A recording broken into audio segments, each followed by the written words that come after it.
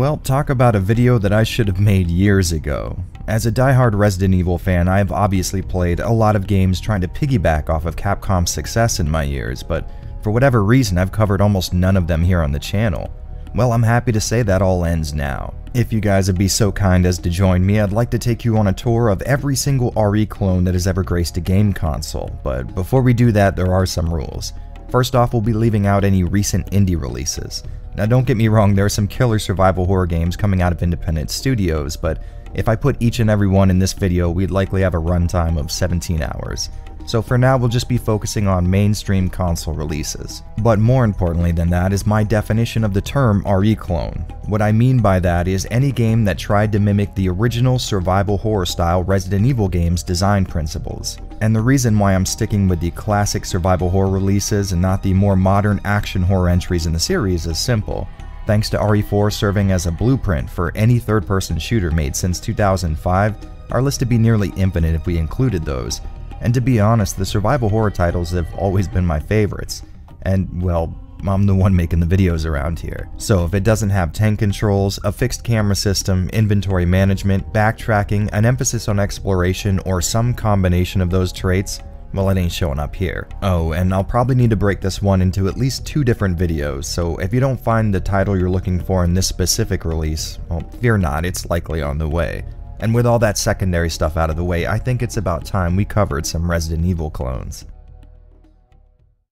Are you telling me we're driving into a witch hunt, Mulder? If you want to catch witches, you have to go on a witch hunt, Scully. And if we're gonna be talking RE clones, we might as well start off with one of the more odd ones. The X-Files Resistor Served was released in 2004 and created by Black Ops Entertainment. You know the guys behind Fugitive Hunter War on Terror?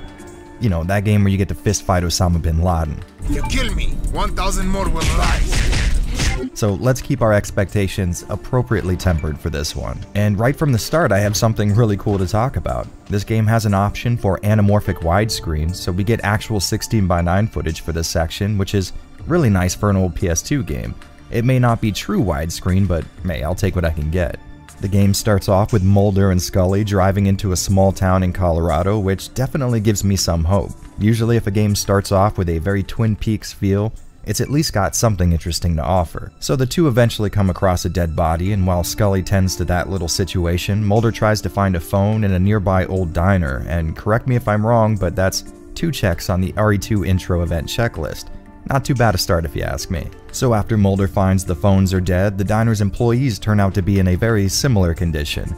After dealing with what seems like zombies, the game sets up a surprisingly competent little mystery. You can choose your character from the start, but I went with Fox Mulder because I'll be damned if I'm going to play this entire game without getting a massive dose of his bad humor.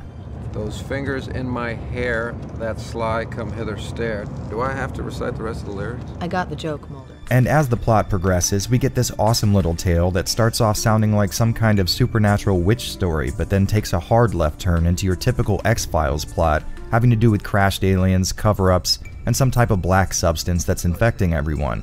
A plotline that fans of RE games will see as a comfortable sweater that fits just right. Honestly, I did not expect to like this little story quite so much. Not only am I not that big of an X-Files fan, but I've never once enjoyed any other game the developers put out, but sometimes old PS2 games can surprise you. The exploration feels like an RE game, with key items being found in odd places that open up even more areas to explore, only this time the environment has been extended to an entire town, which is really cool.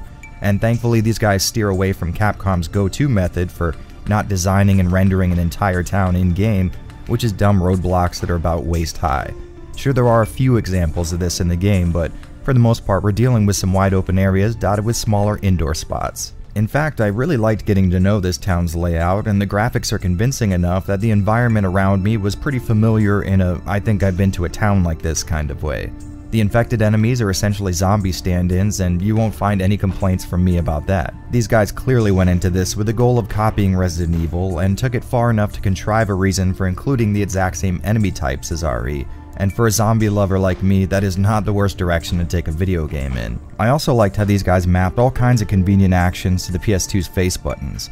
Pulling out your gun, readying a flashlight, and reloading your weapon can all be done outside of the menu, and this is a damn godsend if you ask me. The only problem being it took me a real long time to get used to all these options, so I was pressing all the wrong buttons for the first few minutes of gameplay. Oh, and they added this little X that shows up in the bottom of the screen, and since it was showing up when I got near doors, I figured it was a loading symbol, but as the game went on, I figured out it was a kind of on-screen indicator when something could be interacted with. Now, I'm not going to spoil any specific puzzles or anything, but if I had one piece of advice, it would be to use this to its fullest extent. There was one part of the game that had me stumped until I realized this little tidbit of info. On the negative end, this game clearly didn't have a huge budget behind it. In fact, I'd imagine a majority of the money was spent on licensing the X-Files property and getting David Duchovny and Gillian Anderson to voice their respective roles, because you'll probably notice right away that animations are total garbage, or at least some of them are. It seems to me like the game has two different ways to display real-time graphics. The cutscenes that take place using the normal camera angles that show up during gameplay seem to have really bad robotic animations, but when the game loads into a new cutscene using a camera placed specifically for that scene, animations look much better. Hell, at one point Scully was in a cutscene nearly T-posing the entire time. As far as the in-game cutscene versus better looking in-game cutscene thing goes, I'm sure you'll notice a similar approach in other games, but typically there's not such a huge discrepancy in quality between the two. Sadly, the controls can be a real ass to overcome, and that's because they just don't fit this style of game very well. I know the camera's been moving a lot in my footage, but it's essentially a fixed camera system like your typical RE game, but it follows the player on a predetermined track similar to games like Code Veronica. And normally that's a system I really get into, the only issue being when these guys were picking which RE elements they wanted to copy, Tank Controls must have drawn the short straw because they went with the typical 3D control scheme, meaning each direction of the analog stick will move you in the correlating direction based on your orientation, or to put it more simply, up might be down depending on the camera angle you're currently looking at. Thanks to this, it can be hard as hell to get around when you're stuck in an area that changes angles rapidly. I know people love to talk shit about tank controls, but playing this game will give you a great look at the alternative. I don't care what your preference is, if you have a game with fixed camera angles that change rapidly, that control style from the 90s that everyone loves to shit on is still the best method we have. So yeah, I was getting turned around a lot, and it was a little rough changing from a camera angle that had me holding the down direction on the analog stick to move forward to a new angle where I needed to switch it up. That being said, it wasn't too hard to get used to, and while it would still trip me up in some scenarios like the first boss fight, I wouldn't say it's so bad that you won't be able to complete the game. I may not have finished it for this video, but I can confidently say that I have a new RE clone to look for when I get that itch for a Kmart brand survival horror experience.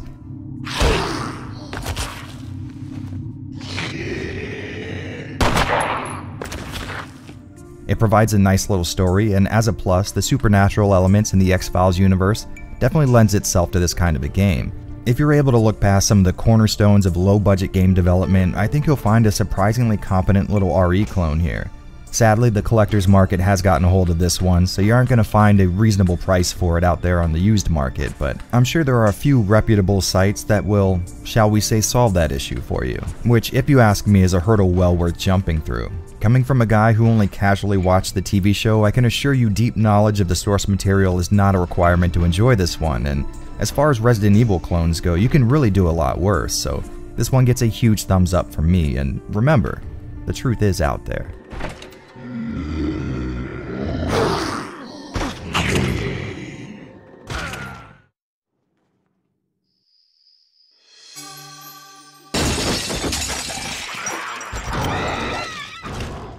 And since we started with a PS2 game, why not keep that momentum going with a title from the same generation, one that you guys have been wanting me to cover for a very, very long time. Eternal Darkness was pretty important in its day for several reasons, but mostly because it was a pretty serious horror game while also existing on Nintendo's GameCube exclusively.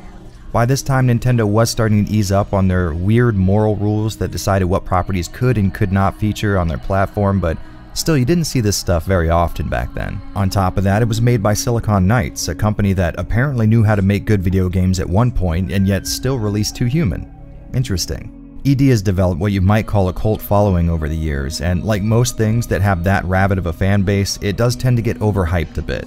That being said, if you came here to see me burn this game alive, well, you're gonna leave unhappy because I flat out love it. It's this incredible middle ground between the gameplay of a Resident Evil title and the story of an H.P. Lovecraft novella, and yes, that is a lot of praise to throw in such a short sentence. Eternal Darkness starts off with Alex here getting the call that her grandfather Edward has been murdered, and she gets on a plane immediately to check things out for herself. After actually seeing what little there was left of her grandfather's corpse to see, she starts to explore the mansion looking for some kind of clue as to what happened here.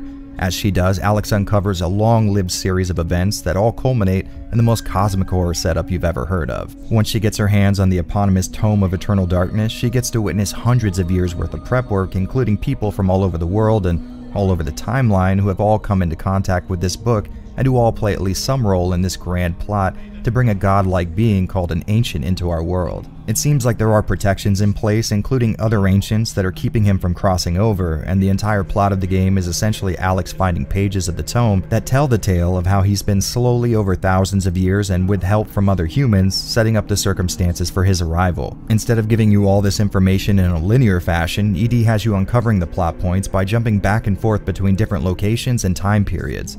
Thanks to this layout, you get to see a bunch of creepy as hell locations and experience a few different perspectives. This allowed the environment designers to really change things up, but in a way that seems congruent with the general feel of the game. This means if you're ever getting really tired of a location, just know that you won't be there much longer, and soon enough you might be in another place or another time. As for gameplay, this game couldn't be more RE if it tried. In most areas, the emphasis is on puzzle solving and exploration with a slight bit of combat thrown in for good measure. The choice not to engage in combat is almost always viable, and like a good survival horror game, Eternal Darkness doesn't give out any rewards for participating in combat other than the intrinsic prize of that specific enemy no longer posing a threat to you in that specific area. Instead of the standard tank controls, which I think we all know is my preference with this type of game, we get 3D analog movement like you'd find in most modern games, but unlike the last title we covered, these are actually well done with an environment that was tailor-made for such controls. And what that translates into is this game feels absolutely amazing to move around in. Again, just like the X-Files, ED has a camera that will follow the player on a set course, but for all intents and purposes, it's a fixed camera system. I never had any real issues controlling my character, like I said, except when there were traps in the environment and a careful hand's needed. Even then, it wasn't too huge of an issue, and overall, I have to say the controls here felt very, very nice. Combat in the game is handled with your typical RE approach, that being a shoulder button to ready a weapon and a face button to use it, but Silicon Knights added a limb targeting system that actually works pretty well. When you ready your weapon, whatever extremity you're targeting will light up, and a good strategy early on is to decapitate your enemies and then circle around to their back and hit them while they're swinging wildly at the last spot they saw you in. Instead of usable items, health is regained via a magic spell, and come to think of it, a lot of other cool things are handled that way too. That spell menu can be a little overcomplicated and not very well explained, but you'll get the hang of it after a while, and there are some useful spells to be found here. Ones that'll enchant your weapon for more damage, or the usable types that allow you to progress further into an area. Of course, I couldn't make a video on Eternal Darkness without mentioning the sanity mechanic, a system that'll have the game messing with your head if you let your players see too many messed up sights or let enemies keep their eyes on them for too long. Once sanity is low enough, the game starts playing tricks on you. All kinds of things can happen at this point, and when they happen, it is very, very random.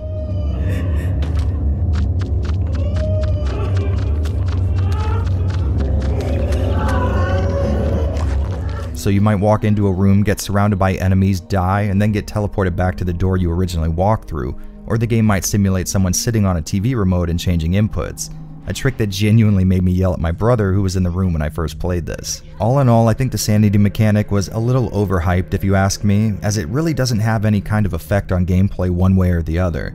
Don't get me wrong, it's really interesting and they clearly put some serious time into creating a huge varied list of things that can happen, but this mechanic never really elevated itself past an interesting parlor trick in my opinion. It is a really interesting and innovative idea though, and even though I'm fully aware of what can happen most of the time, I typically play the game with low sanity just to see how the game will try and mess with me.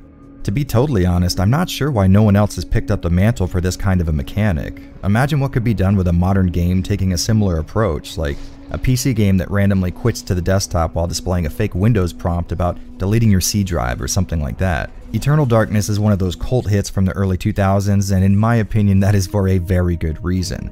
Graphically speaking, this was a really strong showing for the time.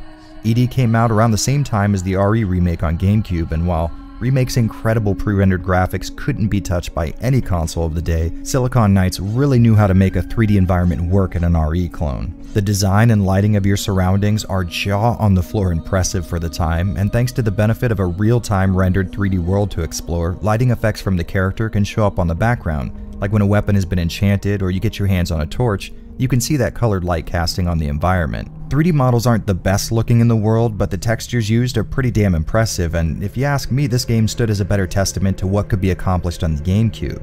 It seems like there was a lot of love and attention that went into this one, and that goes for the 2D assets as well. I mean, just look at this little skull blinking his creepy eyes. I love attention to detail like that. Luckily, this is one of the relatively few games that natively support 480p on the GameCube, which means holding down the B button to force progressive scan mode will net you some serious visual fidelity. Checking out both interlaced and progressive scan options side by side shows the clarity and sharpness gained when using 480p is just flat out incredible. I'm using the FrameMeister to upscale both images, but each is using these same exact settings, and no matter how many times I see it, it just never gets old witnessing these retro games look this damn good. So if you have a Carby, GCHD, or honest-to-goodness GameCube component cables, make sure you play this game in progressive scan mode. Trust me, your eyes will thank you. To be totally honest, I hadn't really played this game since I marathoned it with a friend not too long after its release, and I had sort of convinced myself in the meantime that it didn't live up to the hype, but after starting it just to capture footage for this section of the video, I ended up playing to the very end. It does this amazing job of recreating Resident Evil's approach to combat, exploration, and puzzle solving, but also manages to add on to each of those metrics in a very real way. It's not often that a clone adds this much to the core experience while still staying so faithful to its inspiration. Eternal Darkness is an absolute, hands down, no need to think about it recommendation from me. It is an incredibly fun, creepy, and unique horror game that checks nearly every box I like in my survival horror games. Once again, this is a title that has ballooned in price since its release, and it seems to be getting worse as time goes on. By this point, you guys probably know how I feel about spending on retro games, and I cannot in good conscience recommend anyone pay $50 for a loose disc or more than $75 for a complete inbox copy, but once again, I'm sure all of you know how to get your hands on this disc image, and that is exactly what I recommend you do. Oh, and if you're looking to really increase the effectiveness of this horror game, play it in the dead of night with headphones on. Trust me, you will absolutely love it. Nothing short of a miracle will keep him alive. And there hasn't been one of those for a long time.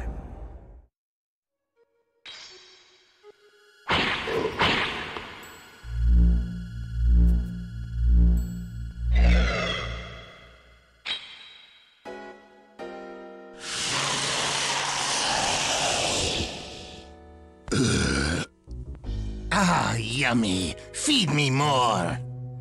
Think about how odd of a time the early 2000s were and how crazy it is we all lived through it.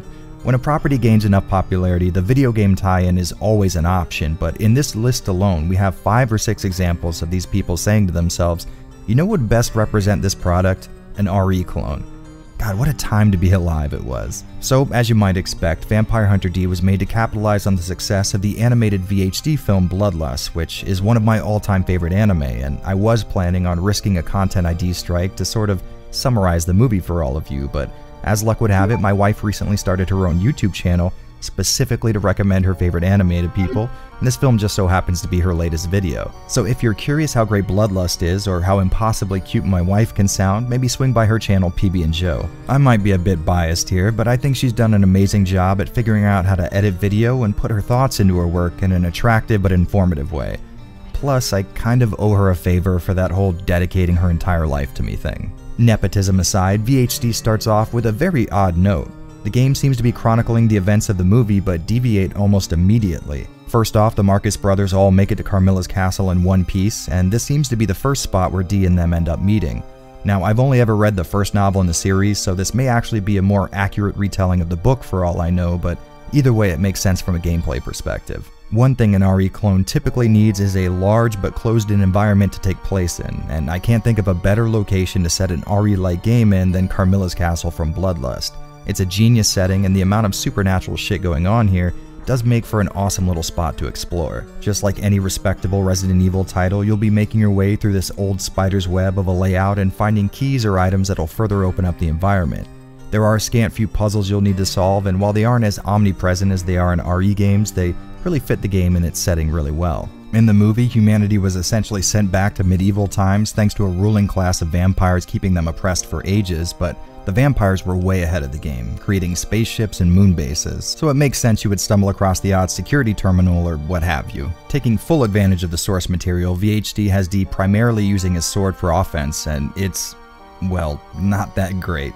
Well, actually swinging the sword and making contact is surprisingly satisfying, but getting to that point is where the issue lies. The game auto-locks onto enemies, but that means the controls now switch to orient themselves to the enemies and not to D, so there's no turning around until you unlock from one. What this means is you are definitely going to take a lot of hits just trying to get past a monster so you can heal or use magic or just run past it in general. In order to engage with enemies, you need to hit triangle, which has D taking his sword out and switches the examine button to circle, so you don't want to keep it out all the time unless you're fond of attacking instead of picking up items or accidentally menacing the wall adjacent to a door where you were trying to open. Now, you might think having to hit triangle during a fight and waiting the oh-so-long unsheathing process might get in the way of fluid combat, and you'd be right. So hitting the button while moving forward allows D to instantly take it out, followed by a lunging attack. The only issue there being there is a crazy amount of lag in inputting commands in this game, and more often than not, you're going to hit forward, then triangle, and for some reason the game will only recognize one of those inputs.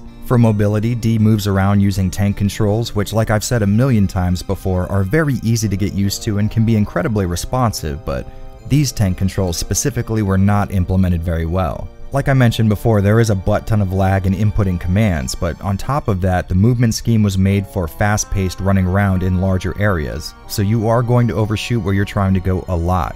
And I'm sad to say you don't ever really get used to this. Compounding things, we have a feature that no other RE game has ever seen before, a jump button. Now, jumping with tank controls and laggy inputs is about as bad as you might think, but it still feels surprisingly good to get right to the edge of a screen transition and jumping forward to trigger it. In combat, jumping serves no real purpose other than letting you hit flying enemies. At first, I thought this might let me jump over enemies when I didn't want to fight, but this is definitely not the case. In fact, you probably don't want to jump in a fight at all.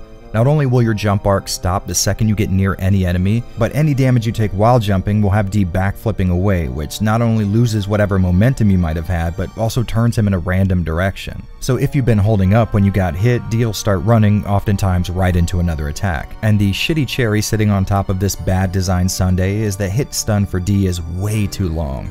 Even a single enemy can lock you into a position where you have no chance of escaping, and couple that with the laggy inputs, you've got yourself a recipe for a really bad time. Now, with all that being said, I still really enjoyed my time with this one. Don't get me wrong, it frustrated the absolute hell out of me, but I really liked the setting and source material.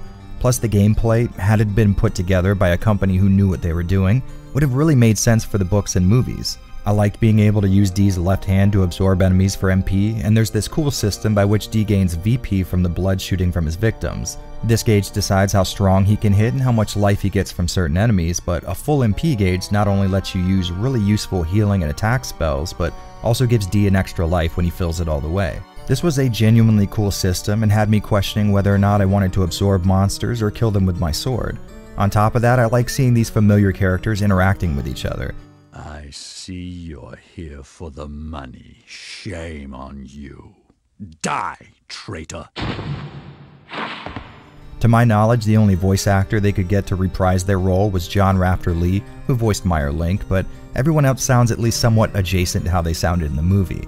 When I sat down to write about this game, I ended up with nothing but negatives, but for some reason I really can't explain, I still really enjoy it, and I'm not sure why. I mean, the amateur design moves don't stop with just the combat and movement. Instead of assigning the map to one of the unused shoulder buttons, you instead have to go into your inventory and use the appropriate map item. And I know that doesn't sound too bad, but this takes a nice little chunk of time, and the castle isn't so recognizable that I could navigate it without checking the map a lot. And since we're on the subject, using an item can potentially be a pain in the ass. So the general rule is you open the menu, select the item, and hit OK, but that is also how you assign a function to the square button. So anytime you're using an item from the inventory without moving the cursor back up to the left hand option, you end up spamming yourself with potions or blood pills instead of using a magic spell or absorbing an enemy like you wanted to. This happened to me a lot during my playthrough, and it was a real kick in the ass when healing items aren't very plentiful in most of the areas you come across. Okay, so I know I painted a very bad picture here, but I do think VHD is worth playing for some reasons.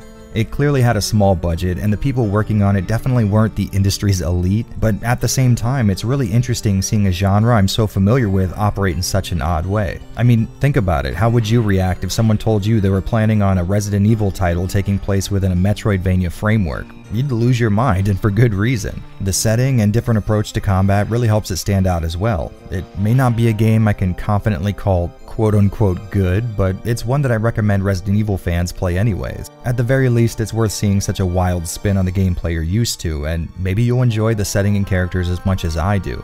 And you know, as I'm writing this very sentence, it's just now coming to me that everything I enjoy and find to be so unique about this game ended up making it into the next entry on the list. Don't tell me you saved me. I didn't ask you for that.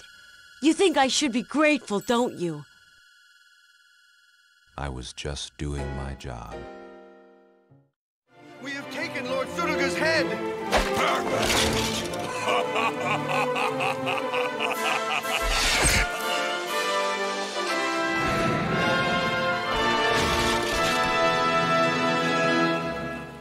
Well, it's been long enough. I'd say it's about time to pull out one of the heavy hitters in this list. Onimusha is pretty unique in its capacity as an RE clone, as it's the only one actually made by Capcom, the one and only company credited with both creating and naming the genre of survival horror, and I've got good news for you. If you were expecting a higher level of quality given Capcom should probably know how to clone their own creation, well, you're absolutely correct. This is a flat-out incredible series with entries that, like Resident Evil, all differ from one another in small ways, but unlike RE, stay true to the foundational elements that made the first game so damn compelling. And before we get too deep into this, I may or may not be planning to do a full series retrospective on Onimusha at some point in the future, so I won't be going terribly in depth with this segment. And further to the point, yes, Blade Warriors and Onimusha tactics are very much a part of the series, but since the focus in this video is on RE clones, don't expect to see them covered here. Don't worry though, you'll be seeing them soon enough, I promise. Okay, getting back to the real point of all this, Onimusha's first entry, Onimusha Warlords, was kind of created back in the late 90s when a Capcom dev came up with the working idea of Sengoku Biohazard. And you know, it's one of those ideas you hear and you think to yourself, how the hell is it that no one thought of this sooner? The idea was to take RE's recognizable gameplay and transplant it into an ancient Japanese setting, something I had no idea I needed until I found out it existed. The project in its infancy eventually grew a little too big for the aging PS1 and was moved over to the upcoming PS2, and just 4 years after it was a mere idea in some developer's head, we got Onimusha Warlords, and I will tell you right now from personal experience, it was amazing.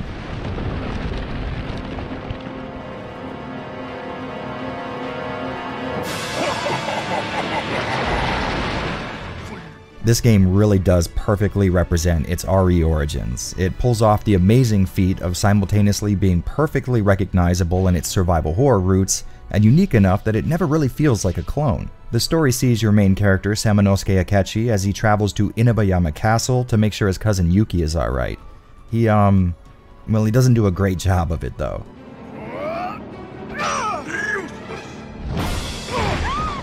So the ancient Oni clan pays him a little visit and gives him the power he needs to defeat the demons that have infested the castle. A pretty cool setup that serves two very important purposes. First, it gives us a perfectly understandable reason for the game's events to take place, but more important than that, it feels like something you would actually hear about in a Japanese folktale. And in that sense, it gets two big thumbs up from me. Onimusha's unique gameplay is probably going to be the most familiar and unfamiliar part of the game for you, and I say that because tank controls and exploration will definitely give you RE flashbacks the entire time, but little tweaks make sure it stays feeling like its own thing. For example, sure, you'll be using tank controls to get around the whole time, but when it's time to throw down, you'll be using melee attacks almost exclusively. To account for this, the game gives you all kinds of mobility options like a lock-on and a dash, but most interestingly, it does something really cool by combining survival horror and Metroidvania. See, in your average survival horror game, exploration is the main goal, and key items can be picked up to further open up the environment. But Onimusha takes that one step further. That means that a majority of the progress you'll be making will come in the form of gaining new moves or weapons. In a Metroid title, or I guess more specifically any Metroidvania game, it's common for the environment to reveal itself a little more every time a new mobility or combat option is gained, and the same thing applies here. All over the place there are doors that can only be opened by a specific weapon, and sometimes that require a specific level for that weapon to be at. And speaking of which, there's also a system that lets you spend souls you collect after killing enemies on leveling up your weapons and gear. I really like this little inclusion because it makes running around and figuring out where to go next feel like it's serving a secondary purpose by allowing me to engage in combat more thereby collecting resources that'll make the game just a little more forgiving and a whole lot more fun. This first entry in this landmark series was incredibly memorable for me and will likely always occupy a small spot in my heart, but there are a few more titles we need to go over. What's that smell? Who's there? A human? How disappointing. The second Onimusha title capitalized on a lot of the previous entry's strengths, but added a lot that, if you ask me, goes a little outside what Onimusha was all about at the time. In the game, you take control of Jubei Yagyu, a guy looking to get revenge on Nobunaga for wiping his town out. On the way, he ends up crossing paths with other elite fighters, and the crew forms this on-again, off-again relationship where Jubei is constantly expected to shower them with gifts. The gifts can be found during the course of actually just playing the game or bought in a shop. Like you might expect, some characters have preferences, and giving the right kind of gift to the right kind of person will lock them in as a more permanent member of your troop. While on the expectable flip side, continually giving the wrong type of gifts to someone might see some of these guys leaving or betraying you at some point. This main town acts as a staging point for a lot of your adventures, so you'll be coming back a lot to stock up or give trinkets to your friends. If you ask me, there is a lot about this game that just doesn't fit the Onimusha feel, at least in my opinion, but I cannot deny how fun the combat and gameplay is. I might be crazy here, but this game seems to control a little better than the last one, and fights flow just a little faster and more fluidly. So while it's not my favorite in the series, it's still an amazing game. But you might be asking yourself, what is my favorite? Well... Magoichi! Where did you take my girl? How dare you disturb our time! Together! For me, Onimusha 3 is when the series peaked. Not only did you have Takeshi Kaneshiro reprising his role as Samanosuke, but they upped the ante by adding Jean Reno to the game's cast, an actor that most people associate with his role in Leon the Professional, while incorrectly leaving out his awesome performance in the best Godzilla movie ever made. I'll let you guys decide if that's sarcasm or not. The story sees Samanosuke being teleported to modern-day Paris, while Jean Reno's character gets sent back to the Sengoku era. Despite the fact that they spend most of the time apart, it takes on this sort of buddy cop feel, and I absolutely love it. The gameplay returns to that classic RE clone style and ditched the gift-giving and hubtown mechanic from the previous game, which was a good call if you ask me. These aren't bad elements on their face or anything, I just didn't think they felt right in an Onimusha game. The combat in 3 feels a little slower than it did in the second game, or maybe that's just me, but you have way more offensive options now with Jacques' new whip and his readiness to bust a cap when necessary. The story has this double fish out of water kind of approach, and I'm not sure why, it just works for me on every level. Plus, this might be one of the best looking games on the PS2. I mean, look at it, it's absolutely gorgeous. Without a doubt, this is the best entry in the series if you're looking for an RE clone, but it definitely isn't the last.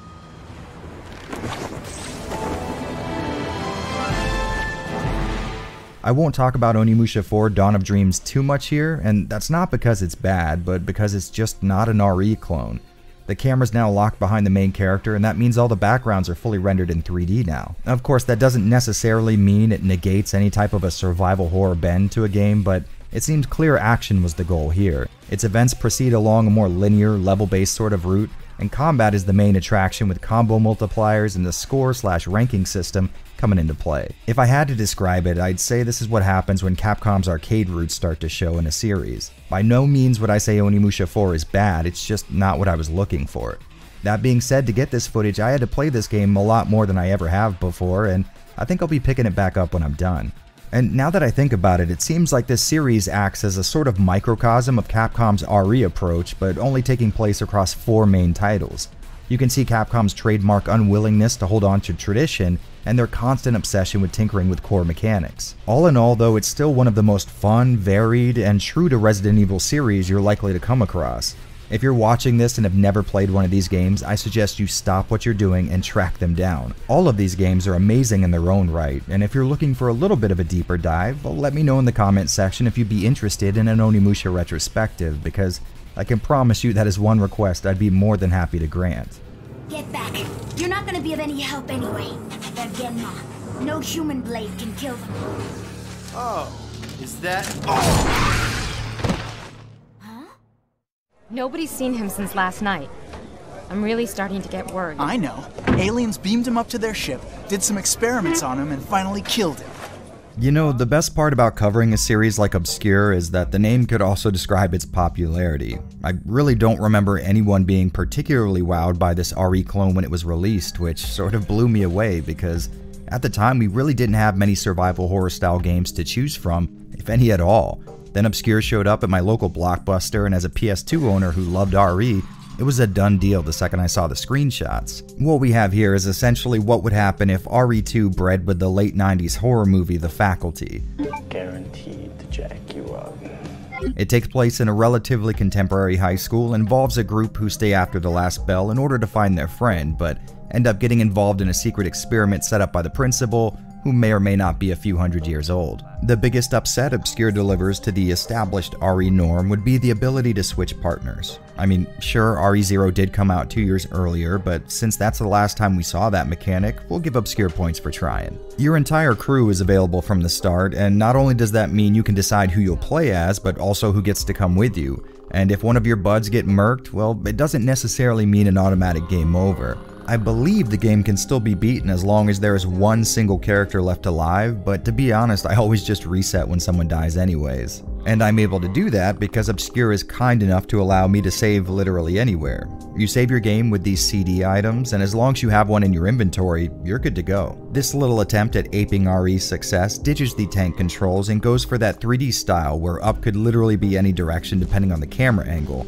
but this game makes this style work really well in my opinion.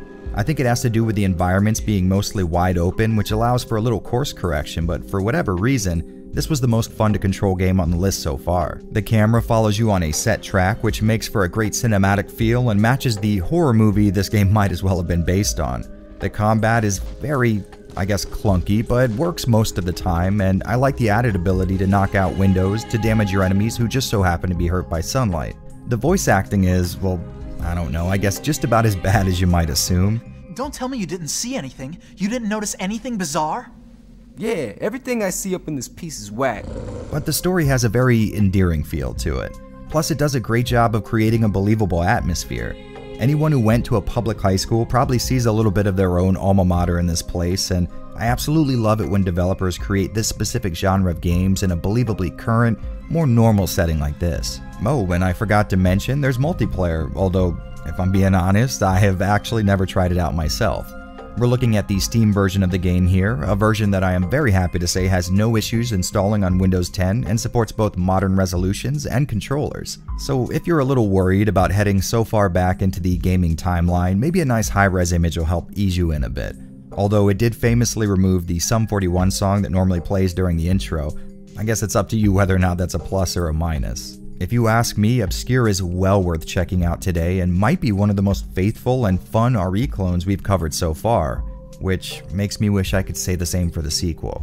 Walking around on your bare feet in here means you'll be picking mushrooms from between your toes. Obscure Aftermath came out a good 4 or so years after the original and hit the PS2, Wii, PC, and PSP.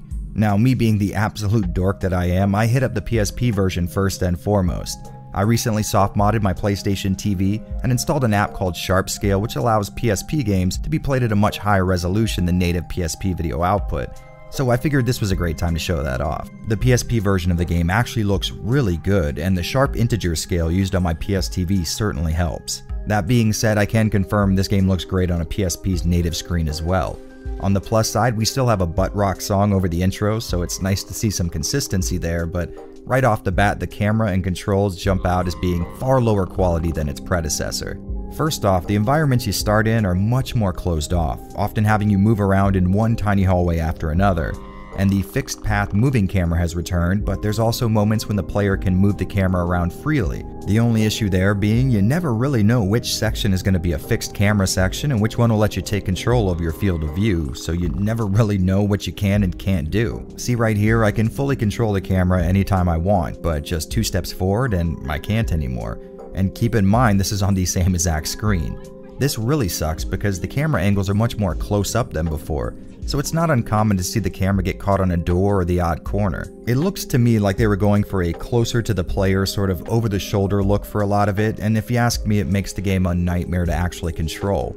While I haven't put as much time into this one compared to the first, I can confidently say that any fun you get out of this game will be in spite of the controls and not because of them.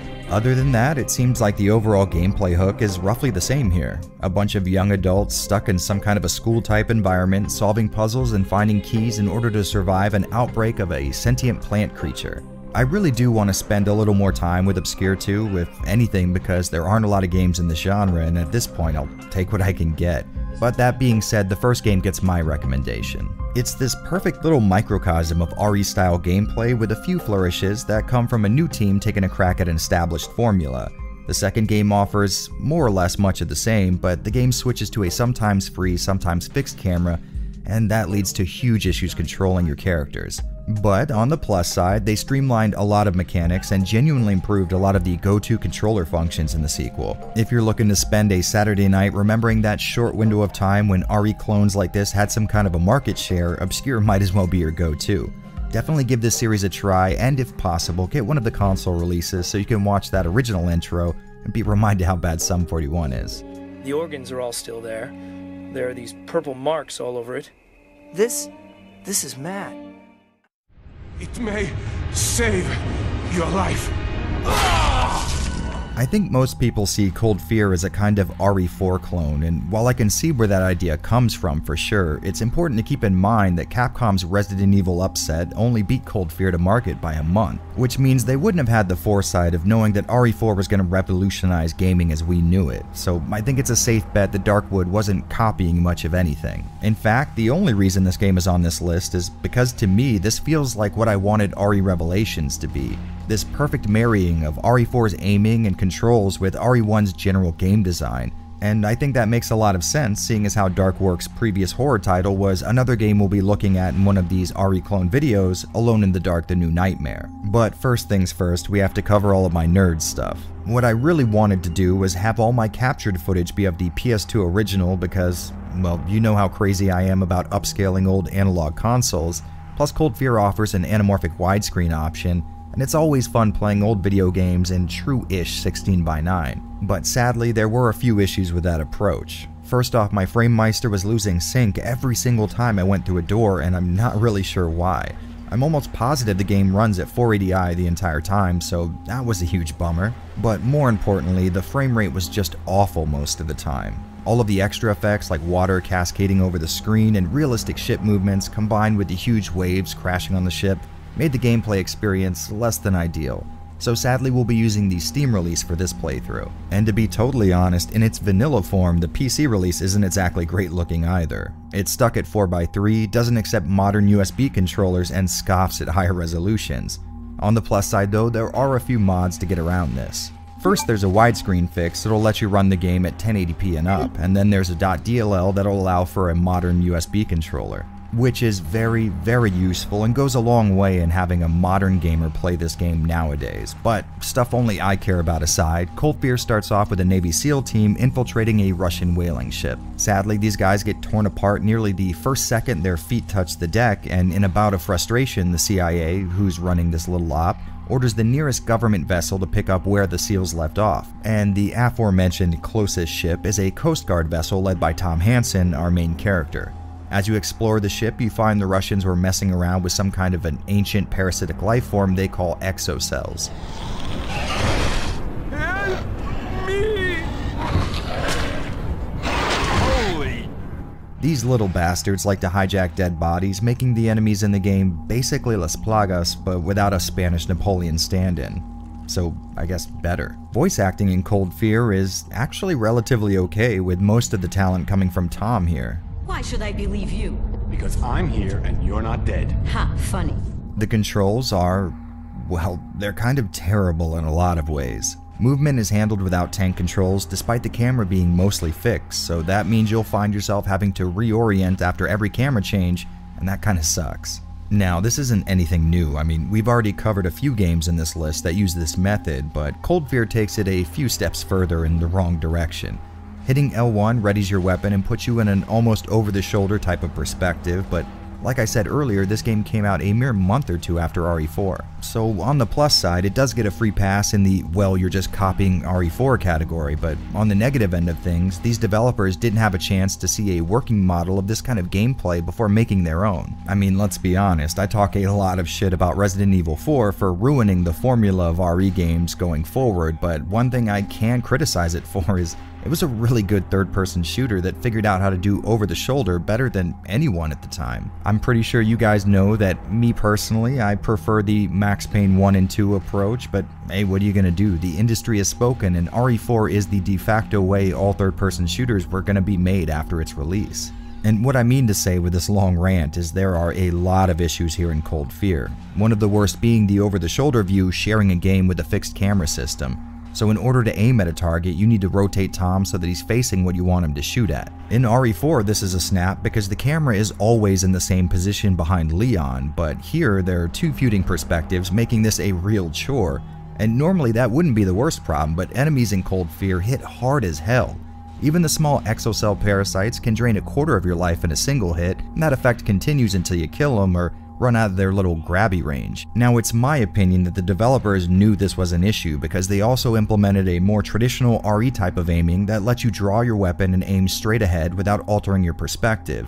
But this relies on the game's auto-aim, and in that case, you might as well not use it unless the enemy is so far away that it really doesn't matter anyways. Since you're able to move around while aiming in either mode, the right analog stick is used to adjust your reticle, but this process is so slow in the secondary, more traditional firing mode that it boggles the mind, which really sucks because this mechanic could have very well transformed this game into a real traditional Resident Evil type experience. But here's the catch with all this. After all that complaining, I still really enjoy this game.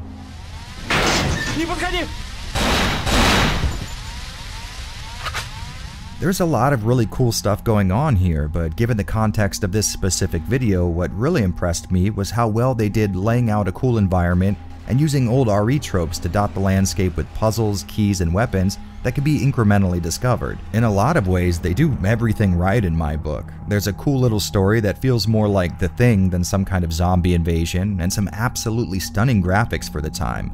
I mean, sure, there's a lot of jank to be found here, but the camera angles are cinematic as hell and the lighting is just to die for. There's a huge amount of dynamic lighting sources to be found here, and that may not sound too crazy until you figure, hey, this is a console game.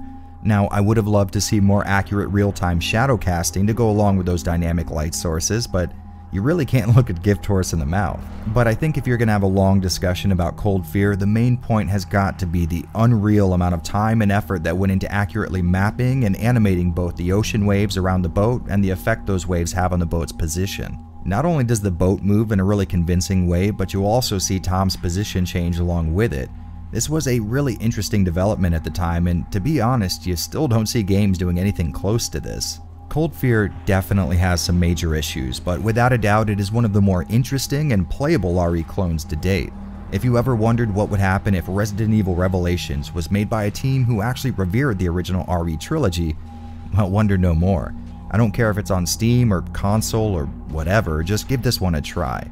It's rare for a game to stray so far from its original inspiration, yet still hit the mark so damn well. He wanted to use them, and this is the result. It will kill us all. Hey, you okay? Kill me, please. And for the very last game to feature in this video, we have to hit up one of the major titles people have been asking me to cover for years now. An RE clone that's both popular and barely known about at the same time. And when it comes to RE clones, Sega really does know a thing or two.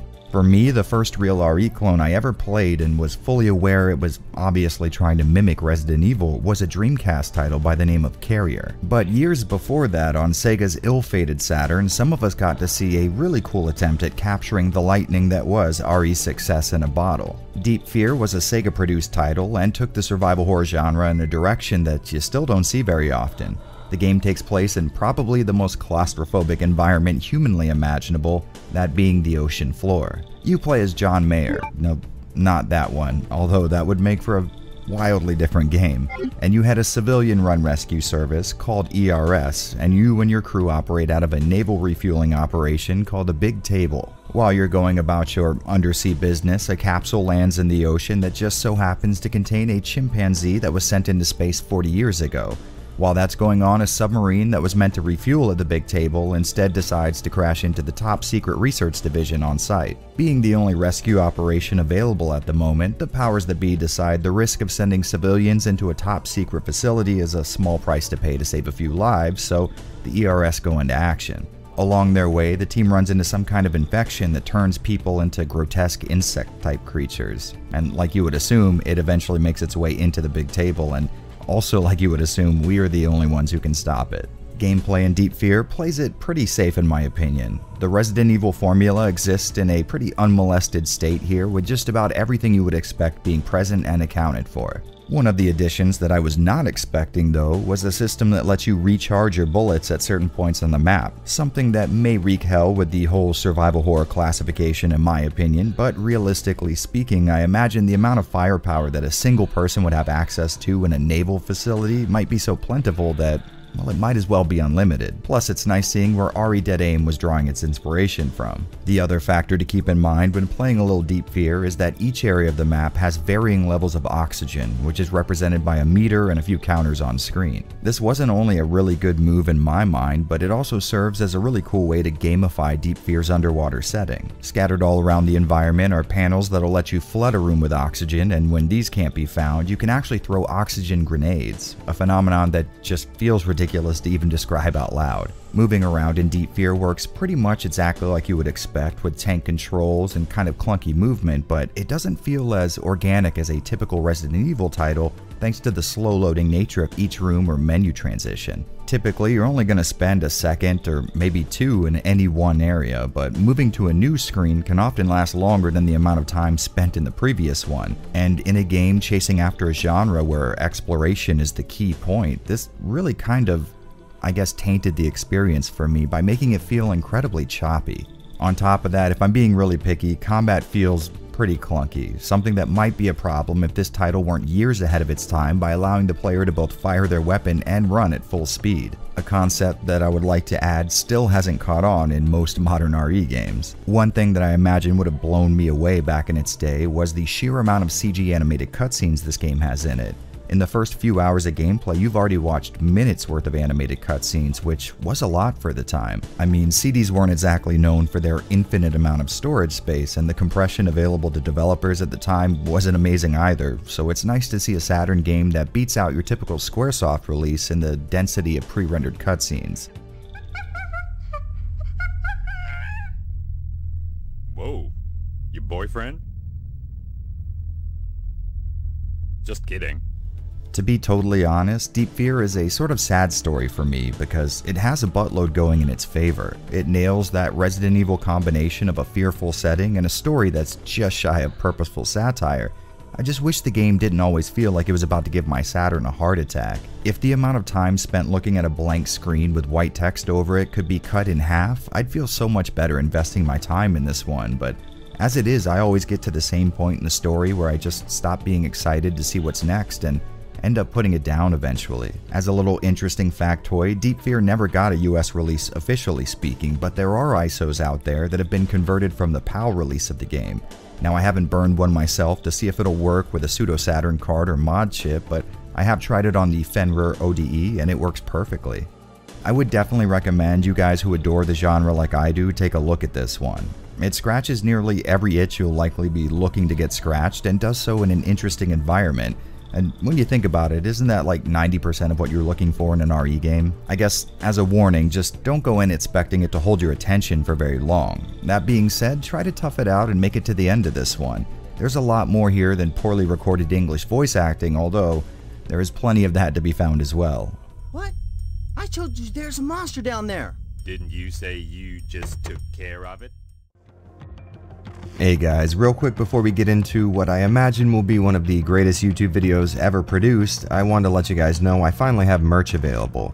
It took me way too long to jump on this bandwagon, but in return I've commissioned some killer designs, and since I figured no one wants a plain old picture of my ugly face on their body, I tried to make sure my stuff looked more like band or video game merch. If you'd be so inclined as to check out my Teespring store, I've got shirts, hoodies, tank tops, stickers, and anything else you could imagine. If you're interested in copping one of these designs, I'll have a link in the description, and with the shilling out of the way, let's get on with the show. Won't that destroy his brain cells and prove fatal? It might, but we must follow the clinic chief's orders. Galerians is a series that has always been on my radar, but for whatever reason I just never got around to playing it, which is a real shame because there's some absolutely killer ideas being implemented here. It's a lot like your typical survival horror title, but crossed with that one scene from Akira where Tetsuo has to escape the government hospital he's being kept in. This style of the first entry in the series is just undeniably cool with this very anime-inspired dystopic future sort of vibe. The story has to do with your main character Rion suddenly waking up in some kind of sterile hospital-type setting with no knowledge of who he is or how he got there. As you might expect, a majority of the game is spent piecing together some answers to those questions, along with some new ones like who the hell is behind all this and how is it that someone keeps speaking to him telepathically. Voice again. Lilia? This futuristic setting and equally futuristic design style really lets Galerians stand out from the other RE clones we've covered so far, but the uniqueness goes a little deeper than just that. Mechanically speaking, there is a lot of other stuff stacked on top of that RE-style gameplay that makes this game feel more like its own thing than just a clone. For example, since Rion was experimented on and given these telekinetic powers, or however you would explain this, he needs to take certain drugs to keep his anger under control, make sure he doesn't kill everyone around him, including himself. A pretty cool little mechanic that can actually be exploited to get out of tough situations. Then of course you need to refill the compounds that give him these abilities, and it's all done in a very appropriate way with a futuristic kind of handheld injector. Of course these are just masks put over a traditional ammo and weapon system, but I really like it when devs find creative ways to shake up what we're used to and offer it to us in ways that feel new and fresh. The actual process of playing the game, however, can be very up and down. While I love how nimble they made Rion in this game compared to your typical STARS member, I am left wishing that speed was a little more consistent. What I mean by that is Rion can run really fast, but he turns even faster, and what that means for a game that uses tank controls is you're gonna have to take some serious time getting used to the idea that you run in one speed but turn at another. So for a while you're gonna be overturning a lot or even pulling 180s on accident. The enemies in the game are all kinds of stuff you'd expect to see in some kind of underground experimental psych ward like armed guards, hospital staff, and of course miniature mobile suits. But their ability to knock Rion down and stop him in his tracks while doing not very much damage to him really doesn't jive well with that run speed I was talking about earlier. Actually exploring your environment, collecting keys, and solving puzzles is all very fun, which shows me the game's developers really understood the source material they were basing their IP on, but the first real boss fight was so goddamn frustrating I ended up turning the game off on 2 separate occasions.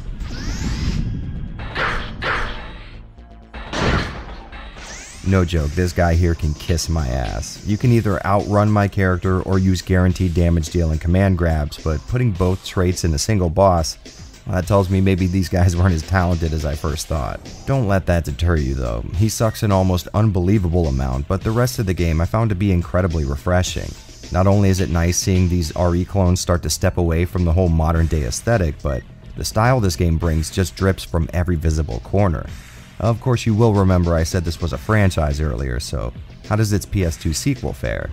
Do you really think that you can make me kill Lilia? What's this? Well, I would love to tell you the devs took what they learned from the first game and applied that to some killer RE clone action in the sequel, but sadly that is not the case here.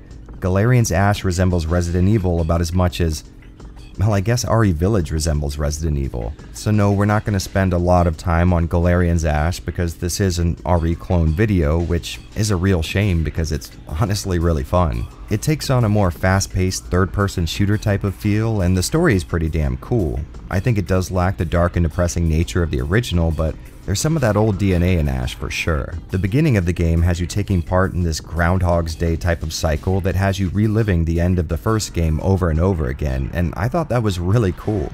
For some reason, after this first section, some cutscenes turn into what a really smooth PS1 game might have looked like, and it took me a while to figure out that they were just using scenes from the Galerians CG movie for cutscenes, and any part of that movie they couldn't fit into their story essentially gets this treatment, which genuinely had me laughing at my screen. Not because they look bad, I mean, they do, but I was more laughing at the blatant laziness of it all.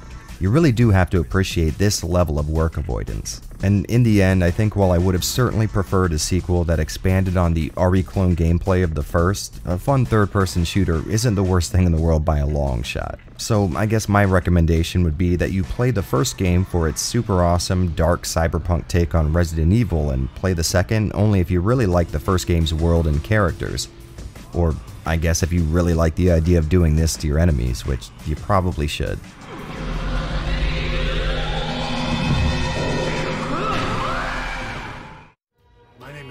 I'm a detective.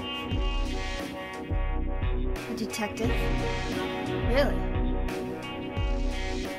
Well, nice talking to you. And what list of Resident Evil clones could possibly be complete without mentioning the series that did it better than anyone else? Silent Hill in its infancy was supposed to be Konami's big-budget Hollywood action answer to Capcom's success with RE, but since the Big K put together a team of misfits who didn't really fit in, they ended up with a game as unique as the people who worked on it. Now, it's worth mentioning that I already covered this entire franchise here on the channel with my Silent Hill retrospective, which is a not-so-subtle hint to check out the link in the upper right-hand corner of the video. And since I already dove about as deep as I possibly can into the series, well, I'd rather give you a list of games that most mirror that RE style of game design. Now, I am fully aware that there are already people just blasting me in the comments section, but keep in mind this is a series that I only recently played to completion in every single conceivable way possible. I know these games, and I know Resident Evil. Trust me, this is the list. Or at least it is until you put together your own.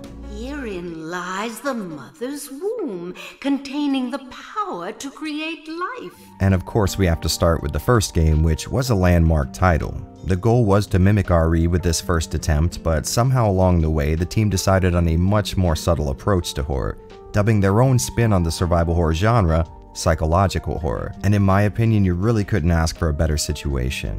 I mean, I do love it when other developers attempt to recreate Resident Evil's formula, but I like it even more when the series is used as an inspiration and something new springs up as a result. Silent Hill 1 was incredibly unique in the way that it made the player actively take a role in solving the mystery of its story, and believe me, finally uncovering it all is a damn satisfying thing. You gotta make sure to inspect every room and read every piece of text you come across because almost all of it plays into the overall narrative, and it's one you definitely want to see all of. Anyway, she's dead. I don't know why I think she's here. And moving on, we have the even more infamous Silent Hill 2. Although I myself tend to think this entry gets automatic nerd cred based solely on its subject matter, I've gotta admit it is an incredibly refreshing playthrough. SH2 covers deep issues like depression, suicide, and the old, shall we say, struggle snuggle, which is exactly the kind of shit you did not see in games very often at the time.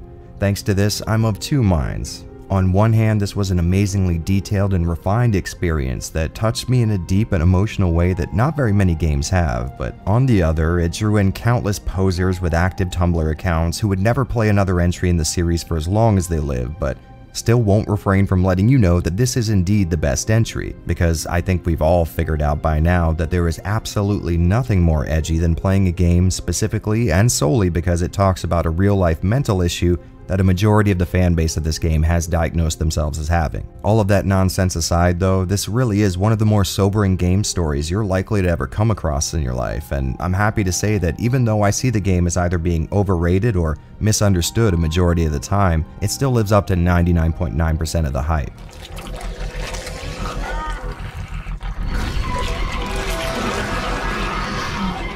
And up next, we have what is in my opinion the absolute best horror game ever conceived. Silent Hill 3 takes every single aspect of the previous two games and polishes them to a mirror-like sheen. What you're looking at right now is psychological horror defined, and I don't think you're likely to ever come across a game that has had more love and care put into its production, bar none. I genuinely beat this game about once a year, and each time it floors me. The story's to die for, and if you ask me, the main character, Heather Mason, is one of the most well-written fictional beings ever put into an interactive medium. If Silent Hill is even remotely on your radar, you are legally required to play up to at least this point in the series. Hey, I don't make the rules, but I do enforce them with an iron fist. Make sure, no matter what order it takes you to get there, that you play this game before passing judgment on any other SH title. It really is the series in its absolute best form, and, well, I guess that means it's a little bit of a drop from here.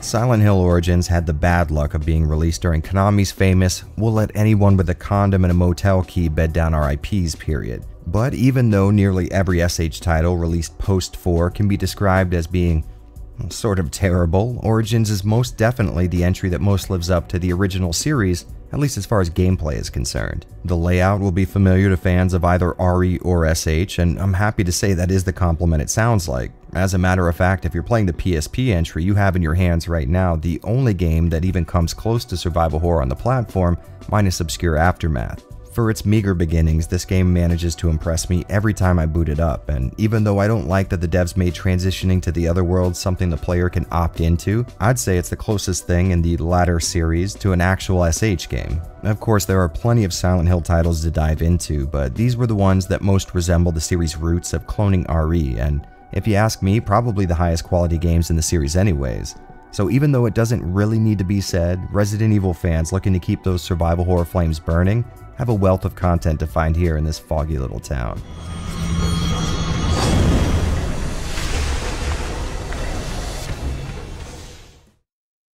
I lost my glasses.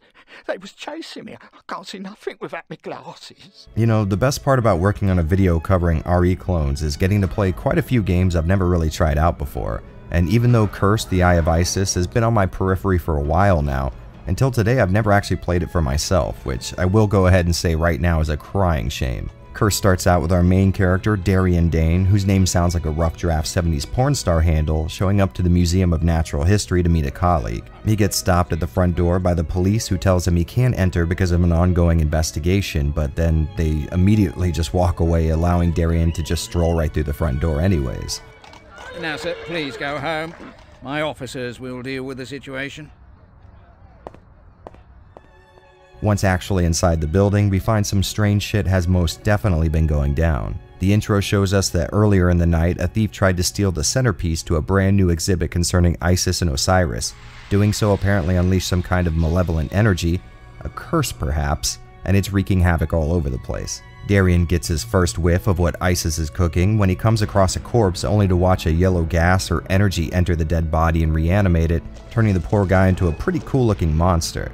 From here, Darien meets up with one of his father's closest associates, who warns him that this energy corrupting things inside the museum is tied to a curse that Darien's dad accidentally unleashed on his entire bloodline. This curse, or possibly the process of trying to defeat it, eventually turned his dad into a raving lunatic, and now apparently the task of ridding his family of it falls to Darien. Honestly, this story felt like a massive breath of fresh air for me. Now, you guys know I love a good zombie outbreak in a small to medium-sized town or city type of tale, but this game feels like one of those old adventure serials that inspired the Indiana Jones movies. But here's the real kicker. It so closely resembles one of those early black and white mysteries without making me feel the goal was to satirize the concept. It seems like when developers go for this kind of a narrative, they can often make their work feel like an extreme, over-the-top and exaggerated form of the source material they were working from. But Curse has a very genuine and earnest feeling to it. The story sets up this cool little mystery, and all the notes you end up finding essentially spells out a script for one of those old black and white films where an archaeologist goes a little too far in the name of discovery and opens some sarcophagus, unleashing a powerful entity of some kind. I really like this story, and because you don't see this kind of a setup too often outside of point-click adventure games, I have to recommend this game on its story alone. You really aren't going to get this anywhere else. But a game can't live on story alone, so the question is, how does it play? And that's kind of hard to say.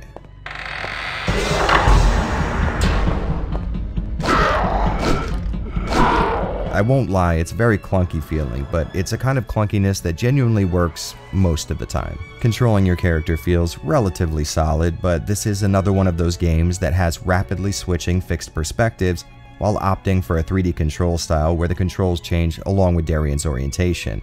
I will say though, they work really well here because the developers obviously tuned them to the environments you'll be exploring. Darien's turn radius might be a little wide, but you'll almost always be in an area that accounts for this because most locations have a pretty wide open floor plan, allowing you to move around with ease. In my last video, I figured Obscure might be the best implementation of this 3D control style, but I think Curse might beat it by a narrow margin here. When creating the combat, the team at Asylum Entertainment must have been playing a lot of Eternal Darkness because we see its limb targeting system make an appearance, but I'd go as far as saying it actually works better. Holding the right trigger lets you aim, and hitting the left trigger will change where you're aiming at. Once you are aiming at something, you'll see a reticle appear, and waiting till it lines up perfectly will ensure your shot doesn't miss, and I think it might also make it a little more powerful, but I'm not sure. This system by itself actually works perfectly, but that jank I mentioned before is almost all found here in the combat. First things first, firing and hitting your target feels great, but having to reload afterwards is where the whole thing falls apart. Your reload animation is the most fickle thing I have ever experienced. You can walk around avoiding attacks and Darien will still continue to reload, but God forbid you even inch near that run button, because if you did, well, you just canceled your reload, and the same thing goes for taking damage. Something that'll be very hard to avoid since you can't run without accomplishing that goal. Now, it's pretty common to see something like this, so I'm not too mad about it, but where I really start to get frustrated is when that animation seems to have finished perfectly, so I run to the perfect sniping spot, line up my target, wait for the reticle to align, and as soon as I hit fire, Darien starts reloading. I had this happen to me so damn much it's not even funny, and each time I could have sworn the reload animation was finished before I ran or took damage. On the plus side though, the game gives you an option to reload outside of the menu with a manual reload button, and I was doing this non-stop to make sure I didn't run into that issue again. Outside of that, you'll definitely notice the telltale signs of a not quite AAA development budget, but nothing ever feels broken or unplayable, which is really nice. I will say I didn't like how there wasn't much of an invincibility window directly after taking damage, so you might find yourself in a situation where you take a lot of hits rapid fire without much of a chance to do anything about it.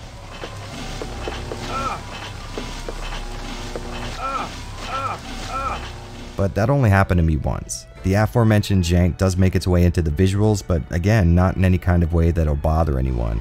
Moments like this can be a little funny, and some rooms can be so insanely bright they actually wash out the game's colors and shading, but all that aside, I love the way this game looks. It pulls off this style that has your surroundings looking realistic enough that you feel like you're running around in the real world, but character models are stylized to a really cool degree, and I have to assume that the Time Splitter series served as a bit of inspiration because the resemblance is uncanny a lot of the time.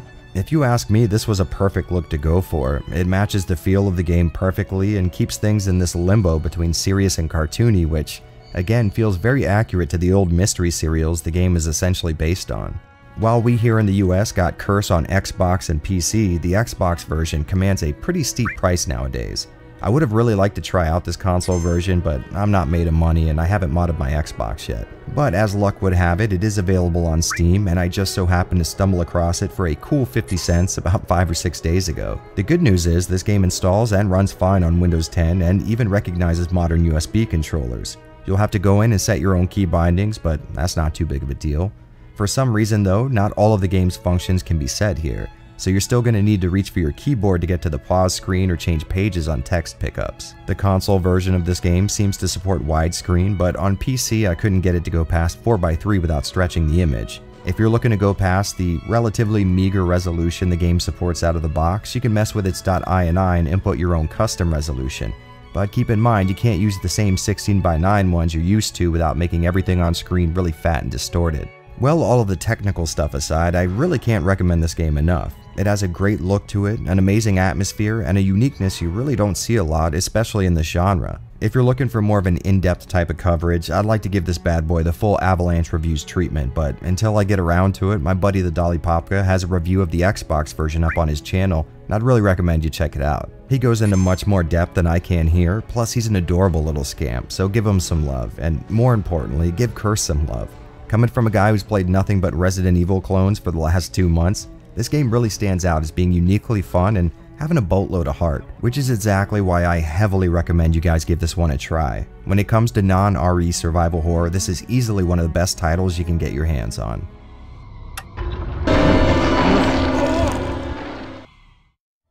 Hey, what happened? That bastard. Hey, get it together. What happened? In the last video, we took a look at Deep Fear, a Sega-produced RE clone that stuck pretty close to its inspiration, and today, we're doing the same exact thing. Carrier hit US Dreamcast at the start of the year 2000, quite literally a month before Capcom's Code Veronica had a chance to show DC owners how it's really done. And this is another game I've already covered here on the channel, so if you end up wanting a little more of an in-depth look, check out the card in the corner or the link in the description. Actually, my first experience with this game came from one of those Dreamcast demos that came with the official DC magazine, and even though it was noticeably rough around the edges, back then I was really excited to get my hands on a game that played like Resident Evil, but had the unique touch that only came from an outsider's interpretation of how the genre works. Well, a few years back, I finally played all the way through it, and, well, it was certainly something.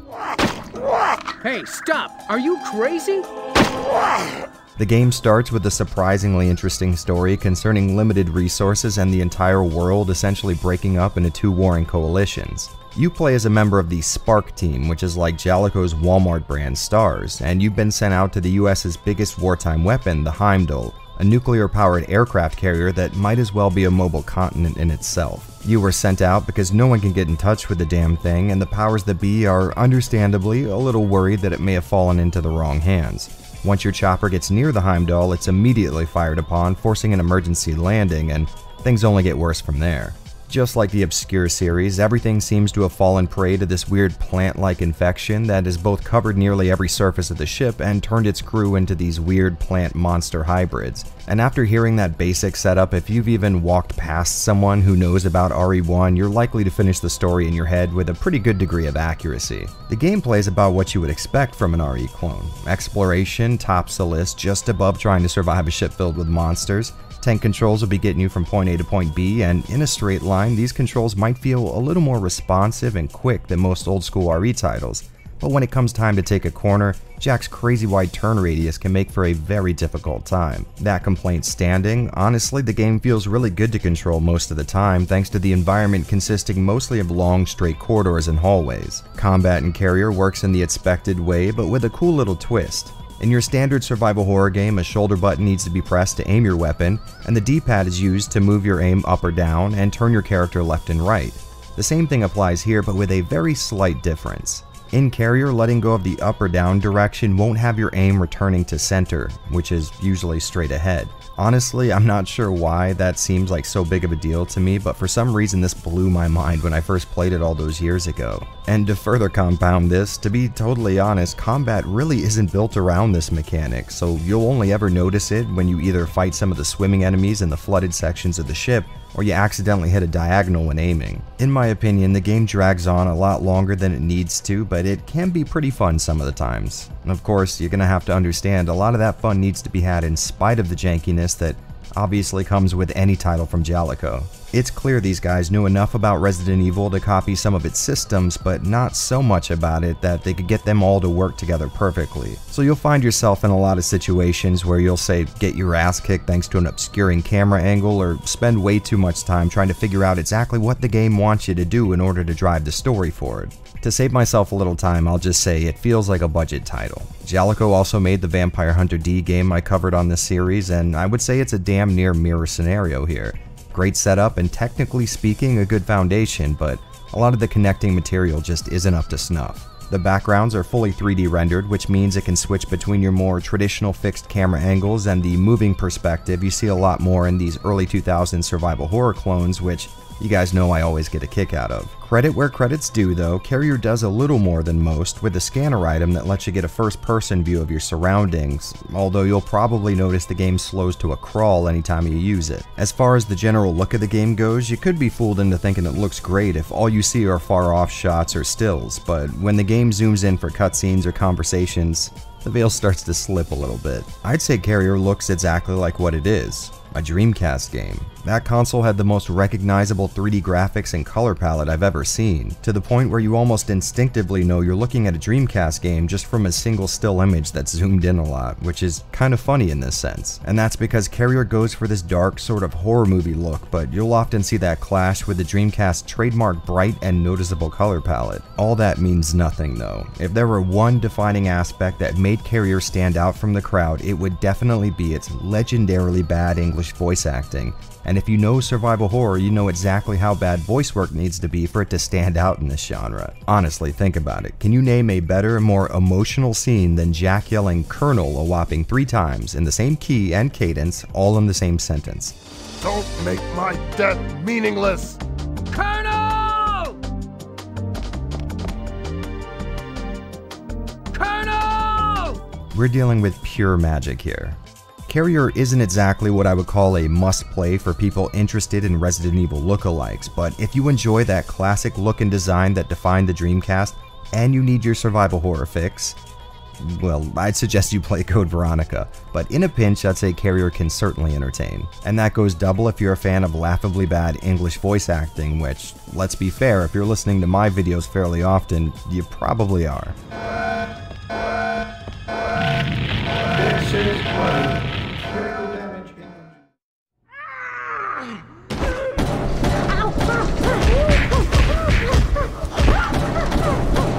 When it comes time to start really talking underrated survival horror titles, there are 2 names that come up 9 times out of 10. And the crazy thing is, okay, here we go. I have never played Rule of Rose or Haunting Ground. I know, some fucking expert on the genre, right?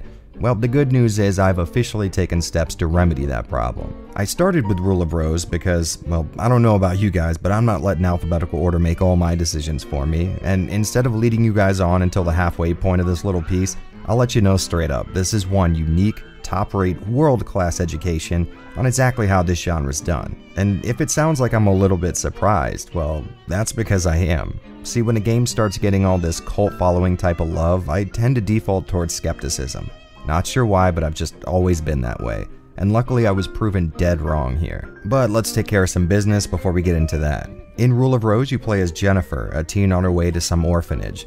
Once there, she follows a young boy to a graveyard on the property where she digs up a blood-soaked sack, likely containing whatever these creepy-ass kids were stomping a mud hole in earlier. Shortly after, these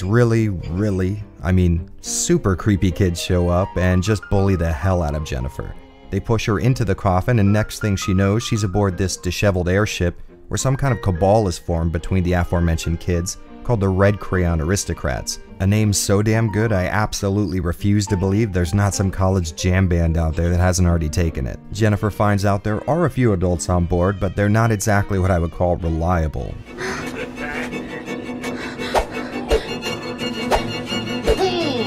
So she is essentially at the mercy of this kid-friendly form of the book Animal Farm, where she has to bring the group 1 gift a month in order to stay in its good graces. Now that's the general setup, but what you're not getting from this description is the pure, unadulterated weirdness of this game. It plays like a relatively by-the-books RE clone, but the scenery, story, and symbolism all point towards it being more interested in the Silent Hill side of the survival horror dichotomy. The game has this David Lynchian dreamlike nature to it, and like SH, it's not afraid to pull some seriously disturbing shit. It's very, very hard to really describe, and I would wager that factored into me not really ever caring much for giving it a try based on recommendations alone. Like I said before, Rule of Rose sticks pretty close to RE in a lot of ways. The game is essentially one big point-and-click adventure game, with more of the large environment opening up to the player once the right item is combined with the right door or puzzle, and in that sense it hits the ball out of the park. But don't let that fool you into thinking this is a cookie-cutter experience. The standout feature that, well, makes this game stand out would be this mechanic by which you can find a little doggo friend and use him to find characters, locations, and items, as long as you have something he can smell and form a scent to follow. This first portion of the airship pretty much leads you into discovering and rescuing this little guy, and before you get your hands on him, I gotta say this is a much tougher nut to crack, mostly because the in-game map is all but useless, with it not marking locked doors, previously visited rooms, or really anything on it other than room names, which are useless to me. Something I would like to remind you both of its inspirations, RE and SH, nailed in the 90s. This first section of the game had me really struggling to find my way back to areas I was just in a few seconds ago because of how winding and convoluted the airship's design is. Honestly, at this point, I was ready to mark this whole thing down as a major flaw type of deal. But once you and Brown team up, a whole new element of the game opens up. The trace elements of the gameplay really start to flow after this, and it becomes really enjoyable. Once I wrapped my head around the scent tracking mechanic, I was zooming through this area, and now that I could reliably navigate it, the airship became a much more interesting place to explore. Now, anytime I received any kind of instruction, I went straight into my inventory and got to work on figuring out what item might lead me in the direction I wanted to go. I went from struggling to remember room layouts and routes to really enjoying the act of exploring this Zeppelin-looking thing. To perform that exploration, your standard for the time 3D style controls were used, but these have a much more polished feel than you're usually used to, and it's clear they were perfectly tuned for the game, only really giving me trouble in the first boss fight where I got stuck between him and a camera change that really messed with my attack strategy by turning Jennifer around right when I got near. A problem, ironically enough, that would have been solved with tank controls, and no, I will not stop simping for them. There is combat in the game, and much like any other self-respecting survival horror title, it's rarely necessary, and believe me when I say you'll be glad for that when you actually decide to engage in it. To say it's clunky just would not get the right point across. Jennifer is for all intents and purposes a complete wuss who couldn't swing a melee weapon if her life depended on it, and it often does. The enemies I've come across so far have either been these very disturbing, faceless children, or variants that for whatever reason have rabbit heads on them, so I guess take that for what it's worth. Like I said, you won't exactly be pulling off any massive damage-dealing combos or sick one-frame links, but on the plus side, Jennifer can take a lot of damage, or in this case, hugs, I guess. So it does sort of even out. And I'm happy to say Brown the dog is utilized pretty well too, with him picking a target and barking at them till they cower in fear, leaving them open to free hits. Honestly, I wouldn't even put this game's combat in the same league as the admittedly bad melee combat in early RE games, but since most fights can be ran from and the enemies aren't exactly doing much better than Jennifer at it, it all kind of works itself out in a weird way. I'd say more than anything you should be playing this game for its very effective dreamlike approach to disturbing horror. Throughout my playthrough, I saw things that didn't seem to hold any coherence to the plot or game world, which made things way more creepy. The standout instance being a part of the game where the young communist club charges me with finding an escaped rabbit named Sir Peter. I spent a damn long time tracking that bunny down, and in the meantime, the terribly creepy janitor guy wrote a book about him, and I started developing this kinship since we were both trying to get the hell out of there, until I found a group of those damn weird kids just beating the bloody hell out of it with sticks and brooms.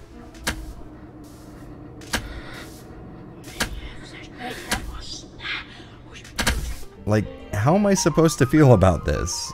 Honestly, I would have been less disturbed had there been a human body in there and not a cute little rat that I was trying to track down. The soundtrack feels to be very much a part of the game's general time and setting, and by that I mean there's a lot of somber piano licks and sorrowful, almost weepy violins, and they perfectly match the game's setting and feel, but what was odd for me is the voice acting. Not that it's anything to write home about though, I mean, it's average at best, but it was kind of weird to me how little of it there was.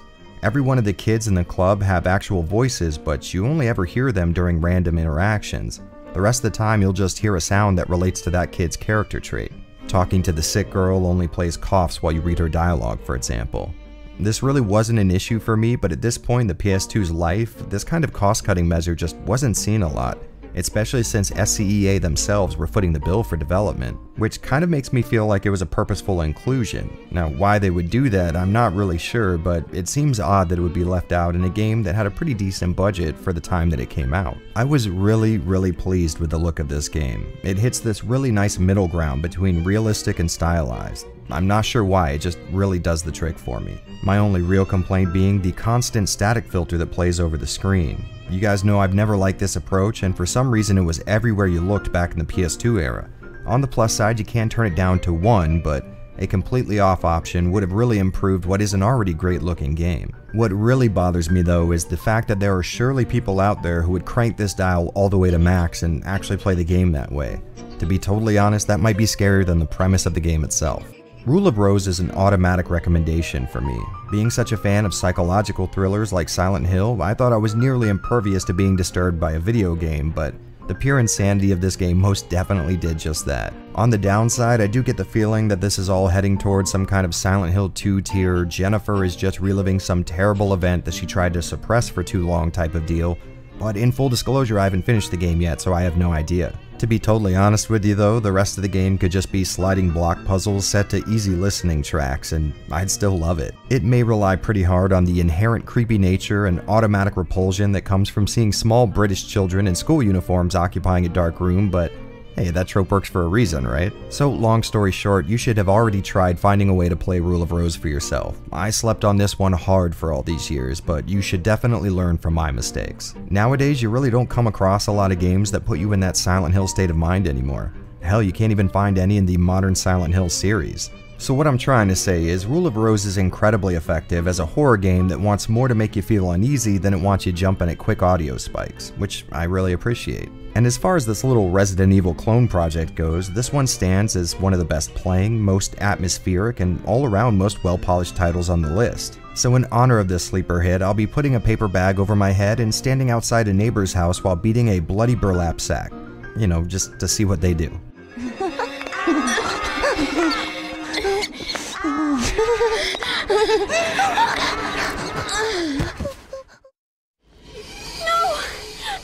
I can't believe it's Robert! No. And since we've already covered one Dreamcast RE clone in this video, I don't see any reason why we shouldn't do another one. And what better property to convert into an RE clone than an equally famous Japanese horror franchise? Oh yeah, and once again, I've already covered this game in length here on the channel, so if you're a little interested in giving that a watch, you know what to do. The Ring, Terror's Realm hit Sega's doomed last console the same exact month as Capcom's RE Code Veronica, and I would just love to tell you guys that they share a similar level of quality, but that is just flat out not the case. This was very clearly a budget production staffed by people who may not have been the absolute best in the industry. Nearly every aspect of this game is flawed in some kind of way, and I know that makes it sound like it's not worth playing, but that couldn't be further from the truth. And to further cement that case, let's take a listen to the genius level sound effects Asmik decided to include in the title screen.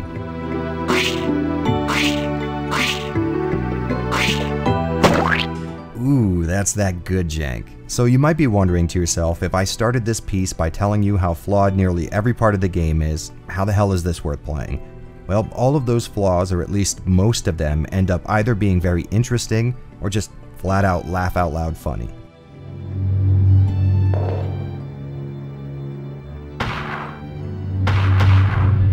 For example, both the English translation and voice acting are in a league of their own in terms of terribleness, but come on, you can't tell me this isn't funny as all hell. Like, hey man, what's happening here? Now hold on a moment, sir. I know the two of them, they're friends. And sure, the combat may be god-awful, but it's a little hard to get mad at a game that lets you fire a rocket launcher at a shaved baboon.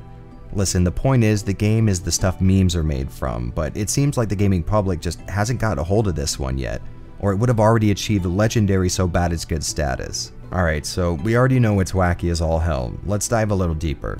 The Ring is the story of Meg, and specifically it starts with her driving to her boyfriend's house for a nice little date night. But it seems like he won't be joining her for that date.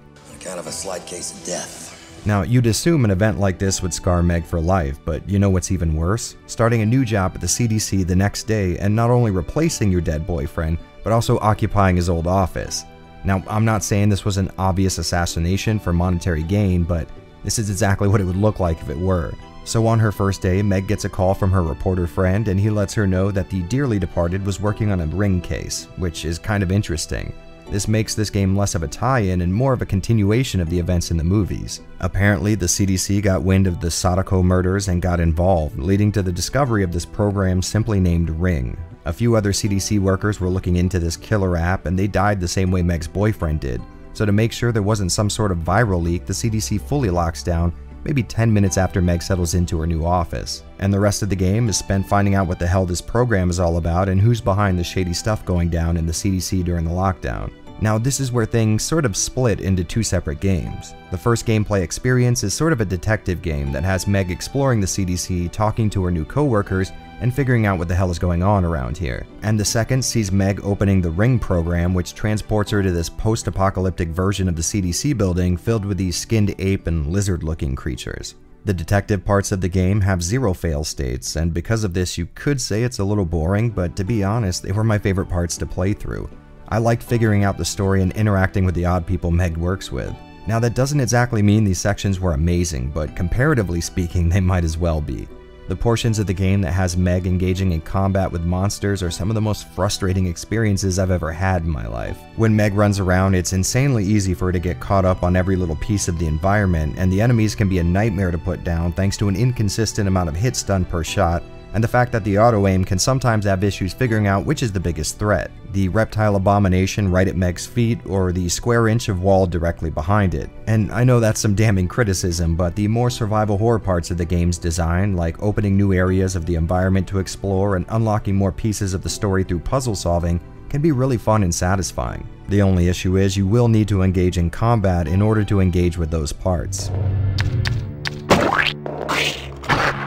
If you ask me, the entire game could have been those detective parts and I would have genuinely enjoyed it, but if that was the case, I don't think I could have included The Ring on this list, so I guess take that for what it's worth. More than a video game, The Ring essentially acts as a physical list of game design mistakes for developers to learn from, but I'll be damned if it doesn't have enough heart to make those hurdles almost worth jumping for an actual player. After all, how many games can you say that you've played that crashed to some sort of command line prompt when trying to load a cutscene? If you're looking for a movie tie-in / RE clone to play, there are definitely way better options out there, but as far as creativity goes, I think there's something worth checking out here. So let's count this as less of a recommendation and more of a check this game out if you're looking for a good laugh combined with a slight chance of enjoyment. That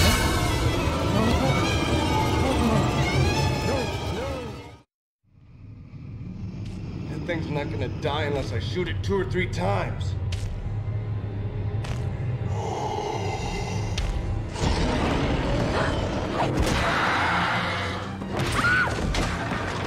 And without a doubt, we absolutely had to touch on one of the most interesting concepts I think I've ever seen before.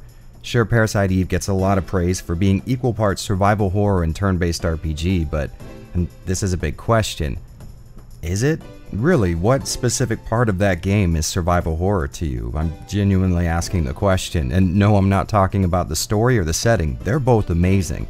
Honestly, Parasite Eve might be one of my absolute favorite video games ever made, no joke. I just don't see how very typical linear RPG game mechanics and zero backtracking equals a survival horror title. And don't you dare say it's because of its limited inventory, because if that's the case, I know a few Shining Force titles that might be up for the survival horror genre label. So why start this section with such a dumb and pointless rant?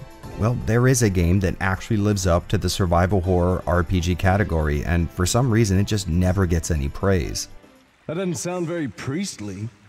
I am not a priest. I am a bishop. I don't give a rat's ass what you are. Koudelka on the PS1 delivers an honest 50-50 split between really cool RE clone and satisfyingly deep turn-based JRPG. And unlike Parasite Eve, the survival horror classification isn't just skin deep.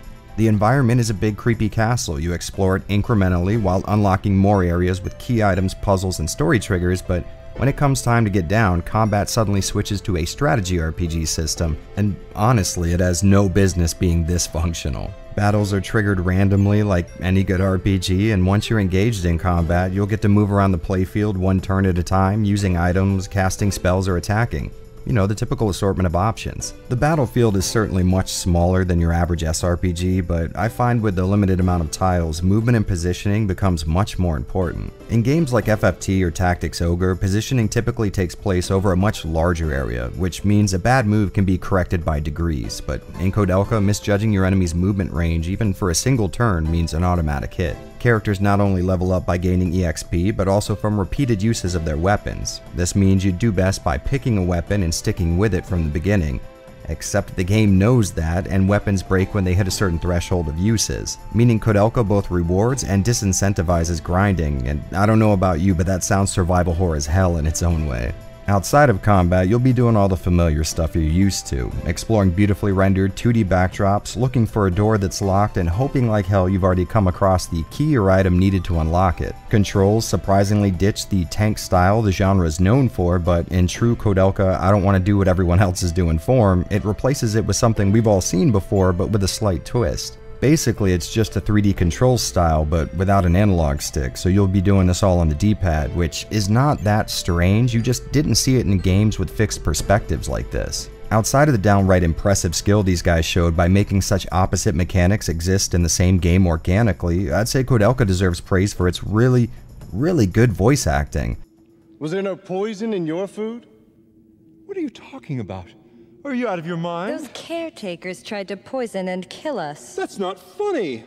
Granted, it's not exactly going to match up with today's standards, but come on, the game hit store shelves less than a year after RE2, and despite that game being one of my absolute all-time favorites, I think there's no doubt Koudelka takes home the prize in convincing VAs. Not only is this refreshing as hell to see for its era, but even today you might find yourself taken back by one of the more emotional performances. Honestly, these guys killed it every step of the way. Well, okay, so maybe not every step. If I'm gonna level with you guys, I think the whole random encounter thing, while totally fitting for an RPG, sort of gets in the way of the exploration and backtracking driven nature of an RE game. Sometimes you might get your hands on an item that may or may not open some portion of the environment, but backtracking to do a little investigating can be broken up by several battles. In the game's defense, I didn't find this to be totally annoying, since fights in the game are typically pretty fast paced and they're never too much of a challenge. But since your weapons break after so many uses, it's in your best interest to save them for boss fights. So now you're left with a choice. Do you make common and plentiful random encounters go faster, or do you lengthen the runtime of an average fight to make sure you can beat a boss? This decision is usually pretty easy to make, but I have this weird anxiety when I know there's some form of meter running in the background, and at some point the weapon that has served me so well is going to go the way of the buffalo. I can fully admit that very well may be a Jared problem though. And if it even counts as a complaint, I really wish this game lasted a bit longer. The crazy amount of really impressive CG cutscenes and vocal recordings take up a lot of disk space, so you might see the end of the first disc in an hour or so. That being said, I guess there are worse problems than a game being so good I just wish there were more of it. Another feather in its cap, I'd say, comes from the combination of its setting and atmosphere. The game takes place in Wales in the late 1800s, which I always thought was really cool and gets me one step closer to my ultimate dream, a survival horror game set in the Renaissance era. Seriously, how damn cool would that be? Instead of using green herbs to get health back, you could put leeches on yourself to get rid of all your bad blood. Getting back to my actual point though, the setting just oozes this supernatural ambiance and I love it. I'm not sure why, but the concept of demons and psychics clashing for a battle of good versus evil just doesn't set off any red flags for me if it takes place far enough back in the past. I was also really interested in the characters. Koudelka is some kind of cool nomadic gypsy psychic, Edwards is a not too smooth talking thief, and Bishop O'Flaherty over here, ironically, is no saint. Why all those liars and heathens are killed is none of my concern. It's really cool having an entire cast of anti-heroes. You never really get the feeling that they're here to save the world and everyone in it. Each one's just trying to accomplish their own selfish goal, and I don't know, I think that's pretty cool. Plus, most of the time, they can't stand being around each other, which is genuinely entertaining. Not until I encountered that monster. Yeah? And we're the ones who took care of that monster. Far be it from me to expect any words of gratitude from you. These guys are kinda like the opposite of Mary Sue's. Characters made mostly of flaws who only accidentally stumble into doing the right thing while robbing a house or something. This game absolutely deserves more fanfare. It's such a great representation of both of its halves, and it's the rare occasion where each side of the coin gets an equal share of the gameplay pie. If you haven't heard of Koudelka or never actually saw it running in real time, do yourself a favor and track it down. I know I'm going to sound like a broken record, but this is yet another game that used to commonly sell for 20 to 30 bucks, now sitting pretty at closer to 150 in okay condition. But I'm going off on a limb here and assuming everyone knows how to navigate that one bay all the pirates use. So don't let a little thing like the fickle nature of used video game prices keep you from enjoying one of the most unique and well-executed ideas to ever hit the PS1. It's an absolute blast to make your way through, and the best part is I think it can work as a bit of a gateway drug. Maybe your average survival horror fan gives it a try and figures out a little RE worship is all that's needed to ease them into the awesome world of strategy RPGs. And perhaps an SRPG player could use this to finally get him into the groove of playing survival horror games. Honestly, who knows what kind of power could be gained by finally joining these two warring clans together. Speaking of which, you wasted all of that food. What's wrong with you? Yeah, if it weren't poisoned, then I would have had some. Pardon?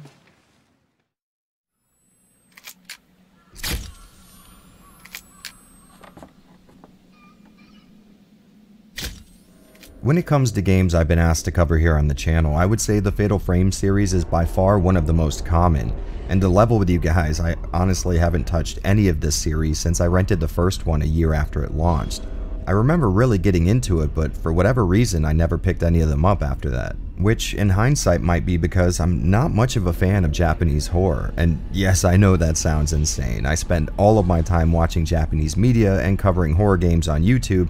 It sounds like a sure thing, but I just never got into the Japanese approach to horror. Maybe that's because the horror of most of these movies made in Japan is sort of up to the viewer to determine, and my big dumb American brain likes to have at least 8 bloody corpses on screen per every 10 minutes of runtime. Besides, the majority of the Japanese media I like to consume is a little different. It's what you might call the furthest thing from horror, and by that I mean it's mostly effeminate men playing high schoolers with impossibly cool haircuts beating the absolute shit out of each other.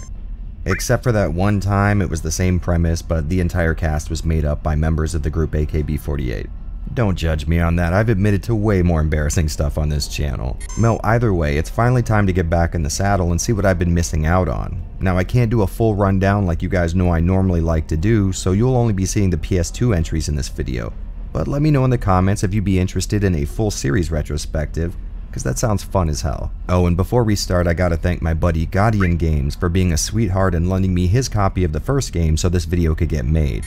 He streams here on YouTube, and the last I saw, he was working his way through all of the RE games up till Village is released. So I'd imagine if you like watching my streams, he might tickle your fancy as well. If you'd like to drop by and say thanks on my behalf, I'll have his channel linked in the description, and without further ado, let's take pictures of dead people.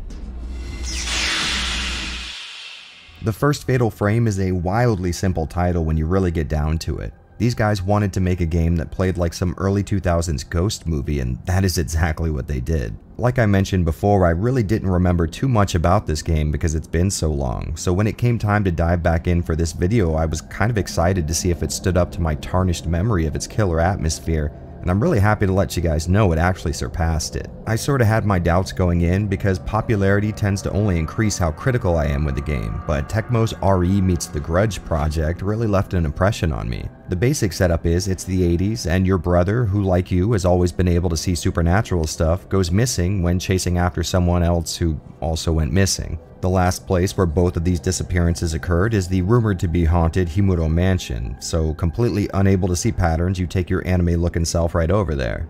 The big defining hook with this series, if the name didn't already give it away, comes from the primary means you have for defending yourself against, I don't know, ectoplasm? So you basically get your hands on a camera that can capture spirits, and now you know almost everything there is to know. Like I said before, and I do really want to emphasize this is not an insult, this is a simple game. You use the survival horror checklist to explore a big creepy estate while looking for usable items, keys, and MacGuffins to solve puzzles. You fight ghosts with a Kodak and boom, there's your video game. You know, it's actually really nice to see a game that knew exactly what it wanted to be, and even nicer to see that it perfectly lived up to that ideal. In my opinion, this might be one of the most tight and satisfying survival horror type games you can get your hands on outside of RE. I'm not really sure how to phrase this correctly, but every element in the game just seems to work exactly as intended. Now that doesn't mean it's without flaws, hell there's plenty of those, but all the things that matter either get executed correctly or are balanced by overachievements elsewhere. For example, your run speed is almost a joke. Really, the first hour or so had me repressing the square button because of the nearly imperceptible difference between running and walking. And when you are running, make sure to keep control of that analog stick because every little jutting handrail and background decoration will stop you in your tracks till you hit the right angle required to break away. Now, this isn't exactly something I would typically look for in a game, but Fatal Frame is almost built around these elements, it seems. Combat doesn't exactly require a lot of nimble movements, mostly just needing you to run in one straight line when a ghost gets too close and then turning on a dime and taking a snap with your camera. It's like they either complement each other or cancel each other out. Similarly, I really didn't like the film damage filter over the screen, but that filter really only shows up when an enemy is near, and most of the time the screen is amazingly clear and sharp. Again, an issue and its perfect complement. Although the odd motion blur that seems to be present in a lot of PS2 games still smears my screen to an uncomfortable degree depending on what's being displayed. If I had one single gripe with this awesome little RE clone, it would be that it sort of steps on its own toes in a way. See, the goal is clearly to scare me with these ghostly encounters, but it seems like the game pulls this trick so often that instead of watching cutscenes and appreciating them, I couldn't help but try to predict which corner of the screen was going to reveal the ghost and whether or not it'd be the old hands reaching out for you in the dark or the classic character's body obscures a ghost until that character moves, revealing the ghost was there the whole time. Because it relies so heavily on jump scares and uses them so often, it really doesn't take more than an hour or so till they start to lose their effectiveness. And the only reason this bothers me so much is because I really wanted it to scare me more. I actually kind of get into ghost stories and those cheesy ghost hunting shows that used to dominate the airwaves, so I was definitely ready to be spooked. I just wanted a more subtle touch, I guess. Oh, and this may be a little petty, but it kind of took me a while to get used to the genuinely disturbing stuff on screen and the sort of cute anime look to the characters. Once I did get right with it though, it really started to make sense in my brain and I learned to actually love it. In my opinion, Fatal Frame is indeed an amazing horror experience that really does invoke the best parts of early Resident Evil. Even though the subject matter couldn't be further from Capcom's seminal zombie shooter, it still does an amazing job at poking at those survival horror soft spots in my brain, which may cause a bit of an issue for part 2. With such a strong showing, seems to me the series could either continue in that awesome direction or totally shit the bed. I guess we'll find out which way the dice rolled in a second.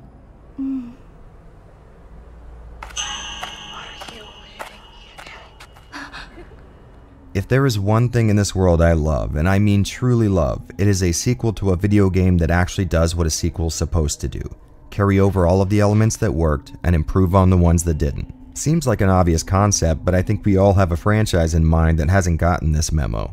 Fatal Frame 2 Crimson Butterfly feels like a perfect follow-up to the first game. All of the core elements that made me enjoy the first entry have been brought over, and you can really feel the hand of the developer in some small key areas. For example, look at this awesome transition into the menu. I mean, come on, it's so fitting. I'm actually a little mad they didn't think of this for the last game. And as another example, once you're actually in that menu, you'll find what I think may easily be the absolute best map in a video game, bar none. Not only do we have the ability to move around the map with a little cursor and icons for important stuff like locked doors and save points, but also a little thumbnail view of what the area you're selecting actually looks like as long as you've been there before. How in the hell is this not a standard feature in video games by now? Honestly, this was so insanely useful, especially since the explorable environment in Crimson Butterfly is larger and less densely laid out than the first game. While using that map to explore, you'll find nearly the same exact style of gameplay with almost no changes except for one improvement on an issue that bothered me in the last game. It seems like it's way harder to get caught up on environmental details now, and I welcome that with open arms. Combat still uses the camera obscura and flows in a similar fashion, but it doesn't seem as impactful and satisfying as the first game. I'm not really sure why, but I think it has something to do with sound and camera effects in the first being way punchier and providing more visual and audio feedback. The system is the exact same here in part 2, but for some reason I just didn't get that feeling of satisfaction after a fight. To balance this out though, we now get to face off with several ghosts at once, which really ramped up the difficulty in a way that provides a more intricate challenge, but not so much that the game becomes noticeably harder to play. The story's still your standard Fatal Frame deal. Two twins get stuck in an area where a great tragedy took place a long time ago, and because Shintoism was involved, apparently that guarantees a ghost infestation. Now, I would like to comment on that, but I have no idea how Shintoism works. And to be perfectly honest, I don't think most Japanese people do either outside of celebrating a few holidays. We still get all the expected symbolism and Japanese ghost story cliches, and again, they're awesome. In the first entry, I sort of got burnt out on the ghostly jump scares because they were so frequent, and I think this one does a great job of toning them down so each one feels a little more significant.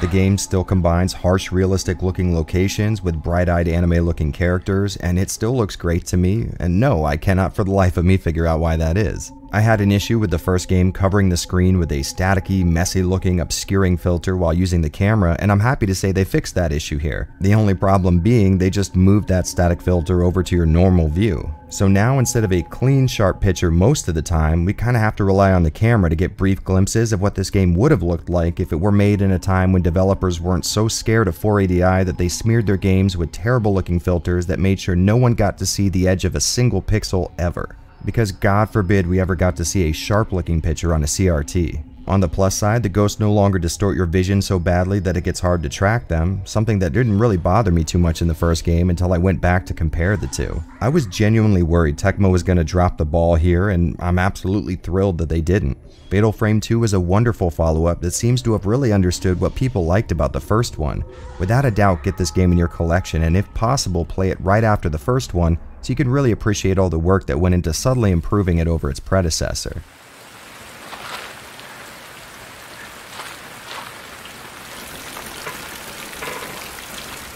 Fatal Frame 3 is kinda tough to talk about. I mean, on one end, we are getting that awesome Fatal Frame experience found in the first two, but at the same time, there's new additions that limit how much contact you can have with that experience. What I mean by that is, this game plays like a mix of the Fatal Frame series and the PS1 classic horror adventure game Clock Tower. Much like your typical Fatal Frame game, you end up in a derelict Japanese mansion filled with ghosts, and just like we all prefer, the goal is to explore this creepy place by finding keys and items while taking pictures of spirit orbs or whatever. But after a certain point is reached, your character wakes up from their SH4S dream, and the game becomes this mystery that needs to be solved, only it feels like your input really isn't required for these sections. Every time you wake up from a dream, you have to manually walk outside of your room and slowly walk down the stairs so the next cinematic event can be triggered, and I feel like these could have definitely just been cutscenes. Some of these triggers lie in other places in the house, but most of the time it's just in your living room, so I'm not sure why they couldn't just walk me down there themselves.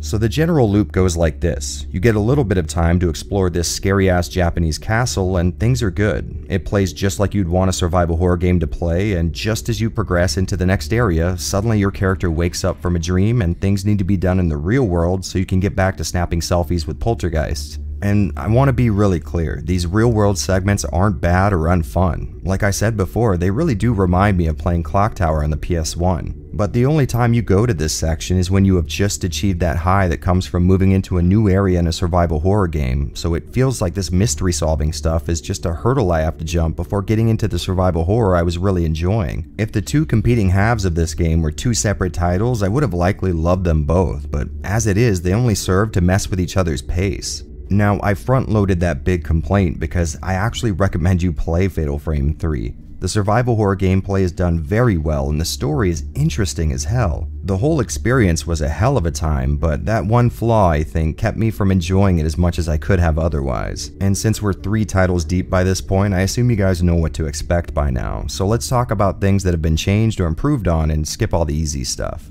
And of course, me being me, the game's video output is at the top of that list. I certainly wouldn't say the last 2 games in the series were slouches in the graphics department. Each of them looked insanely good with a mix of clean PS2 pixels and post-processing effects that made for a fuller visual profile. But that being said, they both suffered from the same fatal flaw. They were both output as 480i.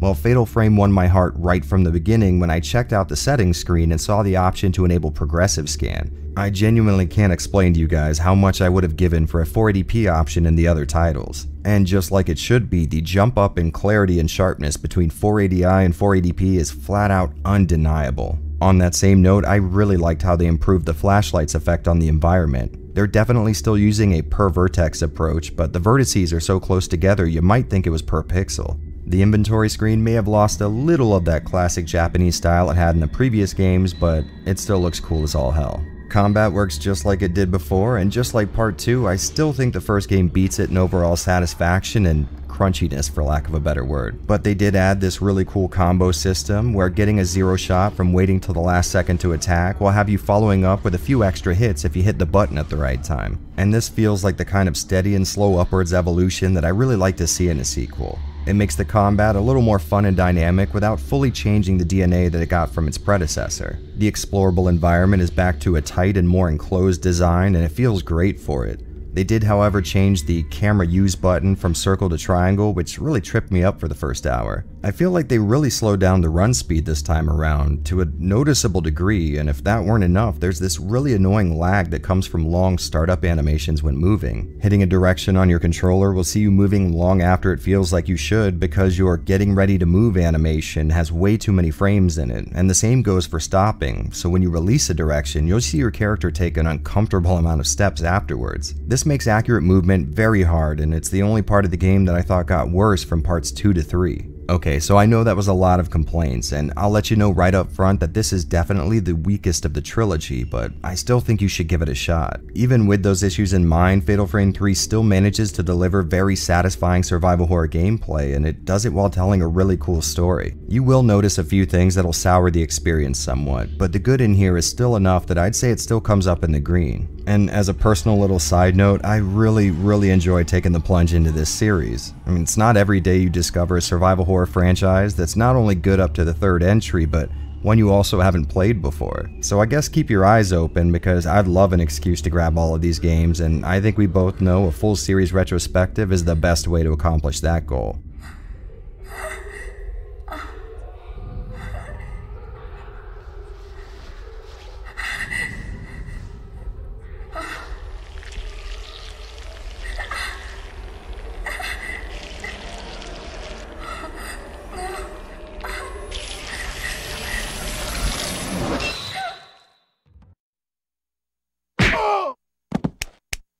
There's absolutely no getting around it. When you talk about classic survival horror, Parasite Eve is bound to come up, and that is for both good and bad reasons. Good because Parasite Eve may be one of the most amazing turn-based role-playing games ever made, but bad because, well, there's nothing about the gameplay or mechanics that a reasonable person would ever call survival horror. I'm almost positive that there's no one ready to argue this game doesn't play like an RPG both in and out of combat. And if by a slight chance you are willing to argue that point, well, I'd recommend you check out my Parasite Eve retrospective that I made years ago. In it, I dove much deeper into the entire series than I'll be able to here, so if you feel like checking it out, there's a link on screen and one in the description. Shilling aside though, the point here isn't to argue over what degree of correct I am about what games are and aren't survival horror. The point is to say, I don't care what type of games you get into, Parasite Eve is a classic and you absolutely need to play it. For those of you who haven't though, the game is the story of Aya Brea, a New York cop who for some reason is immune to the attacks of a mutated freak named Eve.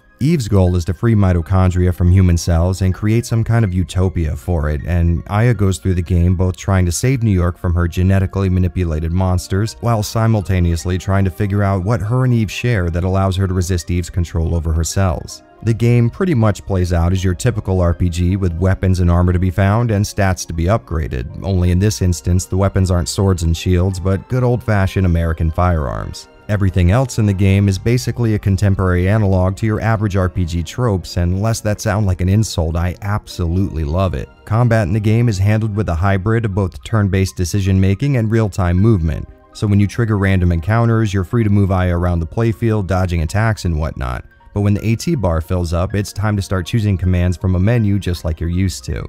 This unique approach to RPG combat was mind-blowing to my little teenage brain when it first came out, and even today it still feels fresh and novel, but sadly we are not here to talk about the first game. In an odd twist that I really wouldn't have expected, Parasite Eve did well enough to warrant square-footing the bill for a sequel, and to say that they were inspired by Resident Evil this time around would be putting it very lightly.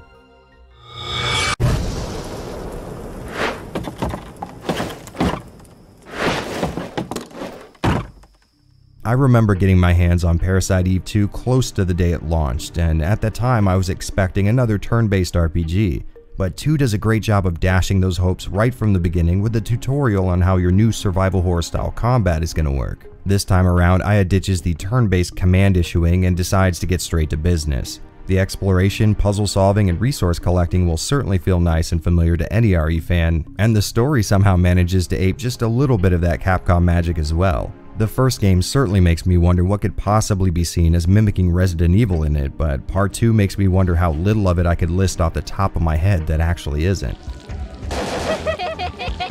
In this new entry, Aya's joined up with a government organization with the goal of combating NMCs, which are new creatures that have started popping up since the New York incident. The game picks up its action with a bunch of these neo-mitochondria creatures taking control of the Acropolis Tower, and in the process of filling all of them with holes, she ends up uncovering a bit of a mystery, one that has her headed to a little town in the Mojave looking for answers. Now, a good 2/3 of the game takes place in this admittedly small location, but gradually exploring it feels like a love letter to the genre this game desperately wants to be a part of. Key items and puzzles are scattered all around that will unlock new areas to explore and yada yada. You guys know how these games work at this point. While exploring this really cool contemporary location, fights can be triggered almost like the encounters in the first game, but this time around 99.99% of the fighting is done in real time. Hold a button to ready your weapon and another to fire, you know the deal. There is just a slight bit of menu navigation and command entering though. Magic spells can be selected from a pause screen, and you also have access to whatever items you were smart enough to bring into a fight with you, since you don't have access to your full inventory while fighting. A system that I actually really liked. Stronger gear may come with the downside of less pockets to store these items, which will have you thinking a little more tactically than you might have on the streets of Raccoon City. And speaking of those streets, anyone who knows me knows I flat out love pre-rendered backgrounds, and I have no issues saying the ones in PE2 may be some of the best on the console. Every screen is just dripping with tiny details, and the color palette remains relatively pleasing and bright despite this being more of a horror game. The story is great in my opinion, but towards the end it can get very, let's say, convoluted. Honestly, I prefer the parts of the game where you're in the dark and just trying to figure out what little you can. The payoff once that veil gets lifted just isn't that amazing in my opinion. Okay, so cut print, we got ourselves an awesome RE clone, right? Well, not so fast with the judgments there. There are some pretty major flaws when trying this game out.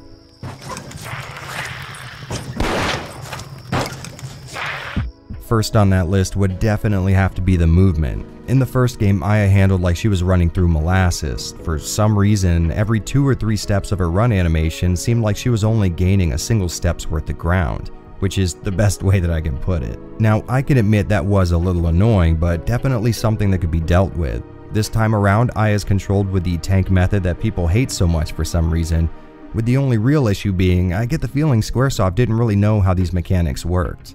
Now on the plus side, Aya finally moves at a pace that makes sense, but her steps are very bouncy and her turn radius is uncomfortably wide. In the cramped quarters you often find yourself in, this can be a real issue. Once in a fight though, you encounter a much more troubling problem. P2 works on a lock-on system because the enemies are much more mobile than any shambling corpses you might be used to shooting at. Now, this may seem like a very good solution to this little hurdle in theory, but in practice it is far from that. Once locked onto that target, Aya is always going to turn to face it when left to her own devices. That means at any point if you're trying to evade an attack, the microsecond you let go of a direction, Aya will already be turning towards the thing, which can lead you straight into their attacks more often than not. To really do well in this game, you have to master the sacred art of locking on, firing a few shots, and unlocking from them while you try to evade their counter. Once you start to do this, the problem becomes less of an annoyance, but as dumb as it sounds, adding even a single button press in between the process of running away from an attack can really complicate it to an unsatisfying degree. Aside from that though, the only other issue I can think of is that the final area can be a massive 90-degree uptick in the difficulty curve, which will definitely kick your ass if you haven't leveled up enough. Those two relatively major issues aside though, I really do love this game. Every time I play it, it will frustrate the hell out of me, but I always end up coming back for more because it's so damn enjoyable. It does way too many things right for me to let some amateur mistakes keep me away. For example, you'd think the combination of the realistic setting and time period would clash with the whole casting an AoE spell on a bunch of mutated bioweapons, but it really doesn't. In fact, they seem to complement each other in a very cool way that I really can't explain. The characters other than Aya are all super memorable, even the ones who don't stick around very long, and combat becomes so enjoyable after you've mastered it that you'll find yourself just checking your map looking for more enemies to fight. But just in case you're not down with fighting things for fun, on top of that, there's this really cool system that has Aya collecting currency for every NMC she takes out and spending it on items, ammo, and gear. This really is a unique title and a perfect example of the wild and crazy days of PS1 development that actually saw companies taking chances with experimentation, a concept that I imagine seems a little foreign to you guys that have spent most of your years here in the modern era. Like I said before, the game is certainly not without its flaws, and those flaws can be hard to get used to, but there's an amazing game underneath those issues, and it's one I think everyone should play. Sure, you could definitely argue that the change to full-on RE mode was more about money than creative freedom, but either way, I think Squaresoft made a killer RE clone with this one. If you love the first game as much as I do, it may be hard jumping into something as different as this, but try thinking of it as a canon spin-off. That's what helps me.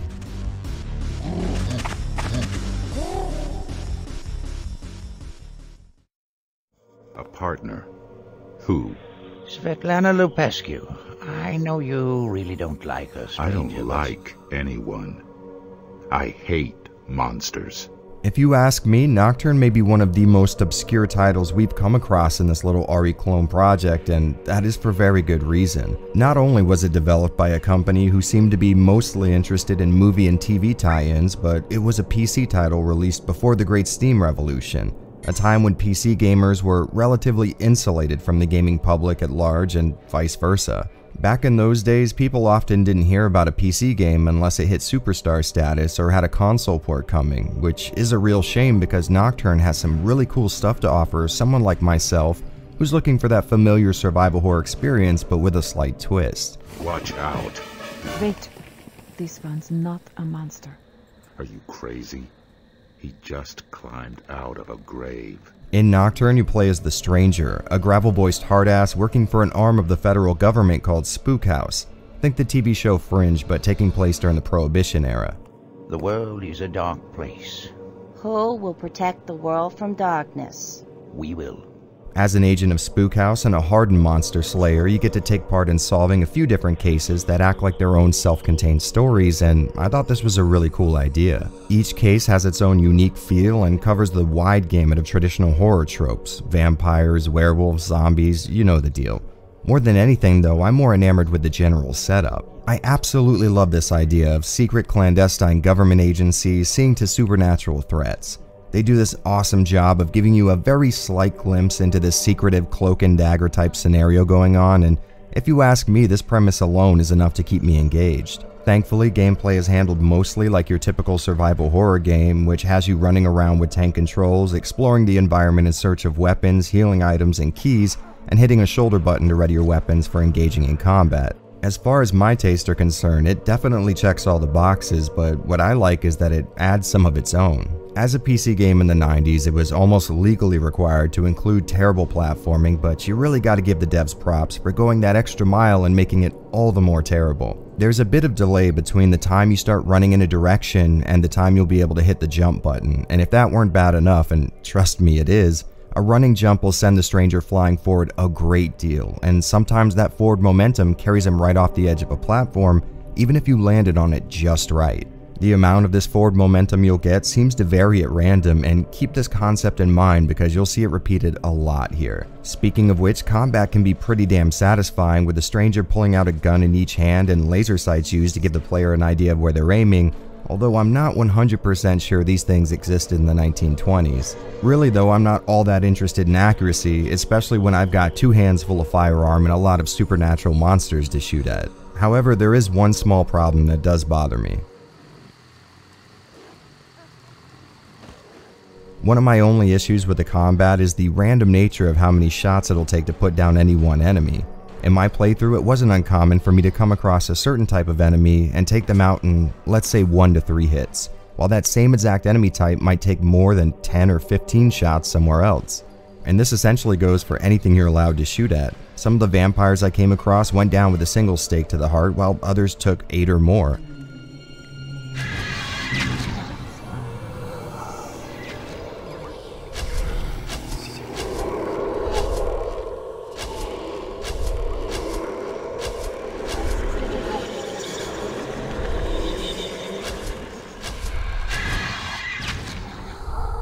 Of course, you can see something similar in Resident Evil, but in that game the valley between normal damage and critical hits wasn't so wide and randomized. The amount of damage any given monster needs seems to be decided by dice roll or something, and that makes it pretty damn hard to position yourself during combat. Once again, using Resident Evil as an example, if there's a zombie coming at you in a narrow hallway, you have a rough idea of how many shots it's going to take to down him, which means you sort of have a rough idea with how much space you need to keep in between you and him. And I think that's a common element in really good gameplay, nice expectable results for every action you take, which is something I wish the developers of this game would have known. The good news is you can run full speed with your guns drawn, and that includes backing up, so you can sort of account for this issue slightly. On the plus side though, slowly backing up as you aim each gun in your hands at different targets and finishing off the horde right before they get within striking distance, well, that's a high most games can't give you.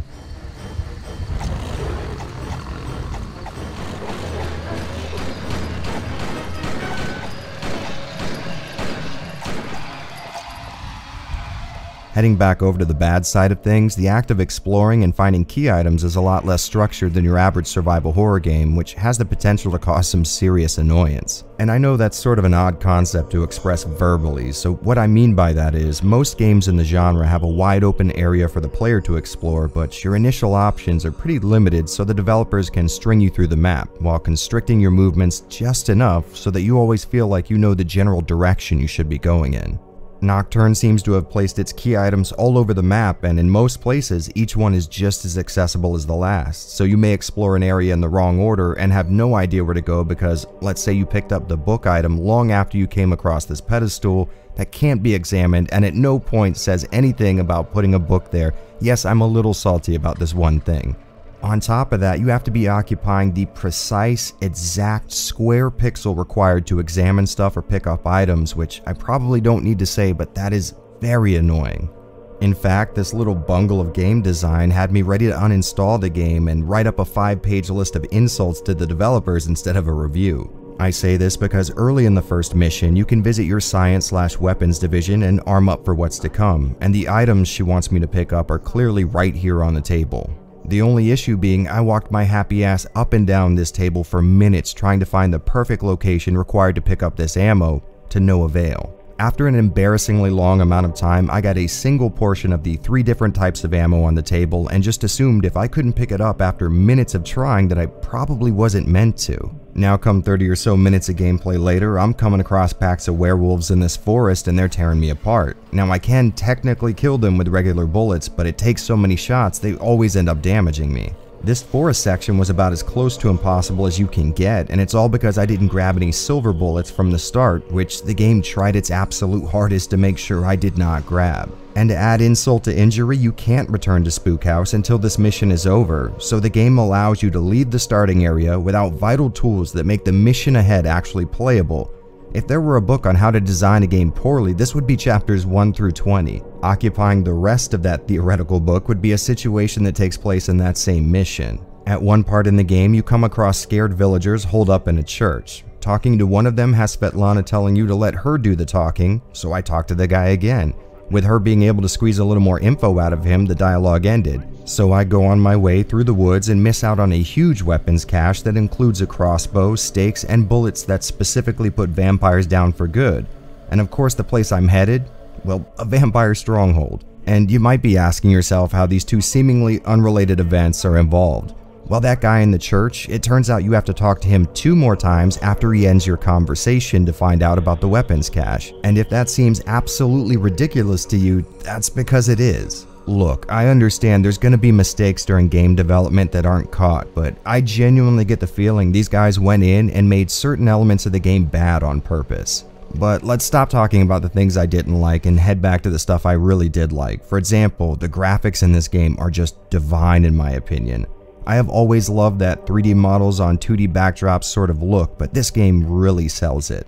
Models are very blocky, and the flowing code effect that gets used on the 2 main characters does seem to be set to maximum hilarious, but it's really impressive in a very quaint, heartfelt sort of way. Lighting in the game is very, very well done, and even more impressive than that is the soft, perspective-correct shadow casting. Some areas are really going to show this effect off, and it does genuinely look incredible for the time it was made. Monster variety is another great selling point, and sometimes taking one down will produce a unique kill animation, like a head flying off, or in the case of the vampires, a stake sending them flying back and exploding into flames.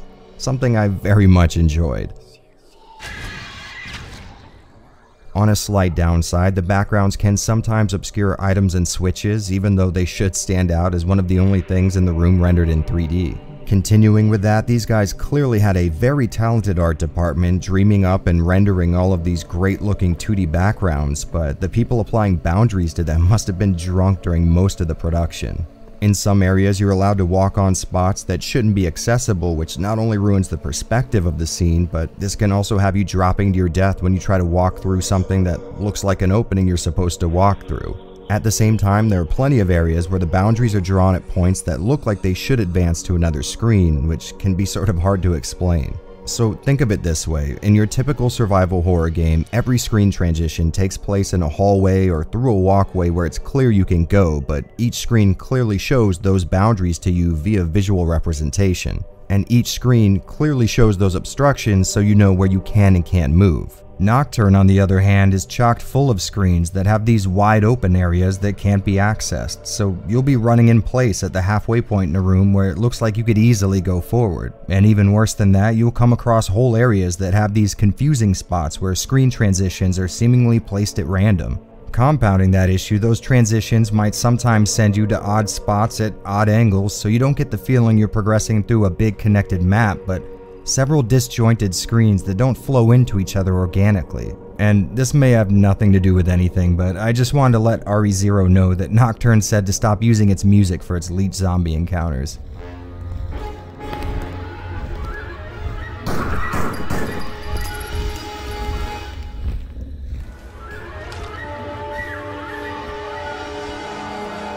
I'm running the good old games version of Nocturne here, and I can say with absolute certainty that getting it to run at anything above 640 by 480 may not really be worth the effort. It does look great at a 4x3 1440p scale, but getting it there took a lot of work.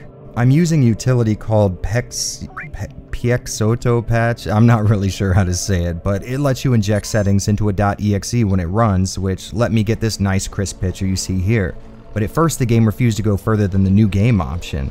I had to go through and check or uncheck every single thing in this utility before I could actually start it, and since a very small portion of the internet even knows this game exists, finding a forum post with advice regarding this specific utility just wasn't an option. On the plus side, this utility really does a great job of making the game look amazing at high resolution, so I can't really knock the program itself, just the game and how old it is.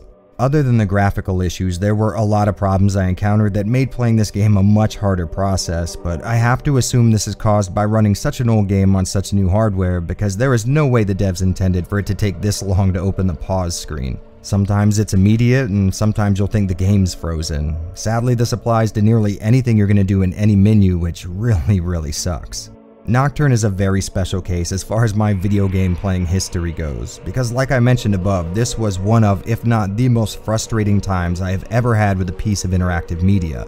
Bad design had me dying constantly, and I didn't save as much as I should have because I didn't feel like getting up and cooking a full course meal every time I wanted to hit the escape key. On top of that, failing to pick up a single item that can be near impossible to interact with can make the game unplayable, and the same thing applies to items and dialogue options placed within the missions themselves. In clear contrast to all that terrible stuff though, this is still a game I want more people to play. Look, the guys over at Terminal Reality were very clearly trash game devs. I mean, they flat out blundered on aspects of game design that had been mastered nearly 2 decades before these clowns even entered the industry, but they do excel at writing an immersive narrative. You always seem to see the combination of sci-fi and film noir influences going in the direction of the cyberpunk genre, but not quite as much towards a more X-Files meets Tales from the Crypt type of world. The story and setting alone are well worth the price of entry for those of you who are adept enough at getting old PC games to run on newer operating systems, but if this is new territory for you, I would not recommend it. The way I see it, Nocturne is 2 different games living in a single package. One of them is good enough and interesting enough to become one of my new favorites, and the other one is one of the least well put together gaming experiences anyone is likely to have ever had.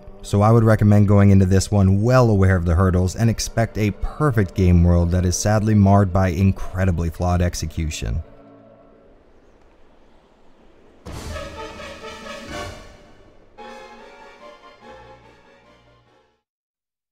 Lovely place. I bet the rent's cheap. As you guys watch this series, you may have noticed that I tend to be pretty forgiving when I cover these RE clones, and truth be told, there's definitely a little nepotism taking place here.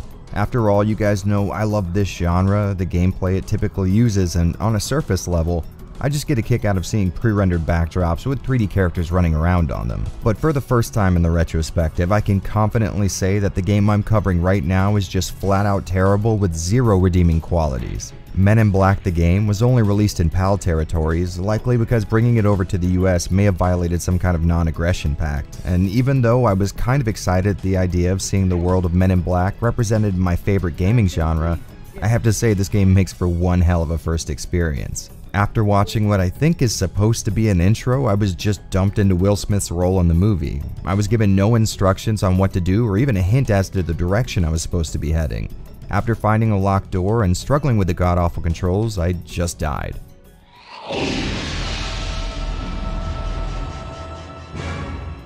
So I guess there was a bomb in the apartment with me, and sure that explains the beeping noise, but there's a lack of context clues and then there's just terrible game design. It would be one thing if this was mirroring the events in the intro of the movie, but that's not the case, and I'd wager most people would die twice before they even find the room the bomb's in.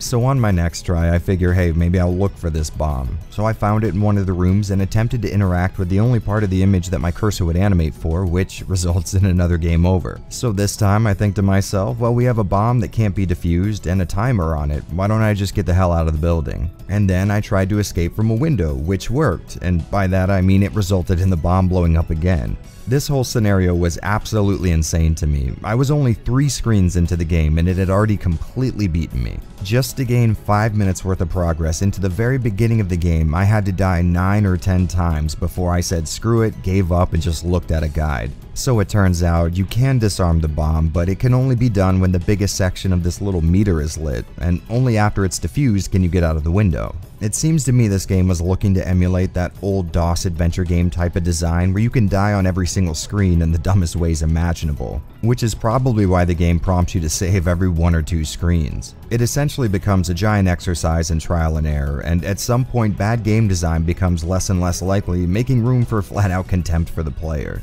After that life-alteringly bad intro scene, you get to choose a character and a weapon, and then you're off to yet another series of screens that can kill you with no warning. For example, once you venture out of the first area in this section, coming back will just gradually kill you, and at no point did I figure out why, which is just super fun. The Wikipedia entry for this game says they mapped actual pictures of the actors' faces onto these 3D models, and if you think you can tell that, you're lying. The voices in the game are compressed so badly that they're actually hard to listen to, which makes no sense. I mean, the disc isn't exactly packed full of content, and these guys are the ones who recorded the audio. No use sugarcoating it. Aliens live amongst us. That's the big secret, and it's our job to make sure it doesn't get out. Why did they compress them so badly? Without a doubt, this game was made by a group who seems to have only heard of the concept of video games through the grapevine, and if I had my way, they would be tried and prosecuted to the fullest extent the law would allow. And for some of you guys, that may not be concise enough, so let me put it this way. This game is a war crime, and at no point should any human being ever be subject to its atrocities again.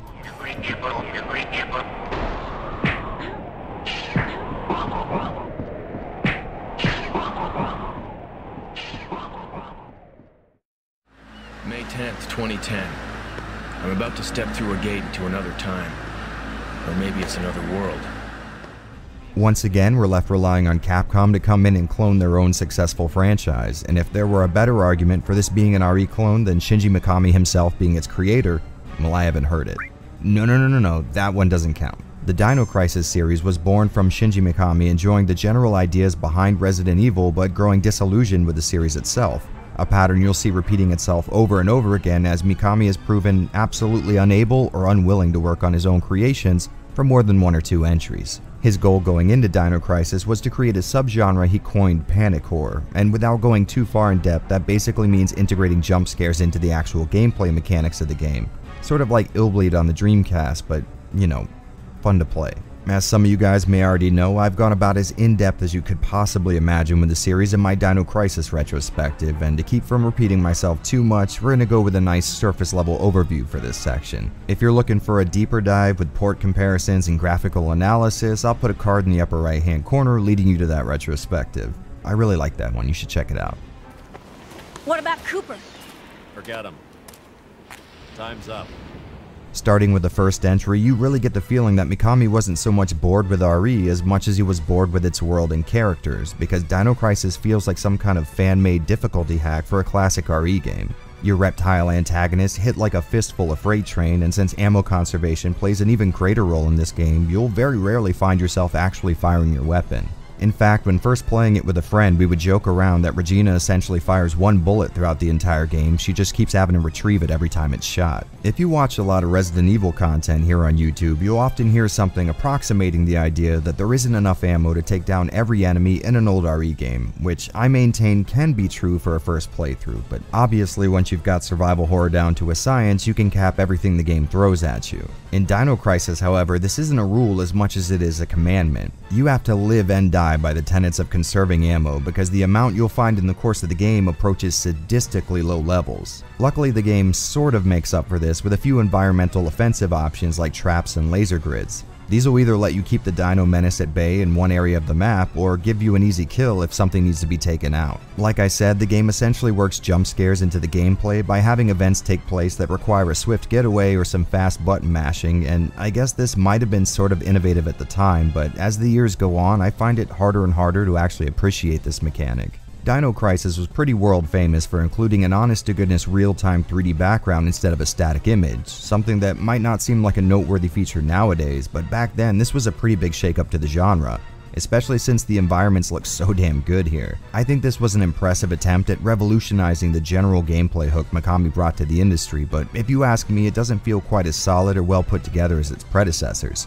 But its unique gameplay, tough-as-nails puzzles, and beatdown levels of difficulty make it well worth the play. Which is something I recommend you do, not just because it's a rare experience to be had in video games, but also because, well, you're never gonna see it again. When it came time to follow up the moderate success of Dino Crisis, Capcom put a new set of eyes behind that project.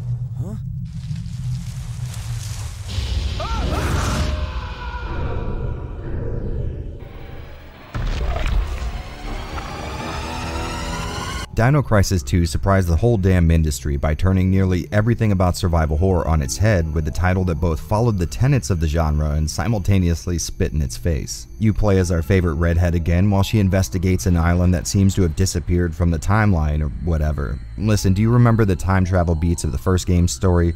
Well, it's like that, but with the quirky Japaneseness cranked up to 11. You now have access to a secondary character in the form of Dylan, a meathead with a heart of gold. We still have the tank controls that made the genre famous, but this time around you'll be using them to zoom through incredible pre-rendered backgrounds at light speed while racking up an arcade-like score count and combo multipliers. And listen, I know this is going to sound absolutely ridiculous, and it is, but hear me out. This may be one of the most fun and frustrating games I've ever played, and I just wouldn't have it any other way. So you're pretty much making your way from one side of the island to another, and you proceed in a typical survival horror fashion, that being finding key items, solving puzzles, and triggering story events that will open new areas. But where it really differs is the arcade action I mentioned earlier. DC2 takes a very Parasite Eve 2 route by having the main character be part of some kind of government task force, and every enemy they bag turns into currency that can be spent at shops that can be accessed from save points. So now the goal isn't so much to avoid combat, but perform really well at it so you can upgrade your weapons, reload your ammo stocks, and improve your character's attributes. The combat is really damn fun, and the fast-paced action isn't impeded at all by the tank controls, mostly because your default speed when moving is a dead run and aiming still allows you to move. You move around the island, shooting dinos for that sweet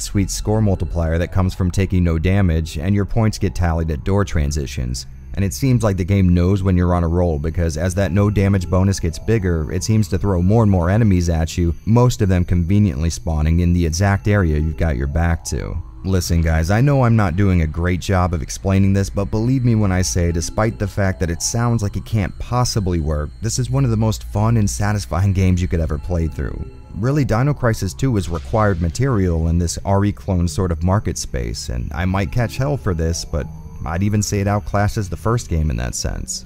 How convenient for you. You get to sit back and watch while we fight for our lives.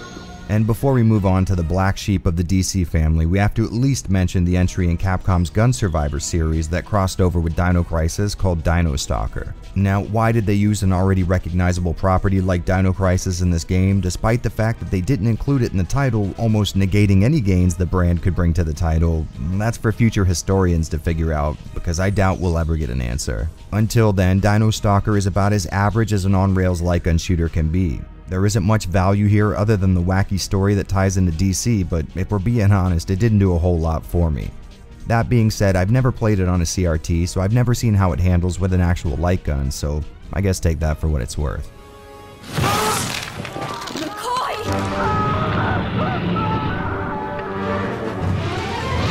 But who could forget about Dino Crisis 3, the most infamous entry in the series, a game that the industry has almost unanimously agreed is terrible, and though I'd love to buck that trend, well, they're mostly right.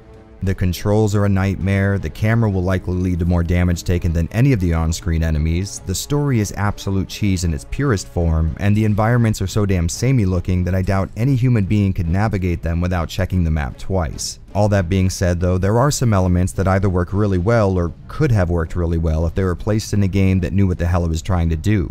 Outside of the visuals, exploring the constantly changing ship is actually pretty fun, and movement on the straight shots with some of the more preferable camera angles can be really satisfying. Combat has a fast, hectic feeling with a lot of on-screen explosions and lasers, which who could argue with that? And they have a similar mechanic as DC2 where points can be spent on upgrades and ammo. It seems clear to me that Capcom's decision to make this an Xbox exclusive probably influenced them to make the game more Western feeling, I guess. But God knows what the Japanese actually think the US is like if they thought this was gonna sell. More than anything, DC3 is a massive letdown because I think this could have been a blast if Capcom wouldn't have dropped the ball so damn hard, and I think it'd be criminal to not at least mention how damn jaw-dropping the cutscenes were, even if that might be the game's only agreed upon upside. So the Dino Crisis series is a really interesting dive if, like me, you play them all in a row.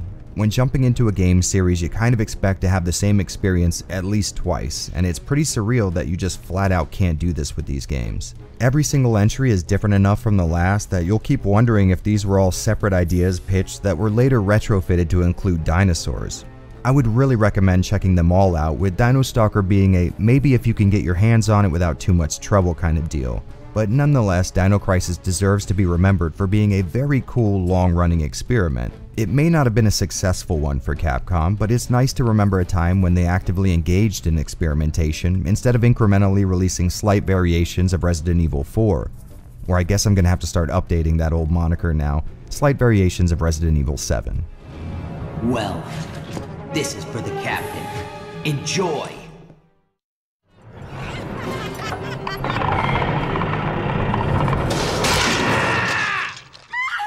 In my time covering games here on YouTube, I've come across some oddities. Games that are just too damn weird to describe, and without a doubt in my mind, I can confidently say that one of them reigns as undisputed king of that category. Clock Tower 3 was recommended to me by a Patreon supporter, and since I loved Clock Tower on the PS1, I figured I knew exactly what to expect.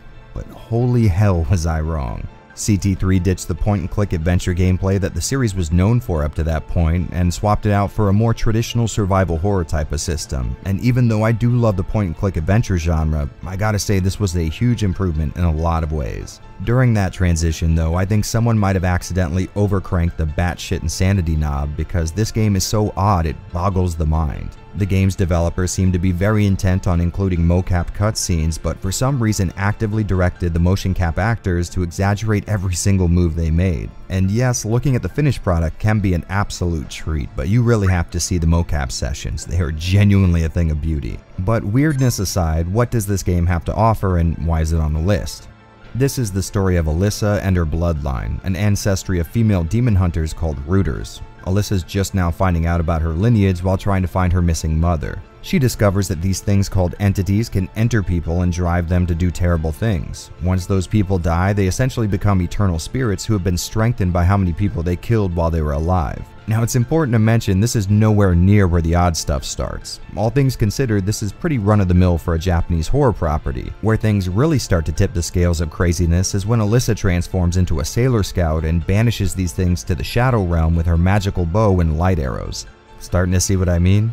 The general gameplay from the original CT games is still alive and well, and that means until a boss encounter you'll be either running from entities or slowing them down with environmental traps. In addition to that, you'll also be collecting keys and items while solving puzzles, so its credentials all seem to be in order for it being an RE clone, but I think it's the ridiculousness that really sells the experience. Don't get me wrong, the gameplay is fun as hell and I did enjoy the shit out of the boss fights, but it's the story, gameplay, and setting that pushes the game forward for me. The incredibly overacted cutscenes will have you scratching your head wondering who okayed this creative decision, and the craziest part is while all that's going on, the game will flat out disturb you with some of its content. For example, one part of the game is set in 1960s London and you're trying to get away from the spirits of a mother and son who were victims of a murderer. That murderer dunked their living bodies into an acid bath to get the job done, but not before blinding them with acid first so that their spirits would never be able to find each other in the afterlife. Honestly, that's some messed up shit. If I didn't know any better, I would have assumed this was some kind of scrapped content from a Silent Hill title and not a plot point that takes place in a game containing this scene. Hey, Alyssa, you've really changed since I last saw you. I'm going to go and check my grandfather's room. And if that's not enough for you, how about a scene where a little girl is just flat out beaten to death, because you weren't planning on sleeping tonight anyways, right? Like a lot of the stuff we've covered so far, I've already reviewed this game, and if you're looking for more than a surface level look at it, I definitely recommend checking that out. Clock Tower 3 is something special in my eyes, mostly because a majority of games that are this wild and out there end up being very flawed and/or tough to get into, but this is a pretty simple system to wrap your head around, and once you do, you'll find a surprisingly polished experience waiting for you. If you're familiar with Resident Evil, you can jump right into this game, and the added bonus of hiding from your pursuer should appeal to people who really enjoyed the persistent threat provided by Mr. X in RE2 Remake and Nemesis in the original RE3. Plus, fans of pure absurdity will probably get a kick out of the flailing limbs and seizure-like actions of the characters during cutscenes, which somehow exist on top of an interesting story that can get serious when it needs to. This is one killer time, if not for its sheer oddness, then for its cool twist on survival horror gameplay. If you can, grab yourself a copy of Clock Tower 3, but if you do, make sure you don't get the dicky eyes from playing it too much. Your old mother may have dicky eyes, but she's not on her last legs yet. Well, then you probably don't know where the exits are. I'm sorry. Hey, it's all right. Well, it is about damn time we got to this one. Among people well versed in the survival horror genre, there's one name known above all. A title so legendarily bad that its mere mention sends shivers down the spine of anyone old enough to have had a subscription to PSM in the early 2000s. A game that's almost unmatched in its infamy. Hell, I imagine if you've made it this far into my little RE clone series, you already know everything I'm about to say. But for those of you who have never witnessed the worst reviewed game in the genre, strap in. This is gonna be, well, it's gonna be something. Countdown Vampires is a title that, like most games on this list, was looking to grab a small piece of that survival horror pie that Capcom was hogging all to themselves. And in a perfect world, that's exactly what it would have done.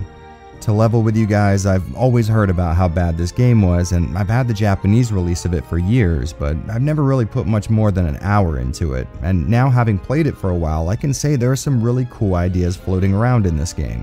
Sure, they're sharing space with a list of flaws so long I doubt a human being could get to the end of it in their natural life, but you gotta give credit where credit's due. The game starts with a relatively impressive CG cutscene showing your character Keith J. Snyder, a cop who's pulling security detail on the side.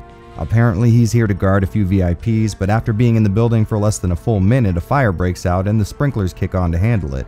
And in their defense, the fire does get put out, only the stuff coming from the ceiling isn't exactly water. Instead, it seems like someone put a strange substance in the water supply that has people turning into vampires, and for some reason the white-looking water in the fountain turns them back. Now that our boy Keith is stuck in this casino modeled after horror movies and directors filled with vampires, the goal is, naturally, to get out ASAP. Now, I'd love to tell you more about the story, but there doesn't seem to be much more of it to tell. There's a survivor named Misato who doesn't seem very trustworthy, and some black-cloaked guy who's pointing a gun at us and giving out thinly veiled threats. And that's about all I could glean after spending a good few hours muscling through this title. Normally in a situation like this, I would head straight to the wiki, but it's a little barren to say the least. Honestly though, you're probably not coming to this game for a thrilling narrative. Narrative aside though, I was actually surprised by how much I enjoyed the English voice cast. They all seem to be relatively talented enough, although it's clear they were working from a very poorly translated script. But I think we all know the real star of the show is how badly Bandai butchered the gameplay, and I'm gonna tell you right up front, everything you've heard about CV is 100% accurate. It was sloppily thrown together with enemies being able to easily lock you into stun cycles and level layouts that can be incredibly confusing. Without a doubt, this is a bad game, but really and truly it could have easily gone in the opposite direction. The casino you're trapped in can have a relatively interesting ambiance to it, with it sort of reminding me of the early work on RE 1.5 that had very realistic locations sharing space with more fantastical elements. For example, each casino hall has its own stylistic theme that gets explained in the lore, which I thought was really cool. The 2D pre-rendered backdrops were very clearly designed well and have a cool look to them, but the compression they put these images through is out of control in a lot of screens, with artifacts being so visible that a lot of small details become hard to see. And as a funny little aside, the dead bodies in some screens are baked into that background layer, so you could just walk right over their corpses as if they were 2D. Something that feels like it could have been avoided by applying proper boundaries on that layer. The human and, well, I guess humanoid characters look pretty convincing, and while it's easy to make fun of Keith over here for sporting a full-body tribal design that would make Kerry King jealous, he looks good as far as proportions and geometry goes. If you ask me, there are elements of this game that really could have wowed PS1 owners at the time, but they're just stuck behind a wall of bad game design. For example, being a massive facility, the desert moon can be a real pain to navigate on memory alone, so no big deal, right? Just pull up your map and figure out a route. And in a good game, that would be an easy process, but here I need to wait for the slow fade to black that accompanies switching to the inventory. Then I need to select the map option that has me sitting through another long fade to black, and when I finally got my bearings, I need to wait through another 2 long transitions before I'm back to playing again. No joke, I often ran into this issue where by the time I was back to moving Keith around in the environment, I had already forgotten where I was headed because I spent so much time looking at a black screen. Scattered all around are gambling mini-games that can be played, and at first I thought that was pretty cool. It's always a good idea to include even a little bit of environmental interaction in a game like this, but these games are so rigged against you, you might as well go out and lose your money at an actual casino. Plus, I never figured out how to get more money, so after I bought a few healing items and tried my luck in some slot machines, I was all out. The puzzles in the game are relatively easy to figure out, but mechanically satisfying enough. The only issue is the amount of backtracking you have to go through once you get a key item is almost criminal, and that wouldn't be too big of a deal for fans of the genre if those long fade to black transitions I talked about earlier didn't also apply to the doors. And as a quick side note, listen game, you made a cool moon transition for when the player moves between major areas in the casino. Why not use that same screen for the regular door transitions instead of this cheap now loading text? Combat can sort of kind of work sometimes, but most of your encounters will likely frustrate you beyond belief. On their own, the humanoid vampires aren't much of a threat. Not only are they pretty weak, but Keith can take a surprising amount of damage. Our boy here can run pretty fast, so choosing not to take them out is a valid option a lot of the time, and downing a single enemy is usually no trouble. Get more than 2 in a room though and you've got yourself a really bad time. Their lunging slaps interrupt all of your actions, and if they catch you in a corner, you might as well reset the game. You have 0 invincibility after taking damage, so every single hit they lob at you is going to connect, and every time it does, you'll put your gun back down by your side. I often found myself being unable to aim my weapon when more than 3 vamps got a hold of me, and I just had to hope their attacks lined up out of time with each other so I could at least run away. But a majority of the time this just meant an automatic game over. To tell the truth, the weapons are pretty cool here. You start off with a dart gun that shoots tranquilizers, and I think the goal here is to kill as few humans as possible. Once you've knocked out a vampire, you can pour this white liquid on them, which will turn them back into a person again, and I have to imagine this has some kind of effect on your ending or something. But once you're halfway through the game, they show up in such big groups that this is effectively suicide, so I'd recommend switching that out for a lethal sidearm as soon as possible. The handgun does its job pretty well and has a nice sound effect when fired, but the rifle and shotgun are definitely where it's really at. The rifle, which looks like a Vietnam-era M16 to my eye, actually penetrates when fired, so if you can get a few vampires in a line, you can effectively down the whole room. The shotgun kills with a single hit at close range, and at medium range does a hard knockdown, which really helps build some distance between you and these cheap bastards. And you might think that would solve some of my earlier problems, but Keith decided this was an action movie and refuses to eject spent shells like a normal person, instead pumping it one-handed like one of those chuds who goes to the range specifically to impress people on Instagram. So the amount of space you may have gained from knocking down an enemy is negated since you can't move during this animation. This becomes a giant issue when fighting these flying assholes who always show up in pairs and seem to only attack in perfect unison, allowing you no time at all to raise your gun, of course. When you actually do get a shot off, the reload animation pretty much guarantees these guys will get at least 4 more hits in on you. Oh, and I kind of found it funny that the dev team who localized CV accidentally left some of the Japanese text in the game. And the funny thing is, it's not like it's in some obscure location that no one thought you would check. There's a box in the casino's second major area, and if you check it before activating a Kino machine, it'll tell you something about not having something. I'd love to look like some kind of genius for translating all of it, but I can't read the first 3 kanjis, so I have to assume it's saying it doesn't have power or something like that. Listen, I'm gonna level with you guys. I went into this with the intention, obviously, of laughing at how bad the game was and sharing a few jokes at Bandai's expense, but This proved to be a little more of a complicated situation. Instead of being a game that was so bad it's good, Countdown Vampires pissed me off. Not because it was cheap, I mean, it is, but more than anything, this felt more like a wasted opportunity. The obvious ridiculousness of the story, setup, and horrible script aside, these guys had a genuinely interesting, and at times, fun survival horror game on their hands. Of all of the RE clones we've looked at so far, I think this one has stayed the closest to the established Capcom formula, and I really enjoyed those aspects of it. The game's story and world, while totally unbelievable and hilarious, just sort of feel like par for the course for that era of games on the original PlayStation. The 2D backdrops actually looked great once you get past all the work they had to do to fit them on a 700 megabyte CD, and the combat had a vibe that I think could have worked really well if they would have fine-tuned it a little bit more. This may sound insane, but I think there's a good game in here somewhere. As I was playing and trying my hardest to adapt to the amateur level flaws around every corner, I noticed I was kind of enjoying myself, and oddly that made it even worse. Because I was having fun sometimes, the issues with the game hit me like a ton of bricks when I actually experienced them. If we could get a team together like the guys who've been restoring Resident Evil 1.5's unfinished build, I think we might see a genuinely cool survival horror title here. Man, talk about a direction I was not planning on heading in when I started this. I guess I can't really recommend this game in good faith. Even if there was the slight glimmer of a fun time in here, you're going to need to dig through miles of sewage to ever actually reach it. But if that sounds like a risk you'd be willing to take, I'd say go for it. Look, Countdown Vampires may be exactly as terrible as the gaming press has made it out to be, and possibly even worse, but at the same time, they might have been selling it a little short. Where's the girl? She's not here. I'm looking for her too. The countdown is beginning. Carnby's a loose cannon, but we had no real choice.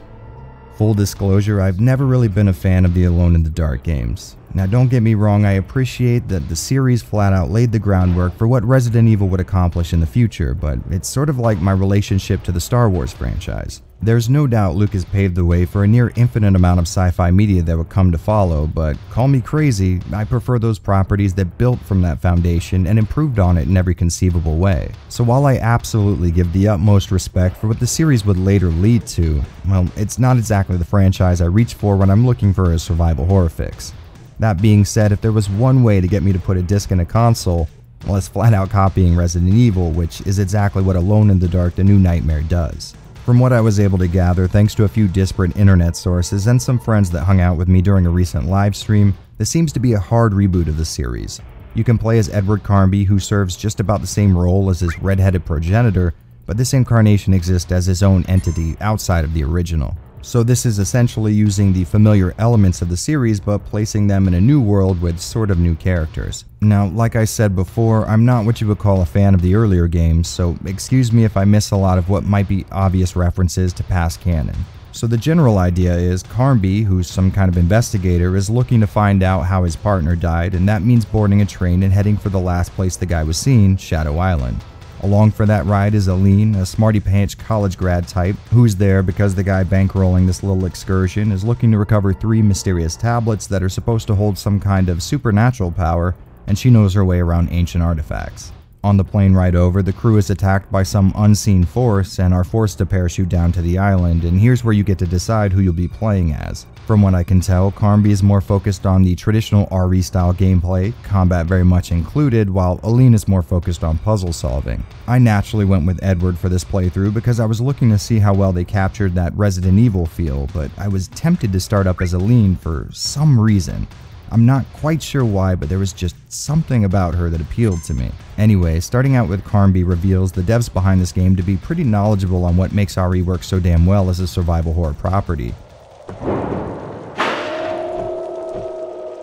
I mean, if we had a checklist to determine what makes a great Resident Evil title, 95% of those boxes would be marked here. Just off the top of my head, we've got tank controls, holding a shoulder button to ready your weapon, flat out genius static camera angles, combat is present and accounted for, but almost always avoidable, incremental exploration using backtracking and item collection to push it forward, and a focus on conserving resources. Now, I'm certainly not going to say that all of these elements are perfectly implemented, but you really don't see non-Capcom titles hitting this close to home, and if anyone knows that, it's the guy who's been playing nothing but RE clones for the last 2 months. The game's story was successful in getting me interested to continue forward, not just because I enjoyed the gameplay, but because I wanted to see how the mystery would reveal itself. From what I can understand, there's this unexplored world near the center of the Earth where creatures made up of shadow and organic material roam, and this island just so happens to sit on one of the tunnels that lead to it, which explains at least some of the creepy stuff going on here. I will say, while I was very impressed with the sheer amount of things brought over from my favorite zombie puzzle game, not everything was handled as well as it could have been.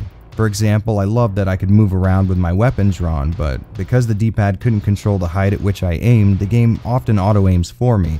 But unlike RE, you won't turn to face an enemy when hitting a shoulder button, and the cone, for lack of a better word, that determines when Kirby will auto-aim seems very, very narrow.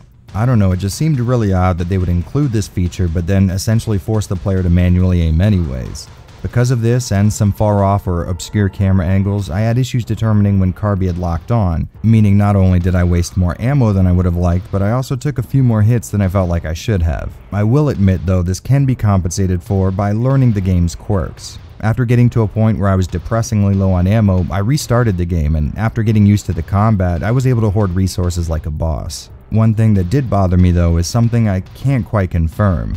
I think there might be certain areas where enemies respawn, and in any other game that would be fine, but if you're giving me a very finite amount of ammo to deal with these enemies, having them keep populating cleared areas feels more like an oversight than a conscious decision. Because of this, a restart is almost necessary about halfway through. This way you can keep in mind what you have to do and in what order. Otherwise, random backtracking will have you spending every last resource you have. Other than that, the puzzles Karn comes across felt really innovative and organic at the same time. Like in one area I needed to input a 2-letter code on a statue, but there was no documents around that gave me any hints. I did notice there was a 3D object though, and the RE faithful know that if it's 3D you can either pick it up, shoot it, or push it. So I took the latter option and just kind of moved it around randomly when I noticed the code needed was written in reverse on the back. So I pushed it in front of a mirror and got the information I needed.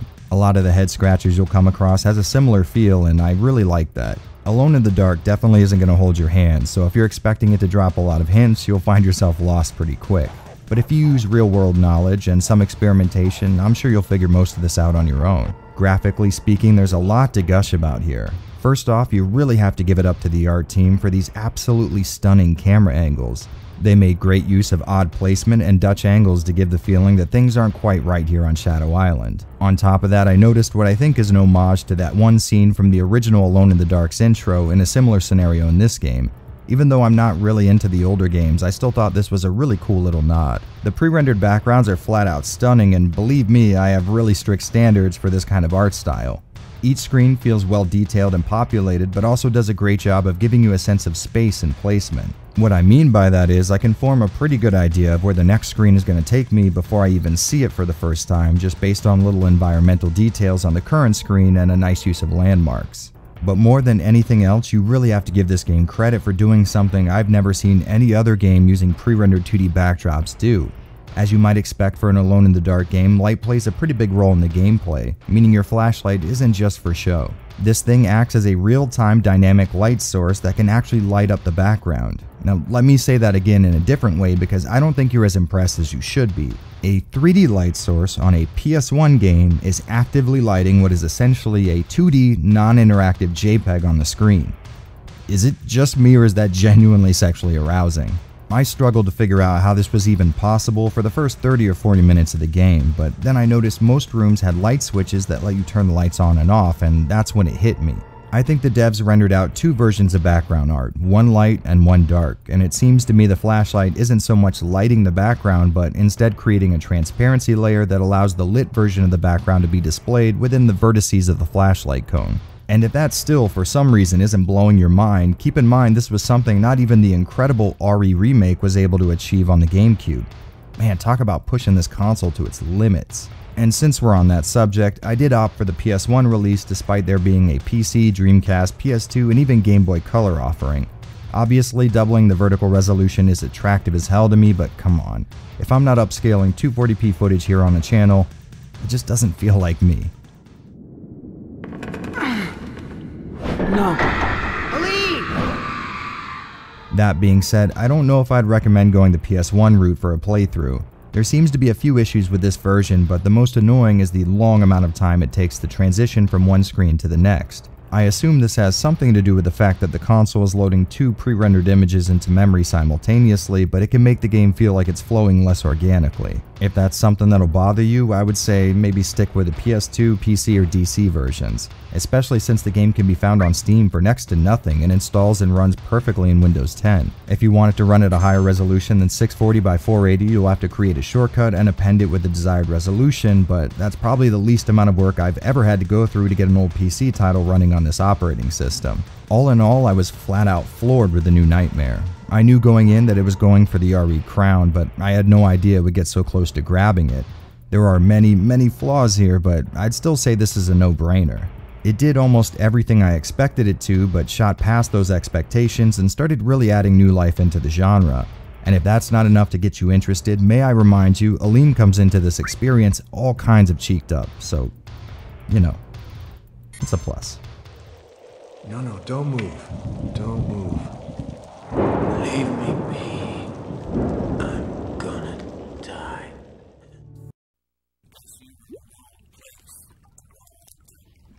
We've covered a lot of varying quality in terms of these RE clones, and I think the only terrible, definitely would not play it again level game so far has been the PAL-only release of Men in Black. So I guess you might assume it's time for another stinker, and, well, you'd be right. I'm sorry, Dad. Now we can never be together. You must remain here forever.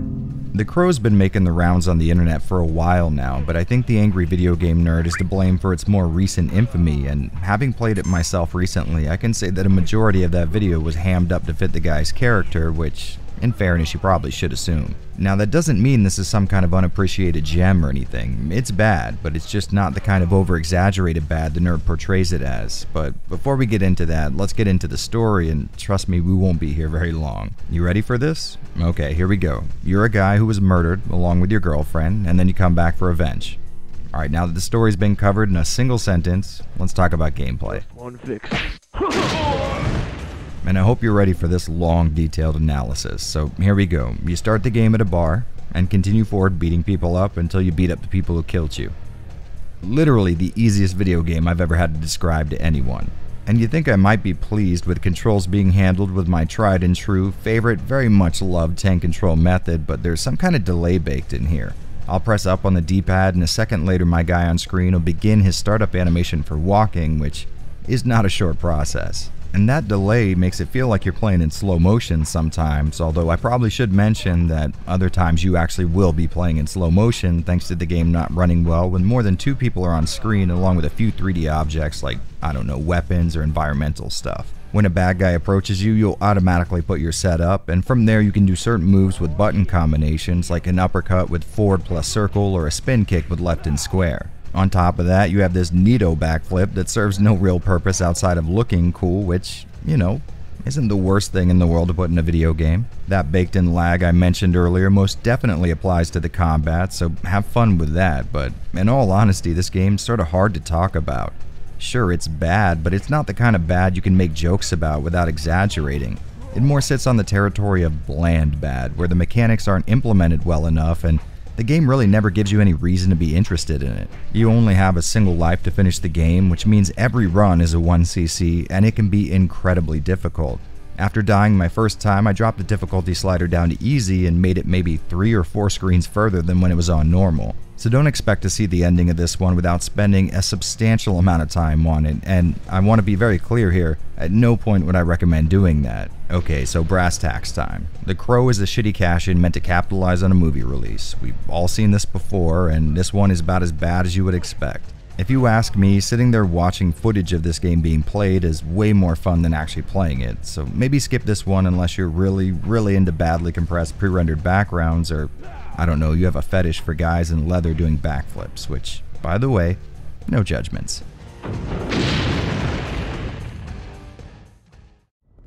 Wait, take it easy. It couldn't be helped. And now, my friends, we get into the territory of the truly weird, and in the context of this list so far, That's really saying something. Phase Paradox is a PS2 title made as a direct sequel to a multiple perspective spaceship shooter that you've likely never even heard of called Philosoma, which is pretty insane given the gameplay style this game's going for. I can tell you right now, this is very much not looking to follow in the footsteps of its predecessor, as it is an almost entirely story-driven video game, and I don't mean that story drives the game forward. I mean a majority of the time you're going to spend with this one will be watching the story play out. So that being the case, what kind of story can we expect here? Well, Phase Paradox takes place directly at the end of Philosoma, where the setting of that game has essentially blown up. In this sequel, you play as a trio of characters who were all stationed on the giant cruiser sitting just outside the planet. In the intro, the explosion, debris, and shockwaves from the end of Philosoma have reached the ship, and on top of killing off a large number of its crew, has caused some kind of phenomenon where the remaining inhabitants have started attacking people like some kind of low-rent zombie outbreak. Your three characters not only span the spectrum of archetypes, but also the spectrum of timelines. You'll be seeing these events taking place before, during, and after this massive explosion, and the goal is not only to keep these people alive, but also to figure out what the hell is going on around here. Some questions you have may include, but aren't limited to, why is the main character from the previous game being held in some kind of cryogenic pod? Why is the crew going insane and killing people? And how is it possible that every voice actor is recognizably from some kind of early 2000s anime? Maybe he just fainted, but we can't very well move him now. We have to call for help and get some backup sent over here. Like I said before, this game is less game and more interactive movie, and I know that's going to be a turnoff for some, but this is honestly a really cool watch. You may argue that what separates video games from cinema is the interactive element, and they do have you covered there. You'll have short sections where you're tasked with getting your character from one spot to another on the map, but during that process, I'll be honest, you'll be triggering cutscenes that will make up a majority of your experience. On the plus side, those cutscenes aren't entirely a passive affair. You'll need to make decisions during them, and while making the wrong one could lead to a game over like you might expect, it could also alter the story in some ways. Some of these moments are set to a time limit, and in some games that can be okay, but I think there's just not enough time to properly deal with this without blindly guessing, so prepare to play through some parts multiple times. I'm gonna level with you guys. At first this sounded like a unique but ultimately boring approach to making a video game, but I was genuinely wrapped up in Phase Paradox by the time the intro was over. I really and truly wanted to see this mystery solved, and the characters, while not the most well-written things in the universe, all seem to have understandable goals and motivations. This might be the most story-filled experience I've ever had with a video game, Metal Gear titles very much included, and I did not expect to like that so much, but I really did. And all of that's well and good, but I assume a lot of you have one question on your minds, and it probably concerns the massive elephant in the room. This game being a Japan-only release, well, how the hell is anyone who doesn't speak Japanese expected to enjoy its story? And I do have some good news on that note. A majority of said story is delivered through an all-English voice cast, so that should be no issue for 95% of your playthrough. Hey, hold your fire! Don't shoot! No! Don't come in here! That being said, you are still going to have to do a little reading, but if you ask me, that's an issue pretty easily solved. First off, there are most definitely playthroughs of this game on YouTube if you're looking to go that route, but if you're not, most of the text in-game is made up of hiragana and katakana with very little kanji used, so if you're a light reader like me, you might be able to work your way through a lot of it. Even very simple knowledge of key ground-level concepts like positives, negatives, places, simple verbs, conjugation, and a small amount of vocab will definitely get you moving most of the time, but it is insane to expect even a fraction of you guys to have previous knowledge of 2 foreign alphabets. And in that very understandable case, I can confirm using Google Translate as a tool during gameplay is pretty damn easy. It can be buggy, but you should have no issues making out what's going on and what each choice entails. Speaking on those choices, making some of them may lead to a quick death, which isn't a terrible idea, but having those deaths exist in a game that's mostly cutscenes that can't be skipped, well, that does tend to sting a bit. On the plus side though, these moments only ever give you 2 options, so you really can't mess these parts up more than once. Other than that, the game uses a lot of survival horror tropes, which you guys know I love. And might I add, seeing pre-rendered backgrounds on a PS2 game is massive enough to get me to sit up and take notice, but using them in a non-survival horror game that includes no actual combat, well, now you have my full attention. Movement is handled without tank controls, and if you ask me, that was a mistake. The rapidly switching camera angles will often reorient your analog stick, which will have you turn in totally different directions a lot, but since you don't really need to control your characters very often, I don't think this will bother anyone too much. And since all the threats you're going to face will only exist in cutscenes, you really aren't going to need to be too nimble, so no harm no foul. I know I keep saying this in this series, but this one specific title is definitely the most interesting game we've covered so far. A story-only video game is odd enough on its own, but one that looks and plays a lot like a survival horror title, well, that's really something. And of course, the fact that it tells a genuinely cool story is very much icing on that cake. And having said that, I hope it's obvious, but I would absolutely recommend this one. The Japanese text may be a deterrent for some, and I totally get that, but trust me when I say that this is the most playable Japan-only title in existence. The gameplay may be almost non-existent, but it is engaging enough that you do feel like you have control over what's going on screen, and the cutscenes set up this great little mystery that flirts equally with sci-fi, disaster flicks, and horror. So if you have a way to boot backups or honest-to-goodness Japanese games on a real PS2 or an install a PCSX2 on your computer, stop wasting time and jump on this hidden gem. I really think this is going to be something a lot of you are going to get into. Just try to excuse the wimpy laser sounds.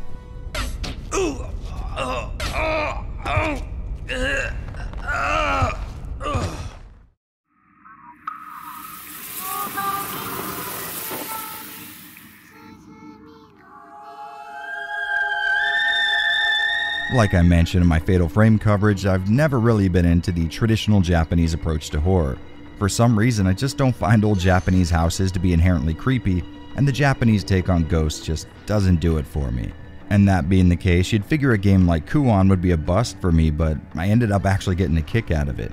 Kuon was created by From Software of all people with the goal of combining survival horror gameplay beats with traditional Japanese ghost stories, and in that sense I'd say they perfectly achieved their goals. The story split up into 2 playable characters and a 3rd unlockable campaign. I went with Sakuya because she has the coolest hair, which, as I'm saying, it seems to be a driving force behind most of my decisions in games. The game mostly takes place inside of Fujiwara Manor, where some kind of demonic outbreak is taking place. Sakuya is part of a team of exorcists that sort of feels like the supernatural equivalent to the STARS team. After not hearing from anyone in the manor for a month, the crew were dispatched to clear up the issue, and, well, that's exactly what they do.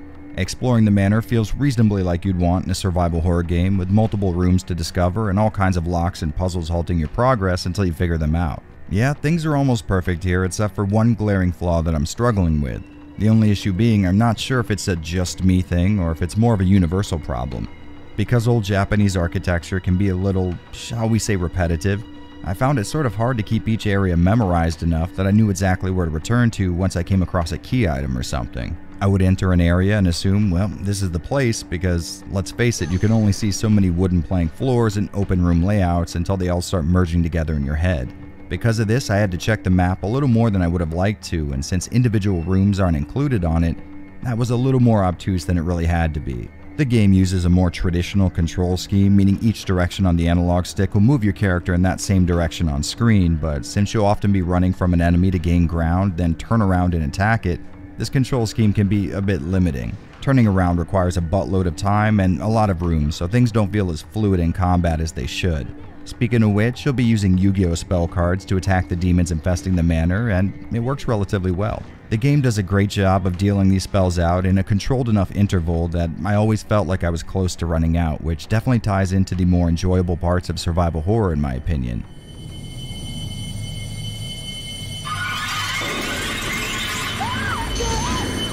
The effects for these spells actually look really cool, but the 2 fire spells sort of look the same and they have the same icon in the menu, so I always had issues mixing them up in my head. Even now, I really couldn't tell you which one's the stronger one and which one was the weaker one. I also had some issues with actually hitting enemies with long-range spells.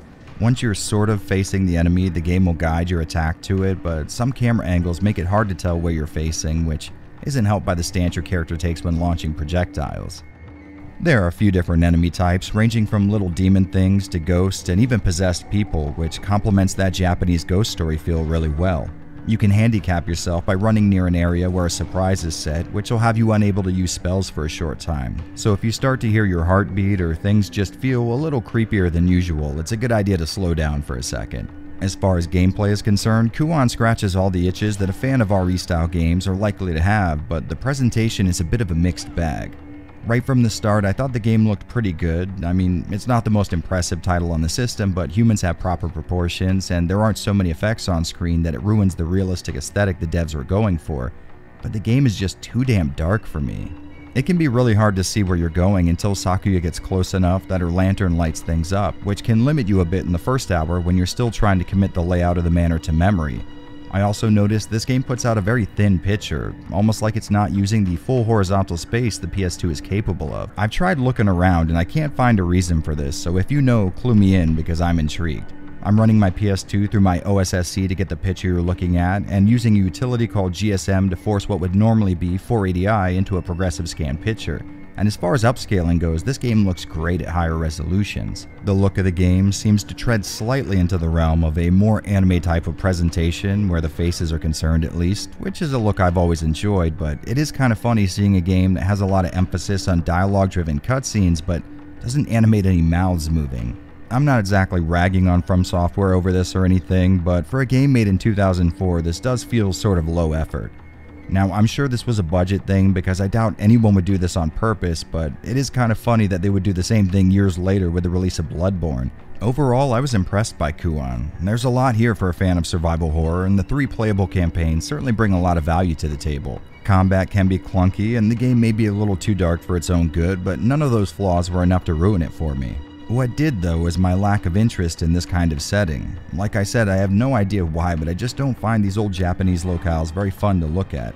So the game taking place 100% in this kind of world just inherently pulls me out of the experience. I'm not exactly holding that against the game itself, though. Clearly I have some issues to work through, but that doesn't mean this might not be the RE clone for you. In fact, it followed in Capcom's footsteps so well I kept playing past the point I had to, in spite of me not really caring much for the old worn-down Japanese manner. So if you're on the lookout for a game that might fill that Resident Evil-shaped hole in your heart, you could certainly do a lot worse than Kuon.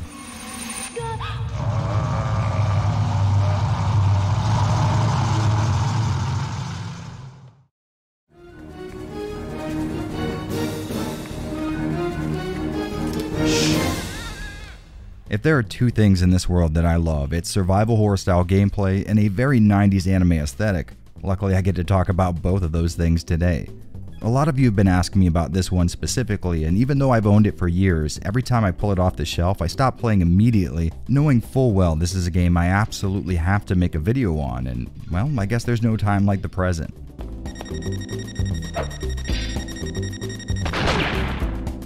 Trag, or as it's known in Japan, Hard Edge, has a very die-hard type of feel to it. The Togusa building has been taken over by terrorists, and you play as an assortment of people trying to put an end to that in one way or another. The first 2 characters we get introduced to are Alex and Michelle, 2 Special Forces members who seem to be the only survivors in their respective units. Later we meet up with Rachel, who's adorable as all hell, and Burns Byford, a detective with a cool-ass necktie, played by a voice actor who might want to read commas a little better. I'm a local detective. The name's Byford Burns Byford. This game plays surprisingly like an RE title in a lot of ways. You move around with tank controls and incrementally explore the environment, finding key items and puzzle solutions that'll open up more of the floor plan. Where it really starts to differ is the combat, though. Excluding Alex, all the playable characters specialize in close quarters throwdowns, which actually works out really well. Thanks to the more action-centered nature of the game, you'll notice a very arcadey-style heads-up display, and even though the game never actually tells you about this, there are side-scroller beat-em-up style special moves that can be activated by dashing and hitting attack. These moves will eat up a tiny bit of your health, but to help with that, enemies do tend to leave health boosts on death, which is nice. Attacks can be tweaked with directional buttons, which was something I didn't even know about until my second playthrough, and after having a tough-as-nails time with the first boss on my original go-round, dealing this much damage in a single hit feels amazing. And while fun combat is all well and good, the exploration side of things is also handled perfectly. The game rewards you for snooping around by handing out healing items that can be used with the triangle button, and these little things that permanently boost your HP by a few points. Enemies are all over the place, and fighting them can be fun sometimes, but there is something wrong with it. Technically, I do think there's a cool system running in the background here, but I don't think the PS1 is letting it shine very well. Whenever there's more than one 3D model on screen, Trag slows to a crawl, and when it does, the window that allows you to input multi-hit combos shortens significantly, meaning you might find yourself doing successive single attacks when you're trying to knock an enemy down with a full combo, which really does suck, but you can do this. So I guess we'll call this one even. At any point you can switch between your playable characters, and to be honest, this switching process is much smoother than I first thought it would be. Sure, there is a little bit of a wait, but it doesn't take nearly as long as you might expect a CD-based game would. What on earth's going on? Seems the building's been taken over by a bunch of punks. Each character controls a little differently, which is nice to see, and I think Michelle is my favorite since her run speed is fast and her melee combo is fun to pull off. Then again, Burns over here did suplex a giant robot to death at one point, so safe to say competition's a little stiff. The intro cutscene is just beautifully rendered, and as soon as I saw these characters on screen, I was immediately taken back to my teenage years when making it to a pre-rendered cutscene was like a treat used to reward you for making progress, or at least that's how it felt to me. In fact, I used to pass the video output from my consoles through a VCR so I could record these cutscenes to a VHS tape. I'd rent games from Blockbuster and keep the VCR's controller near me just in case a cutscene started. Come to think of it, I guess this whole capturing footage and obsessing over ports and video quality thing might have all started back then. I still have a few of those tapes laying around somewhere, and it's always fun popping one in and seeing what demo I was recording from or what I thought was important enough to share room on the tape. The in-game character models look amazing with that oh-so-recognizable PS1 polygonal style that had characters looking more like a loose culmination of geometric shapes and less like actual people. A style that might not be the most realistic looking, but most certainly works perfectly with this anime aesthetic. On that same note, the pre-rendered backdrops are just beautifully designed, feeling like a cross between late 80s and early 90s architecture with that Art Deco kind of flair. The voice acting is... Howdy, Burns. Imagine meeting you here.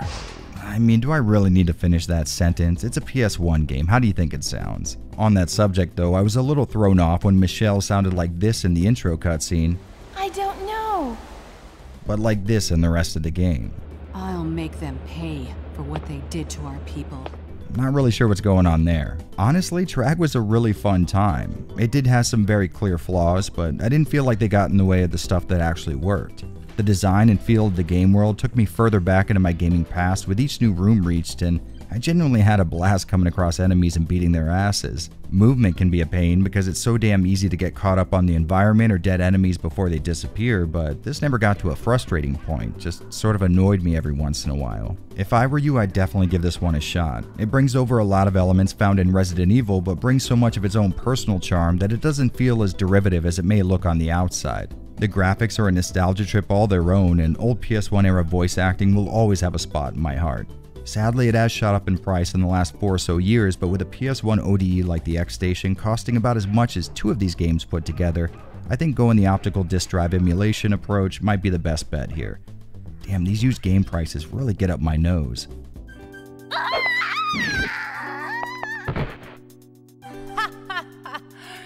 People who lie really get on my nerves.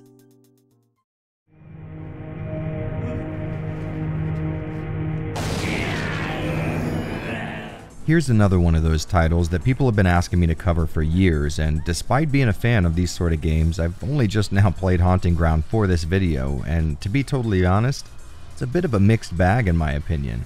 The story, so much as I've gathered, is about a girl named Fiona who, after getting into some kind of car accident with her parents, woke up in the strange castle. There seems to be someone calling the shots around here who wants to keep her around, but mostly the antagonist comes in the form of this guy, some kind of sloth lookalike who wants to keep Fiona as one of his dolls. In my short time with it, I haven't really discovered much more than that, other than some sort of alchemy bend to things, and I can most certainly give it a thumbs up for getting me interested, but story-wise, this game is a very slow crawl for the first few hours, which certainly isn't a huge issue, but if I'm being totally honest, the gameplay wasn't exactly keeping my interest in the meantime. Now, I know this isn't a popular opinion to have, but I've just never really been into non-combat approaches to horror games. I can't really say why, but I just don't feel as in control of the gameplay when I don't have direct damage dealing options when faced with an enemy.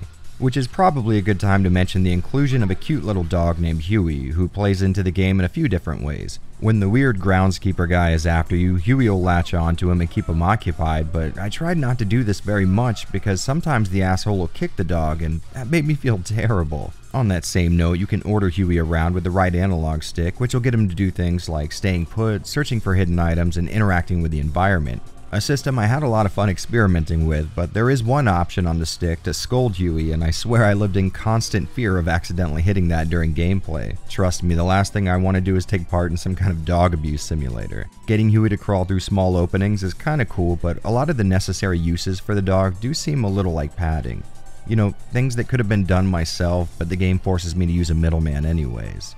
At first, using Huey can be a real pain in the ass as he doesn't listen very well, which is like giving the player an action button that sometimes won't work for no discernible reason. Although I did find giving him near constant pets does help that problem a little bit. There are items that can be found that on top of healing stamina for both Fiona and Huey can be placed as traps for your pursuer, which I guess is okay, but I sort of preferred the method found in Clock Tower 3 where you had a more direct offensive option. Exploration and Haunting Ground for me was the best and most satisfying element. I really liked how creepy the castle is, while still seeming relatively mundane on the surface. There's a creepy atmosphere of dread here, and sometimes I felt like I was in danger just being there. I really did enjoy discovering new areas of the castle that seemed off, but not in any consciously recognizable way. I don't know, there's some kind of psychological thing that triggers in my brain when this kind of stuff happens. The only problem with that is you'll randomly come across this groundskeeper and then either hope there's some kind of event trigger near you or backtrack several areas until you find a hiding place. So it kind of feels like for every 3 steps forward, you gotta take 2 steps back. Man, I can already feel the hate radiating from the comments section. I came into this knowing Haunting Ground had a pretty big cult following, and it's not like there's anything in the game I feel like it particularly did wrong. I just don't enjoy these types of games very much. I can most definitely play something that might be a slow burn, but I'd like to be directly responsible for my well-being in that experience instead of acting through some kind of mediary. And I think it's the combination of that slow pace and the constant threat of the game spawning an enemy that'll force me to abandon my pace of gaining ground that bothers me. I enjoy exploring the environment in games like this, and I think the worst thing a developer can do is put something in the way of that exploration that can't be solved in the same way a puzzle might be. So without a doubt, this is not the experience for me, but I will say it is a damn fine looking title for a PS2 release. I'm using Open PS2 Loader and GSM to force 480p video output, and Haunting Ground really shines in progressive scan. The 3D graphics have a very fine, almost soft look to them with a lack of strong outlines and a use of very subtle colors that aren't garish. It's clear they were going for a realistic approach, which I think worked really well here. The environment has an amazing design to it, with rooms that just ooze personality while staying relatively artistically muted, meaning there's not too many elements that stand out as being particularly attention-grabbing while still being able to keep my attention, which sounds dumb now that I'm saying that out loud. It's clear the in-game cutscenes were mo-capped and really well at that. Plus there's jiggle physics, which if I'm being honest never stopped being amusing the whole time I was playing. Man, the late 90s and early 2000s was an amazing time for video game graphics. And boobs. If there was one area where I felt like the game stumbled, it would be in the sound department. If you're being chased or watching a cutscene, you can expect some tunes that'll heighten the mood, but outside of that, I hope you're cool with a single moody track that sounds more like ambient droning than a piece of satisfying game music, which is normally something I'm cool with. I mean, you could say the same thing about Resident Evil 2, but here in Haunting Ground, there's just no diversity in the soundtrack. If I remember correctly, there's just one single song that plays when exploring the castle, and that's a shame.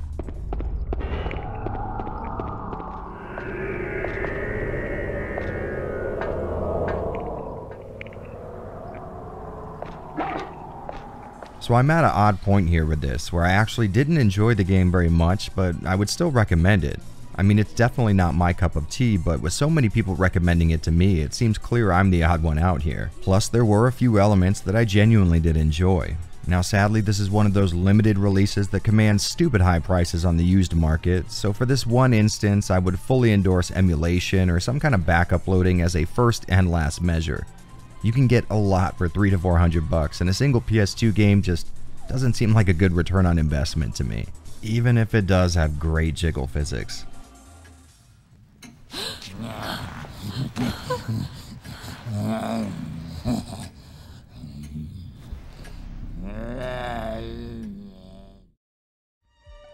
This can't be happening. Not again. Oh yeah, it's happening. It's happening in a big way. Evil Dead Hail to the King would normally look like your typical cash-in title, except for the fact that there wasn't anything necessarily there to cash in on in the first place. These movies weren't exactly box office moneymakers, mostly because cult followings don't often equal financial success. That being said, it seems like the world and characters from Evil Dead and Army of Darkness would make for a great RE clone, but that's not what we're dealing with here, trust me. Hail to the King starts off as a sequel to the movies that sees Ash coming back to his time period and going back to work while developing a relationship with a fellow S-Mart employee. He's not left unscathed from his run-ins with the demonic though, and has been suffering from nightmares and delusions. So his newfound girlfriend suggests that they go back to the cabin from the first movies in the name of getting some kind of closure, and that goes about as well as you might imagine, with Ash's severed hand showing up and hitting play on the tape recorder again, basically resetting the events from the first movie. So now his girl's missing and he's got a chainsaw for a hand. Problem meets solution. Groovy. HTTK plays a lot like the survival horror games you might be used to, with tank controls and puzzle-driven exploration, but it's the combat where things differ. Instead of holding a button to attack, attacks can be done freely and even while running. Now, if only they worked. Honestly, I just flat out gave up trying to develop any kind of strategy with this one. Sometimes a Deadite would take 4 swings with a chainsaw, and sometimes they'd take more than 12. You can hit R2 to actually turn on the chainsaw, which will be your main method of attack, but thanks to some awful lag, hitting that button just flat out doesn't work sometimes, meaning you'll be sitting there hammering on R2 while enemies are just wailing away at you. Listen, there's no getting around this. Combat in this game feels closer to throwing up while shitting your pants than it does an RE game. Enemies can kick your ass, oftentimes, at the same time you're kicking theirs. These guys just flat out don't seem to understand the concept of hit stun, so expect to take constant damage. They can also spawn right on top of you, which will lock you in place and prevent you from even turning to attack them, and if that weren't bad enough, these assholes seem to respawn infinitely. Sometimes you'll find yourself going long periods of time unmolested by enemies, but I'll be damned if I know why that is. To make up for the absolute garbage that is the combat, enemies will almost always drop healing items, which, if you're lucky, will at least make up for the cheap hits you took while fighting them.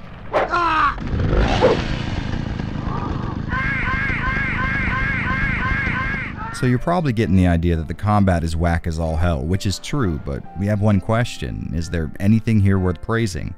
Well, oddly enough, yeah, there is. In fact, it's a lot. The gameplay is more akin to an adventure game than even RE, with puzzle items being found and roadblocks being cleared by their application. I actually found that aspect of the game pretty fun. Solutions to puzzles aren't typically too far away from where you're exploring, and they feel like real-world stuff, like clearing a drain to find something that fell into it, or finding a shovel to clear rocks. Another plus and subsequent minus is the fact that pre-rendered backgrounds have a cool design to them, with some of them actually consisting of CG animation. The aforementioned minus being how badly they needed to be compressed to fit on the disc. That being the case, you'll see block boundary artifacts and severe color banding on almost every screen, but I'll be damned if I still don't get a kick out of looking at them. Having Bruce Campbell voice his character's lines brings the expected amount of attitude, and some of his quips can genuinely be funny. Hey, let's get one thing straight. I don't like being ordered around, okay? You got me, Padre? Padre? Yeah, nice hat. Oh, and the devs made the triangle button trigger a random taunt, which makes me wish they showed that same kind of care in designing the rest of the game. Enemy designs can be pretty bland, but there was this one area where I had to help an old woman lying in her bed, only to eventually find out the bedpost were legs and she was just some deadite spider thing. Not too shabby if you ask me.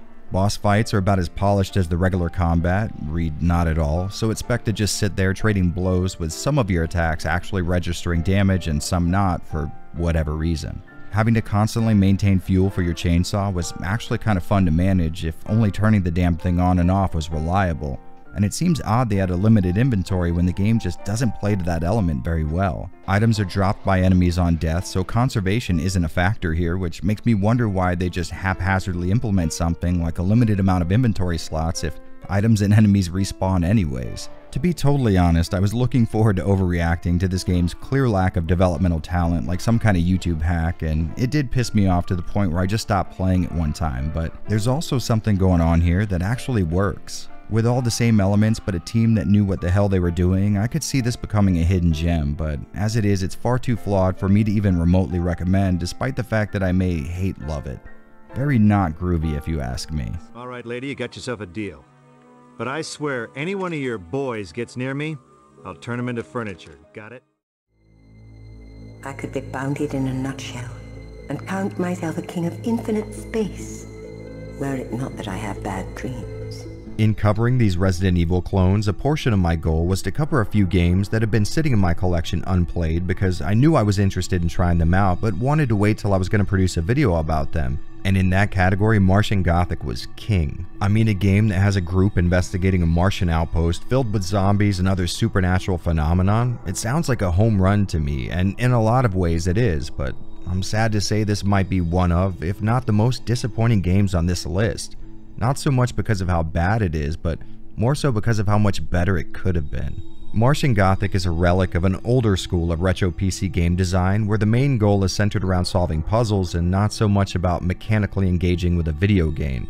And with this adventure game logic cranked up to the max, I doubt very much a majority of people will be able to progress more than 15 or 20 minutes into this game without a guide, which is a massive disappointment because everything about this game has the potential to make me love it. Speaking of which, Martian Gothic starts off with one hell of an interesting setup. A group are on their way to a settlement called Vita 1, a base on Mars that has gone radio silent since about 10 months ago. The last actual communication received from the place included a warning that simply said, "Stay alone, stay alive." Now, as far as openings go, this is one of the more well-done examples of pulling a player in that I could list. Right from the start, we have the plot of the movie Event Horizon with a few of the key points switched around. The idea of Martian mysteries that might include forbidden knowledge and cosmic horror is permeating the entire intro cutscene, and gameplay seems promising from the start as well. You have a total of 3 characters to swap back and forth with, and each one is selectable from a menu. The swapping process is easy to use and takes no time at all to up and switch to a new character in a totally different part of the base. Movement is a huge issue though. Now don't get me wrong, you know I love tank controls, but these just were not working for me. Characters control sluggishly and with a bit of lag, and turning while running is only an option on the most wide of paths. Mostly you'll be stopping to adjust your angle and then running again, which does kind of take away from the pace. But in all honesty, this isn't the worst deal breaker ever. What is though is what I consider gameplay so obtuse that I struggle to believe anyone sat down and figured this stuff out unassisted. The first room in the game can be easy enough to wrap your head around. There are only 2 examinable objects in the room, and taking/using one of the items in the helmet will see each character getting in touch with each other over the radio. As you continue, you find you won't be able to proceed with 2 characters until the third one is able to open a door for them. So you run around what is a great looking environment and eventually find a computer, and again this is pretty straightforward. There are a few bodies on the ground near here, so you search them and find an item that'll grant you access to the computer, which will open the door. But it's here where things start to really break down. Now the explorable environment has grown substantially, and there are 2 more playable characters, which further multiplies things. And my issue with this is there are a lot of resources scattered around that can be collected but can't be used yet, and locks and interactive objects that can't be utilized till much later. So when it comes time for a little trial and error, you're left with far too many options, which might not be as big of an issue if running from one area to another wasn't handled with the slowest and worst feeling controls I have ever used. On top of that, transitions between camera angles can take a very long time, and sometimes you can trigger them accidentally. In fact, I'd say most of the time. So the game pushes you to explore and try things out, but makes it incredibly annoying to do so. And further on top of that, things need to be done in a very specific order. For example, going into this room and searching a corpse can trigger an event where that corpse gets up to attack you. The only issue being, so far in the game you have yet to come across any means to defend yourself and maybe one healing item. And sure, this may seem like an isolated incident, but trust me when I say the entire game is just a series of these events going back to back. In this way, the game effectively makes itself uncompletable if you do things out of order, and believe me, it is not an order that will appeal to normal human intuition. Once you do get your hands on a gun, combat isn't the best, and at one point my character got stuck holding the gun and couldn't put it down. The controls that used to aim up or down moved me back and forth, and every single button on the controller either fired the gun or did nothing, which was just a joy to experience. Okay, I'm not going to sugarcoat things, I gave up on this one pretty early on. It is frustrating as all hell, and I got the feeling that the game was designed to be restarted over and over again until the correct order of events was memorized, and I don't see that as an effective method of game design. Dark Souls. Okay, I'm like 50% joking, please don't burn my house down. What really pisses me off though is that I didn't want to stop. The game's story, setting, and overall feel were through the roof. I mean, I've never been so damn excited to solve a game's mystery, and now I feel like that's all wasted on a title that wanted to gain nerd cred in the adventure game community by being so damn difficult, it's essentially unbeatable without a guide. And again, all of the game design failings wouldn't be so bad if the act of exploration or trying new stuff out wasn't directly brought down with the game's horrible controls, slow pace, and the fact that it punishes you for playing it anyway except how the creators envisioned. I mean, I looked up the guide and you can most certainly complete the game, but only if you go about it in the most oddly specific way imaginable. Deviating from that path may have zombies spawning in a room where you need to grab an item, and this is before you ever get your hands on a healing item. That's just inexcusable in my opinion. Guys, genuinely, I wanted so bad to figure out why these zombies are here and what's going on with the game, but I genuinely don't think I ever will. I'm not going to respect a game that doesn't respect my time, and I really wish I didn't have to say that. This one really upset me because there's an amazing experience, world, and story under here, I can tell. It's just buried underneath an awful mess of game design that seems so amateur. I was genuinely blown away when I found out these guys had made games prior to this. Maybe one day I'll come back to this one with a guide in hand and try to suffer my way through it, but I can promise you that will not be anytime soon. Man, talk about wasted potential. By coming in through separate airlocks. Stay alone, stay alive. That's what we were told, and that's what we've done.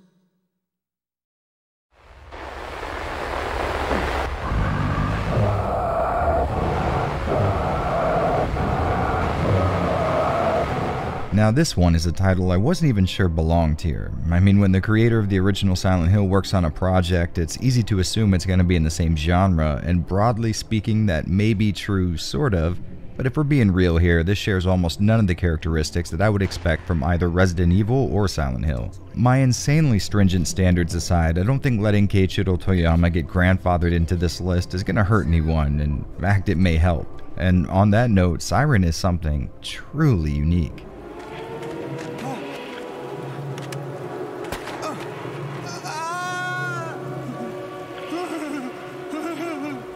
It takes place in a rural Japanese area that has just suffered an earthquake, one that ranked high on both the Richter and supernatural scales. It seems like a religious cult has had their hands in this event, and after the shaking stopped, some weird stuff started going down as well, like all the bodies of water turning red and people turning into mindless creatures looking to kill anything not like them. You experience what I can only loosely call a story from several perspectives, and I say it that way because this is less of an actual story and more of a series of events that a group of 10 or more people went through. Story events are presented out of chronological order, so your first time through you aren't going to have the slightest idea of what's going on, and to be fair, there isn't much of these cutscenes to be able to tell you anyways. Sure, watching them in the right order may reveal who's who, but they aren't going to outright make any real explanations, or at least they didn't for me more than halfway in.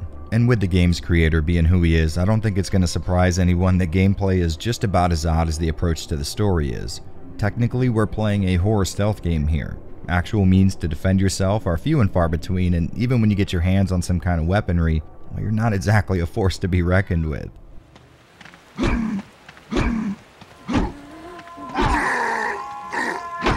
So I guess sneaking it is. The act of evading enemies isn't handled in any way you're likely to be used to. No radar to show patrolling bad guys or anything like that. Instead, you use the sightjacking system, something that lets you see through a person's eyes. And I have no problem saying that this was a really damn refreshing mechanic to get used to. You have to sneak your way around the environment and hit the L2 button, which will let you scan for nearby lines of sight to tap into like some kind of supernatural radio dial. You move the left analog stick in any direction till you get a hit, and then you can assign that perspective to a button like triangle, square, circle, or X. That way you can quickly swap between patrolling enemies instead of looking for them all over again. Now, once you start looking through someone else's eyes, you can track your own position on screen with this nifty little indicator. This system can actually be used in a pretty damn wide variety of unique ways. Things like using a flashlight or making noise around one of these insane people can draw them to your position, so you can get to a corner, start sidejacking them, and wait till they've turned their back to make your move. Or sidejack a bad guy with a gun, waiting till he needs to reload before running in and bludgeoning him. At first, I thought this was going to be a hard mechanic to keep track of. I mean, just keeping yourself hidden can be a chore, but you'd be surprised how easy it is to swap between all these different pairs of eyes and how instinctive it becomes. And as I'm actually saying this out loud, it sounds pretty insane because we have first-person and third-person perspectives in video games, but now we are using someone else's first-person perspective to see us in the third person, which I think adds up to the fourth person if that's how math works. Either way, this was a really fun and unique mechanic that was intuitive enough, but also so far outside the box that it kind of blew me away when I used it. Very much a thumbs up from me. Combat's handled in the typical survival horror method with R1 readying and the action button doing the deed, but with how slow and unwieldy this is, you won't be relying on it much, even when you come across a gun. The game does a great job of slowly introducing new challenges, making sure you don't just ghost every mission by making a mad dash to the end, but that's where one of my chief complaints actually starts. Each mission has you completing a main or sub-goal, but that one area is always going to be relatively small. This, added with the segmented nature of the gameplay, which has you taking up a different character each new mission, makes the game feel more like a spreadsheet than a single cohesive experience, And I know that sounds really dumb, but to be fair, there is an actual spreadsheet that tracks your in-game progress, so maybe I'm right? If I could make one change, it would be to have a single perspective to view the story from with a singular start-to-finish type of layout, because going from one area to the next doesn't really feel like progressing through an interesting setting here, but instead like an old video game where you start and finish different levels with different themes. I guess what I'm saying is I would have liked more of the connective tissue between areas to have felt something more akin to Resident Evil or Silent Hill, but that being said, this is a guy who's known for his creativity, and I doubt purposely emulating previous works is ever going to be his main goal. Although I can take solace in the fact that the dev team were able to implement tank controls effectively in a game that's controlled primarily with an analog stick. Except there is one issue there. It uses a method that has you sneaking when the stick is slightly pressed and running when held all the way in one direction. The only issue being I often overshot that run-walk barrier when an enemy was around, and I was a little more prone to squeezing my controller a little harder, which certainly may be an issue specific to me, but something worth keeping in mind. As you may have noticed by now, the faces are a little off looking, and as a matter of fact, this is what really stuck out for me when I rented Siren as a teen. They essentially went for that Max Payne look by wrapping actual pictures of the actors' faces around a 3D model, and as you can see, they pretty much used a few interpolated frames as an animation when switching from one expression to another. And if I'm totally leveling with you, it is very off-putting, but to be fair, in a game with this kind of subject matter, given the context of the person who made it, it seems to be right at home, really. As far as the 3D stuff goes, this is a great looking PS2 game. Environments are absolutely stunning to look at, and the fact that you have your flashlight off most of the time makes them all the more creepy. While I myself haven't ventured too far into the Japanese countryside, I have gone as far as Hakone, and it's cool seeing that similar small village vibe here. And on a note that I don't think anyone cares about, the menus are really sharp looking too. For such a dark and dreary game, there's a lot of colors and modern looking angles to the menu system, and normally I'd say this would clash visually, but to me it seems to fit right in. I don't really know why. Because this is a 480i game and I couldn't get it working with GSM, I had to use the FrameMeister for deinterlacing, which to my surprise didn't show very much visual noise at all, but it did keep dropping sync during the transition from gameplay to cutscene, although I can't be sure if that's not just my capture card, so if you are planning on using a scaler, you might want to go with the OSSC or RetroTink 2X. Well, it had been more than a decade since I last played this game, and truth be told I had mostly forgotten about it, but it had no issues dragging me right back in for this video. Now, it's certainly not perfect. The trial and error nature of the environmental puzzles can feel very harsh when exploration is punished by roaming bad guys who can get back up after a while of being knocked out, and when guns get introduced, the game turns into a fun system of tracking your many deaths until you eventually try the right order of actions at the right time. But all that aside, this is one effectively scary game. Seeing through the enemy's eyes and hearing their blood-curdling moans and breathing just hits all the right triggers for me. Plus, it's a very Silent Hill sort of small-town environment, which always lends itself to creepiness. Flat out, make sure you play this one. It's one of the most unique looks at horror game design I've seen in quite some time, and it has certainly made a fan out of me.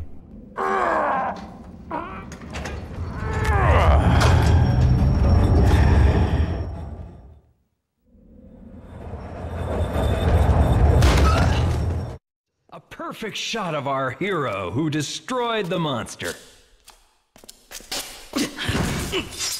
The third-person horror title Extermination is one of those games from my past that I just can't separate from the console it first appeared on. I remember back in the early days of the PS2's launch, drooling over screenshots of games coming to or having been released on the new console and just knowing I didn't have enough money to see that bright blue power LED shining in my own room.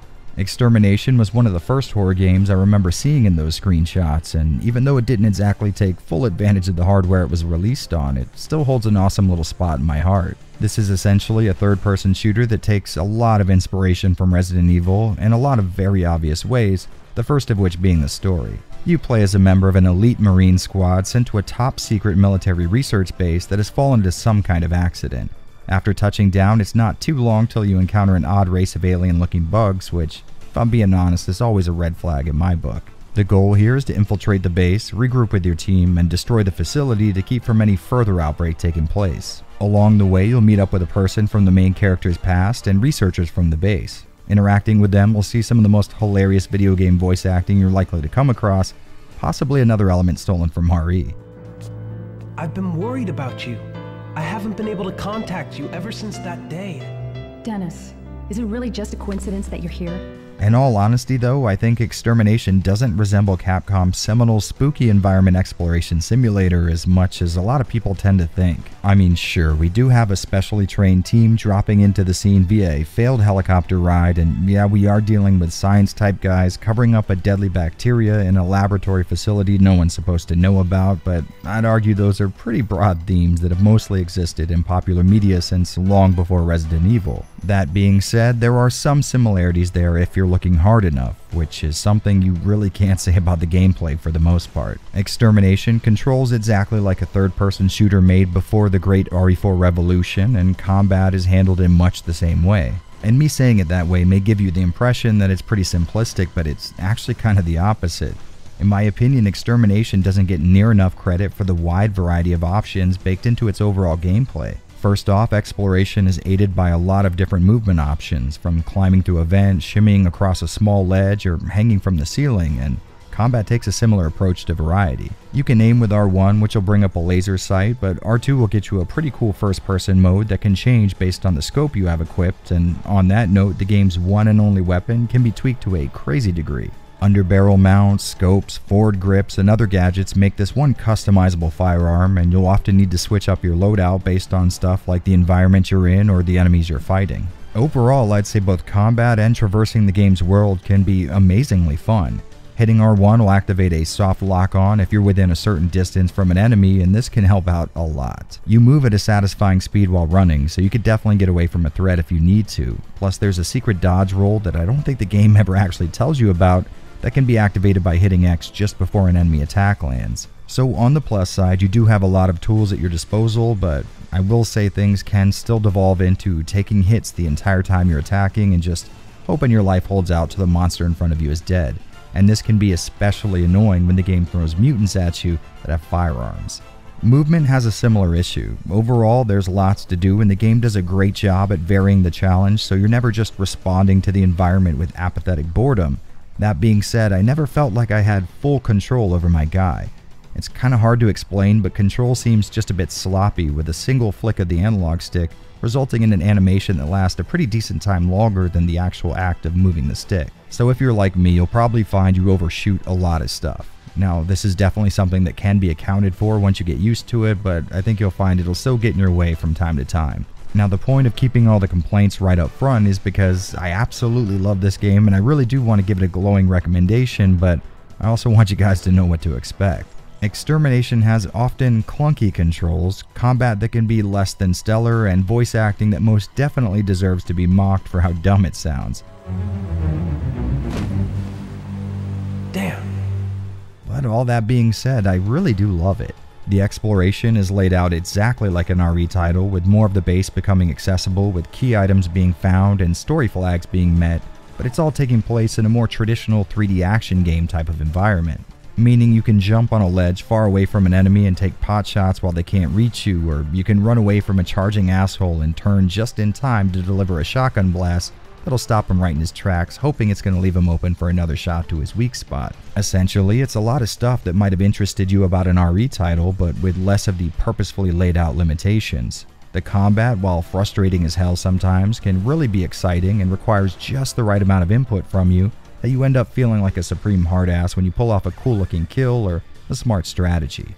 The environment, despite being a single research base, has a lot of variety, and after a very short amount of time I was able to commit a large portion of it to memory, so when it came time to backtrack thanks to some newly acquired item, I could head right back to the area it needs to be used in without ever checking the map. Something that seems to be one of those overlooked aspects of level design with games from this genre.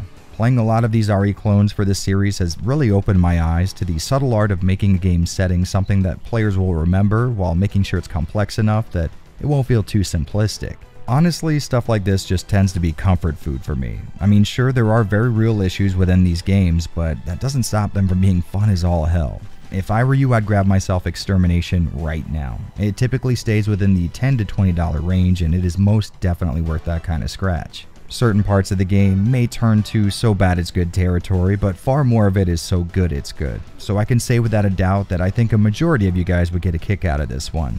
It certainly has its pitfalls, but in my mind, when a game has enough high marks, it can definitely make up for the low ones. And I'm not really sure what you guys are waiting for. Get your asses to the Arctic and save humanity. For truth, for justice, for Andrew. For Andrew.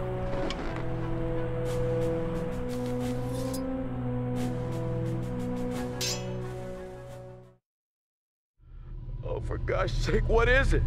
What have I done to deserve this? If only I could remember who I am, maybe it would help me understand.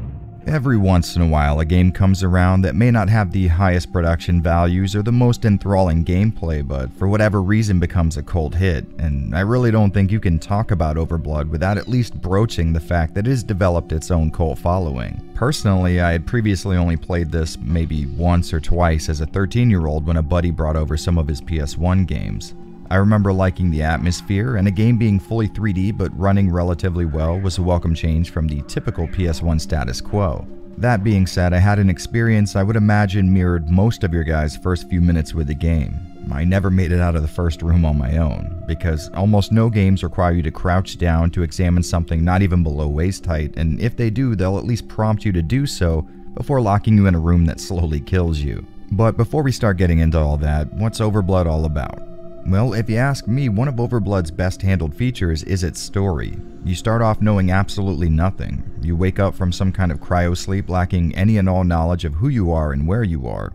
After finding a snazzy new vest, you meet a robot that you name Peepo, and the path to figuring out what led to this state of affairs is actually a really interesting one. The amount of info drip-fed to you is done at a pace that'll keep you both interested in progressing and eager to see what you can uncover next, which is good because if you know what you're doing, this can be a very, very short game. After a little bit of gameplay, you find a woman who seems to be in a similar state as you, and together you find out you're both trapped in a secret cloning facility and that there are failed clones hanging around looking to beat people to death with their bare hands because, well, wouldn't you? And of course, there's a lot more to discover, but I'm not going to spoil all that here.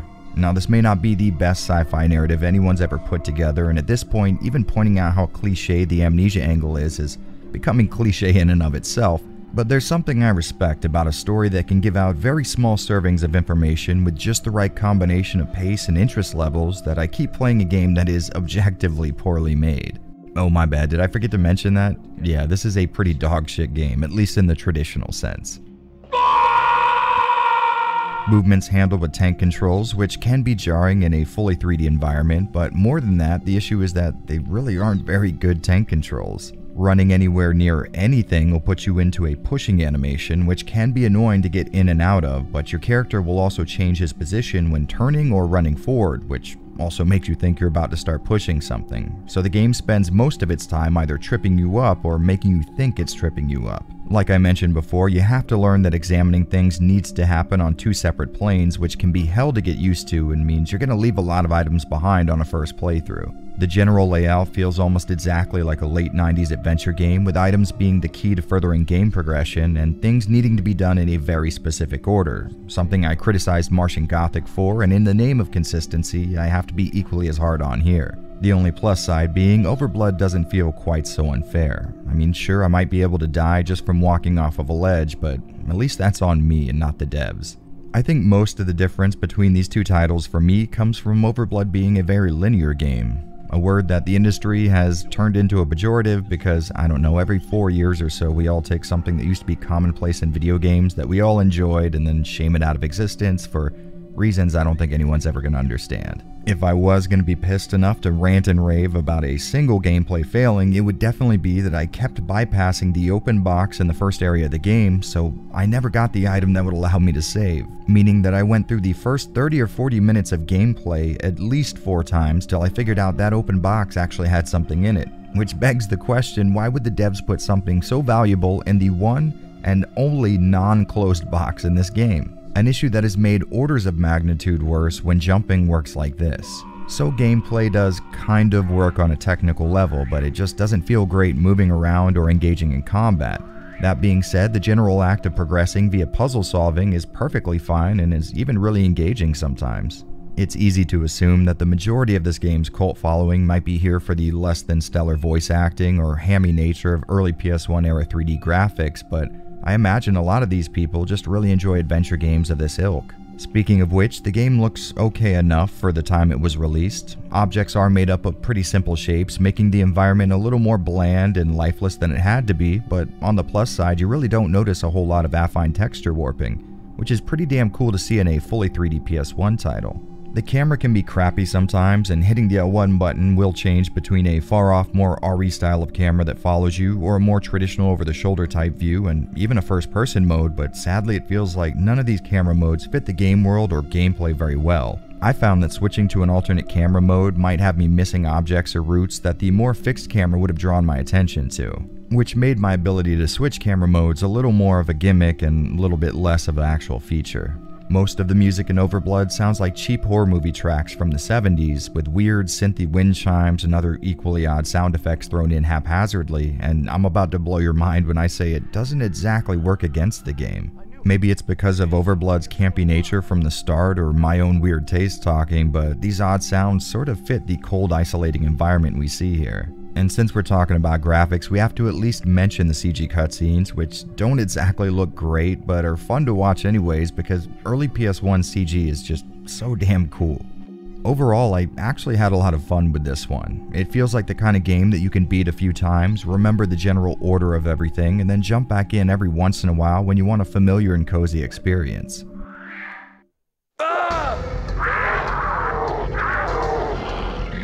Sure, it does play like a low-budget movie from the late 80s, but that gives it a bit of charm, and like I said before, the story is actually kind of cool in a lot of ways.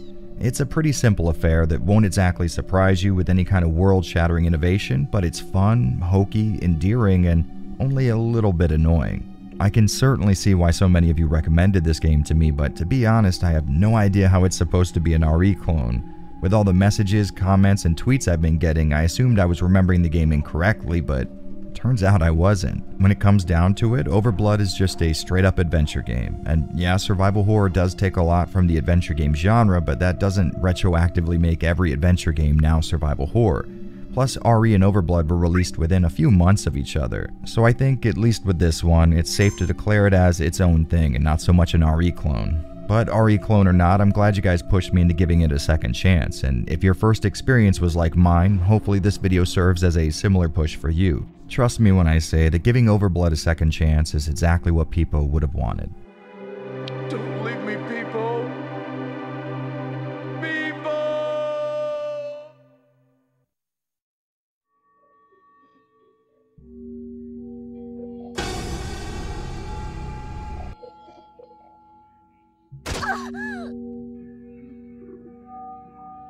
When searching through the more underground parts of the internet for leads on possible RE clones, I would often come across whispers of a Korean-only PS2 release that's supposed to mirror Resident Evil, and one day during one such deep dive, I found out there was actually an English fan translation available for this elusive game. And after finally playing Mystic Knights for myself, I think there's a single takeaway here. No one who ever posted any of that nonsense has ever played Resident Evil before. Alright, let's talk basics before we get into that. First up, Mystic Knights can be really tough to do research on, especially since its name sounds more like a strip club next to some I-95 off-ramp than a video game. From what I was able to discern through vigorous gumshoeing, it was a game made in Korea that was never released in the US. Honestly, that's about every single piece of info I was able to dig up, so if you find yourself in possession of more information than that, feel free to enlighten me in the comment section. Starting the game up will greet you with a pretty cheap-feeling slideshow of stills to set up the general premise, which sees you taking control of Bruce, a good-looking guy who's on his way to a state-run research facility to see some ex-friends or co-workers. It's not really clear on that point. But once Bruce gets inside, there's a violent explosion and he awakes to this. And let's be very clear and upfront here. That's a penis. And I know now that I've addressed it, every single comment's going to be about that, so let's go ahead and get it all out of our system right now. Alright, sound good? Moving on, we have a pretty standard story. You know the deal. Guy gets in over his head and has to escape a lab crawling with bio-experiments, or if the one resource I was able to find is correct, these are vampires, I guess. Long story short, story isn't exactly the game's strong suit. I mean, there are characters and stuff does happen to them through the course of the game, but typically it's in service of the let's get the hell out of here plot device, and now that I think about it, I wouldn't say solid gameplay is a strong suit either.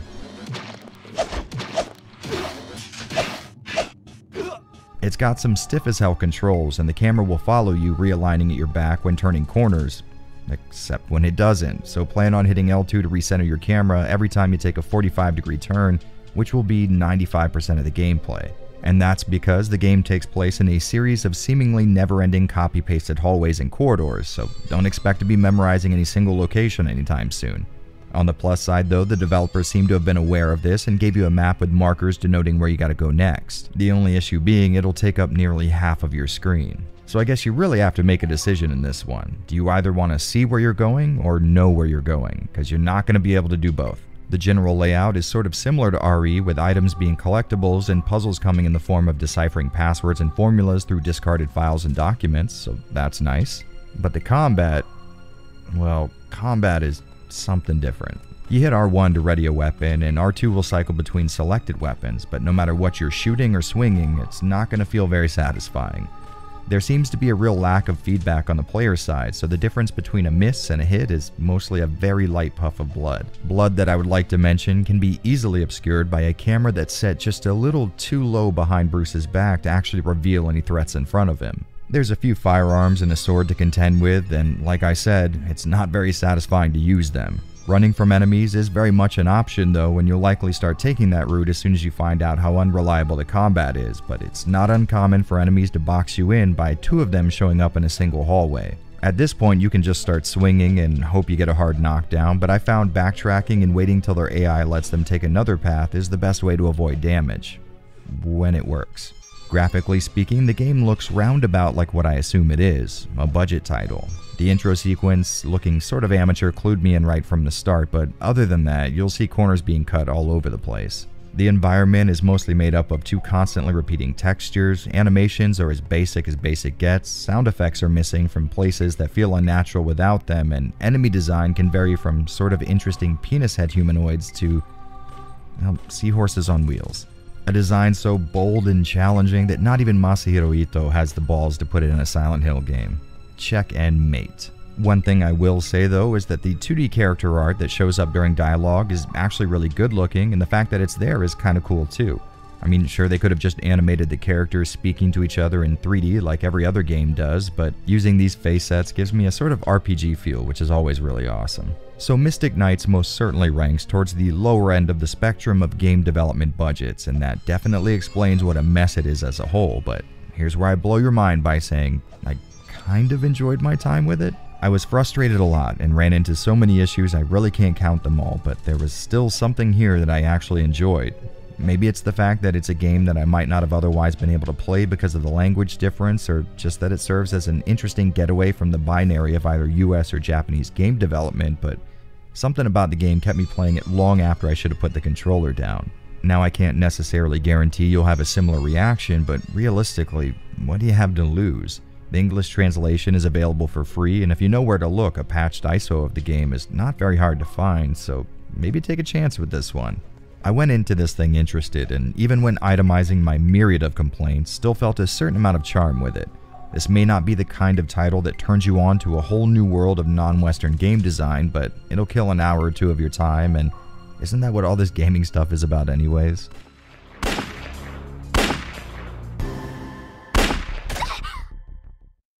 What do you think? Looks like first-stage parasitic infestation. Chaos Break is another one of those titles that I've heard about for years and never really got the chance to try. It being a PAL-only release didn't help that, but more than anything, I just didn't understand how all those recommendations came in the form of, well, if you like Resident Evil, you'll probably get a kick out of Chaos Break. And I'll be right up front with you guys, there is next to nothing in this game that would even approach the territory of an RE clone in my opinion. I mean, sure, we've got a cute girl in a beret in an underground research lab being taken over by the very organism it was looking to study, but I don't think that's a line in the sand we should be drawing. That being said, it not exactly falling into my definition of what makes something an RE clone doesn't mean it's a terrible game in and of itself. In fact, I might argue it's pretty okay. The game starts off letting you know all the background info that amounts to a laboratory has recently had some kind of an outbreak and your team has been sent in to retrieve whatever can be retrieved as far as their research is concerned.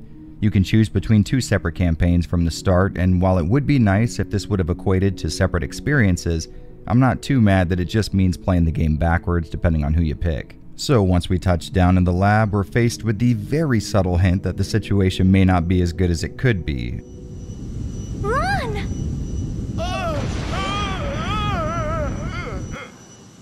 And now that we know what we're up against, the rest of the game is spent moving vertically through this beehive of an underground hallway system, finding items and files that'll help us solve the puzzles needed to progress further. The one aspect of the game I can agree sort of fits in with the whole RE clone thing. The environment that is the lab is actually pretty cool looking, despite how repetitive it can be running through what seems like hundreds of samey looking hallways leading to rooms with a lot of repeating assets. Sometimes you'll run across areas that were hit worse during the outbreak, and these spots help freshen things up when I started to get bored both visually and gameplay wise. Most of the puzzles in the game have to do with piecing together a password to unlock doors by paying attention to the environment and collecting files that need to be read, and I'd say this works pretty well. The puzzles do definitely require a little thought to finish, but don't step over into the realm of too hard to figure out without a guide. Now, running around a research lab filled with mutated humans and alien-looking facehuggers can be fun, but it's being able to shoot at and or beat the hell out of these things that I'm interested in, and in that sense, combat in Chaos Break is sort of, kind of okay. You have a melee combo, a gun, and a bomb of sorts, and that seems like a pretty wide variety of options to me, but for some reason it never felt too engaging. I don't know, something about it just seemed pretty run-of-the-mill to me. There isn't a lot of visual feedback for when you land a successful hit, and waiting till your combo is finished can often lead to a face full of counterattack. That is until I went into the options menu and discovered the dodge roll. This one little addition to the combat is a godsend and really got me back into it. You can cancel the last few frames of an attack with this roll, and this not only helped me stay away from cheap hits, but also had me engaging more in the mechanics of combat, since I had to be pretty okay at timing to pull off this high-skill MLG level gameplay. As far as presentation goes, I would say Chaos Break ranks pretty hard in the middle of the spectrum. It doesn't look amazing by any means, but it's also not one of those games used to illustrate how bad early PS1 3D was. By the way, I'm putting the largest quotations humanly imaginable around the whole early PS1 3D was bad thing. I kinda like it. If anything, it's pretty impressive that Taito were able to have fully 3D characters running around a fully 3D environment and have it run this well on an original PlayStation. Kudos. And while we're on the subject, I was actually interested to see that this game isn't its own original creation. It actually stemmed from an arcade title released by Taito at the time, which I thought was really cool. I only found out about this game's arcade origins after playing it, and now looking back, it does seem to have a very arcadey look to it. It's a little hard to explain, but there's just something about those blocky models and the action emphasis that just screams late 90s arcade. That being said, I do wish they could have achieved a look closer to the actual arcade prequel, or at least I think it's a prequel. Either way, this release of the game looks really damn cool, and I'm not exactly sure why this level of presentation was out of the question for the PS1 release. I'm fairly positive that console could have at least handled something nearing this level of quality. So coming up on the end of this little piece, I find myself wondering if I would suggest this game for you guys to check out, and I really don't know the answer to that. I mean, it's not bad at all and can be fun, but it's also nothing special in my mind. It just sort of does its job in a relatively satisfactory manner. It being a PAL-only release may limit some of you, but I'd say if you find yourself in a situation where you're able to play this game, I'll go ahead and give it a whirl. Its combat may be the most fun aspect to speak of, but it also engages in some very light RE-adjacent exploration, and you really don't get too many chances to hear voice acting on this level anymore. However, if you find yourself with no real way to play backups or games outside of your own region and emulation isn't your thing, well, I'd say don't worry too much about missing out with Chaos Break. It may be pretty fun sometimes, but I wouldn't call it a must-play or anything. More than anything, I would say this game has a lot more value in how well it takes me back to those early days of PlayStation game development where anything went and devs weren't quite so scared of an idea failing. Back when someone could make a full story-based experience from an action arcade title and have it actually work. What's wrong with you? Get off! You're hurting me! The City of Lost Children was an oddly creepy movie, one with a killer atmosphere, and in those terms, I guess the game it eventually spawned actually made a lot of sense. What we're looking at here is another adventure game for the list, which you might assume automatically bumps it out of the running as an RE clone, but we do have tank controls, a fixed perspective, and a huge emphasis on puzzle solving, so I'd say that pushes it just enough over the line for me. Much like its fellow PS1 release in the genre, this one is your typical adventure game layout, only the interaction isn't handled via mouse cursor, but by moving your character on screen instead. And just like Martian Gothic, the act of actually controlling it can be incredibly frustrating. Like I said before, you move Miette, your main character, around with tank controls, but her movement speed leaves a lot to be desired. An issue that would be a little easier to deal with if collecting items and solving puzzles didn't include navigating an impressively big environment. And I'm fairly positive that a majority of you guys know how survival horror games are played by this point, especially ones where finding hidden items is the stated goal. Essentially, you gotta hug the boundaries of the environment, mashing the action button until you pick something up, and you're definitely gonna want to do that in CLC because a majority of items aren't visually represented on screen. Most of the time, the only way you're gonna be able to tell there's something there is when you get right on top of it, and I mean pixel perfect right on top of it, and a prompt comes up. And since you can't run while doing that, that means pixel hunting with an on-screen avatar who can't seem to outrun the elderly. As for the rest of the gameplay, this is pretty much every adventure game you've ever played before rolled into one. You're tasked with small objectives that can often turn much larger when you find out the person who's holding the item you're looking for requires several other items in return. You know, pretty standard stuff, and excluding the controls, I'd say it all works pretty well. The fact that items can be hidden in incredibly obscure spots with absolutely no indication that they are there is a massive pain in the ass, and because of that, I'd say go ahead and get a guide loaded up for this one before you play it. As far as presentation goes, I would say this game actually looks pretty great. The 3D models don't get anywhere near looking realistic, but that was clearly intentional. The devs did a great job of using this cartoony stylized look that works really well with the PS1's limited resources. The pre-rendered backgrounds are absolutely gorgeous and are totally reminiscent of the ones seen in the movie, which makes me wish the controls weren't so terrible because I really would have liked to have seen more of this game's locations. I kind of feel like this one was a cop-out for me. Similar to my Martian Gothic coverage, I really wanted to enjoy this a lot more than I actually did. That being said, it's much more satisfying to play than Martian Gothic itself, so take that for what it's worth. Fans of more atmospheric video games will likely get a kick out of this one, as a lot of the time the draw isn't so much the gameplay itself, but more the world that the gameplay takes place in, and in those terms, City of Lost Children does a lot correctly. But I will admit right here that I didn't play very much of this one, and the fact that controlling it was so hard accounted for 99% of that. I really do like playing adventure games like this, but the sheer frustration of controlling a character in small tight quarters where she'll bounce off of every obstacle, leaving you waiting for her to finish her slow animation until you can take control again, that's a long sentence, is about as annoying as it sounds. On that same note, hitting the action button causes a similar issue where she shrugs her shoulders and spouts some dialogue, once again leaving you doing nothing until this animation is finished. And in a game where you're going to need to hit the action button a lot to find hidden items, well, that kind of sucks. If there were some kind of theoretical version of this game where these obvious time-wasting issues were taken out, I'd say this would be a great title to get lost in, but sadly it just didn't give me enough of a reason to keep playing past the frustration. A few hours in the warehouse should keep you out of harm's way. My husband? He'll catch up with you very soon. I promise you I'll rescue your father. So here's a question. Have any of you ever wanted to play what might be the perfect blend of every early 2000s spy and military action flick, but also needed it to fit pretty snugly in a list of games that use tank controls?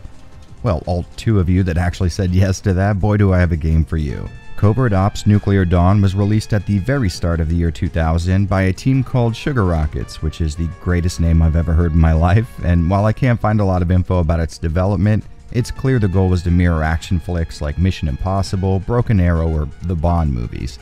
And to be honest, they did a bang-up job at it. The story is set on an armored train built by NATO as a group of terrorists led by an ex-KGB agent take it over. The Knights of the Apocalypse, which is a great death metal band name and an even better MC name, then proceed to kidnap the French ambassador who was on the train, and the goal is to ransom him off for $20 billion. a price I would assume is a little too steep for an ambassador. The only hitch in that plan being a single NATO lieutenant who survived the initial attack. Like you might have assumed, this guy serves as our main character, and the rest of the game's story plays out exactly like the military espionage thrillers it's based on. Since you're the only asset still in play, you end up taking your orders directly from the higher-ups in the US government, and that makes for this really effective international military action deal. We need some time to discuss this with the authorities. You must realize how impatient we are at present. Abort the rescue mission. All helicopters will return to base immediately. While most of the train's occupants were killed in the initial takeover, you'll find a few survivors, including the ambassador's family, and the introduction to other characters helps this feel a little more grounded and appropriately realistic. If we're going by story alone, this game already gets a huge thumbs up from me, as this kind of media where action-packed shootouts share the same screen with international governmental intrigue tends to be my favorite. I mean, don't get me wrong, I like seeing the bad guy get taken down in the end, but it's even more enjoyable if the good guys end up striking a deal with Hungary in order to get the deed done. Of course, this is an RE clone video and not a Jared's Dumb Taste in Cinema production, so let's talk about what elements, if any, are shared between these two. Well, first off, I think the most obvious similarity is going to come in the form of the controls. Covert Ops uses tank controls to move Jack Morton around on screen, and they actually work really well here, but not so much for their individual merits, but instead because the devs gave the player a lot of supplemental options to choose from. Like, sure, you could just use tank controls, but you could also crouch behind cover, then roll out of that cover only to shoot a terrorist in the dick. 10 out of 10, game of the year.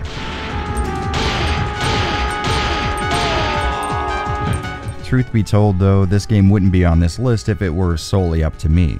Having tank controls is all well and good, but to be honest, that's one of the few similarities between this and RE. One of the others could have been item scarcity, as healing implements and ammo can be incredibly hard to come by for a while, but I found that enemies do on occasion drop both of these. So it seems like the game is purposely keeping you low on supplies, and to be honest, that's great. I spent a lot of time walking around with a half-full magazine, and that made the tension all the more effective. Specifics aside though, this game is only on the list because so many of you recommended it, but more to the point, I was looking for a reason to play it anyways. So if we drop the pretenses of comparing it to an RE game, I'd say Nuclear Dawn was a massive surprise for me. Just watching the intro, I knew I would love the overall setup, but I had no idea how much of a kick I would get out of its gameplay. Sneaking around this train, peeking around corners and popping rounds into asshole terrorists is incredibly fun, and once I started to commit the controls to memory, I was rolling in and out of cover with ease. Aside from the combat, exploration is the name of the game with the expected RE clone trimmings. You'll be checking out this train car by car until you come across a key, access card, or note that reveals the solution to a puzzle, and this was a really fun process too. It does seem like the enemies respawn, so wandering around without a purpose can be punished sometimes, but after dying and restarting from a previous save, I felt like a speedrunner cutting a direct path to my objective and coming across far less enemies on the way. There are mini games to help shake things up as well, but overall I think the story did a great job of keeping things tense and chaotic, or at least more than the gameplay does. So the gameplay and story are definitely receiving high marks from me. Is the presentation up to the same level of badassery?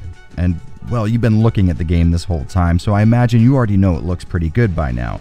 But there's something hiding just under the surface that makes it far more interesting to talk about. See, at first, I figured the game's 3D surroundings looked pretty cool for a PS1 game, but I started noticing little anomalies, and for the life of me, I couldn't quite figure out what I was looking at until I realized these aren't 3D backgrounds at all, or at least not 3D in the traditional sense.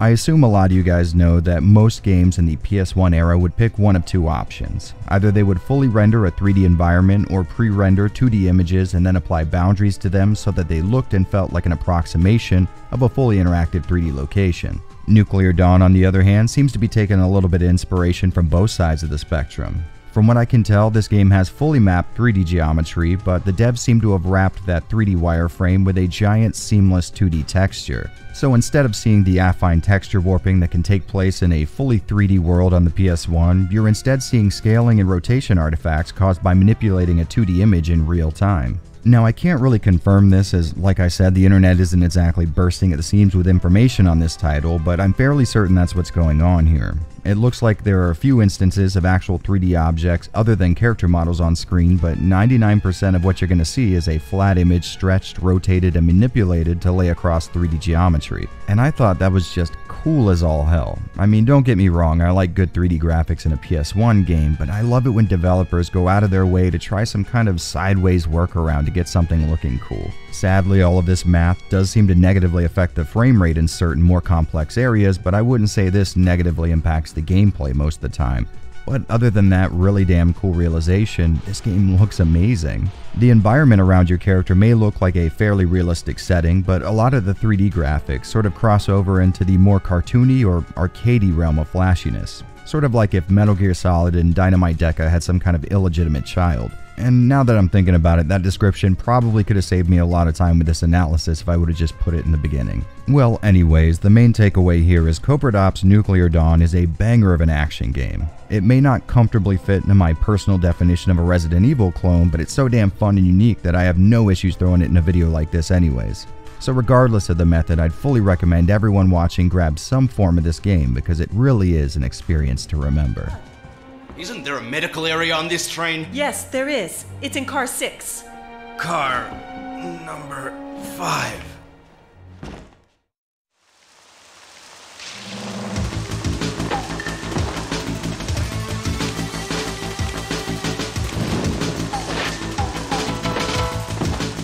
What exactly do you think happens when you take a bit of Resident Evil, mix it with a Kurosawa movie, and just a pinch of demonic?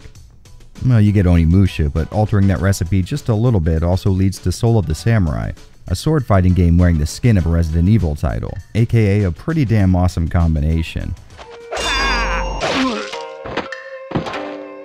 Soul of the Samurai starts off giving you the option to experience it in 2 separate ways, and for this playthrough I went solely with Kotaro. His story deals with him returning to the dojo where he was raised with the goal of visiting his parents' grave. A pretty noble cause for an adventure, but once he makes it back to his old stomping ground, he finds the local cops abusing their power, so he does the only thing one can do in such a situation, draws his sword and turns him into a pile of chopped meat that used to resemble humans. Of course, this leads to every lawman in the town gunning for him, but he eventually makes it back to his old dojo where he and a childhood friend catch up before Kotaro leaves to accomplish his original goal. On the way, he runs into more opposition and remarks that cutting them down just doesn't feel right, sort of like they're not even human. Then when he gets to the graveyard, he finds himself taking down a giant monk, and in doing so figures out that these people are being controlled by these weird slug things. From here, it's a tale of a single Ronin taking on an entire town corrupted by these soul bugs while he both gets to the bottom of who's behind it and stops it from spreading. The story in this game is pretty bare bones if you ask me, but to be fair, I didn't really expect much, and the personal flourishes of Kotaro's past was a nice touch. Overall, you'll probably see the end of this game in maybe 2 or 3 hours, and for such a gameplay-driven experience, I would actually say the amount of story on offer is pretty impressive.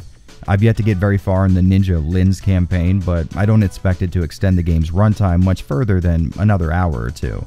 So as far as story goes, it's a you get what you get kind of situation, but what you get is actually pretty good, so it works out. The good news is, during those slim few hours of gameplay, you will have played a surprisingly fun video game. Progression in SOS is much more linear than your typical RE game, but there are areas where you're allowed to move around a decent-sized section of the environment, and heading to locations off the beaten path can land you cool rewards like new swords to try out or new clothes to wear. And as a plus, this is one of the not-so-plentiful PS1 games that support analog movement, so hit that button on your PS1 or PS2 controller and experience some pretty damn good controls. Analog sticks aside, progression is a pretty straight line, point A to point B type of scenario, which is totally fine because this made it feel like the entire game had a forward momentum with zero downtime or busy work.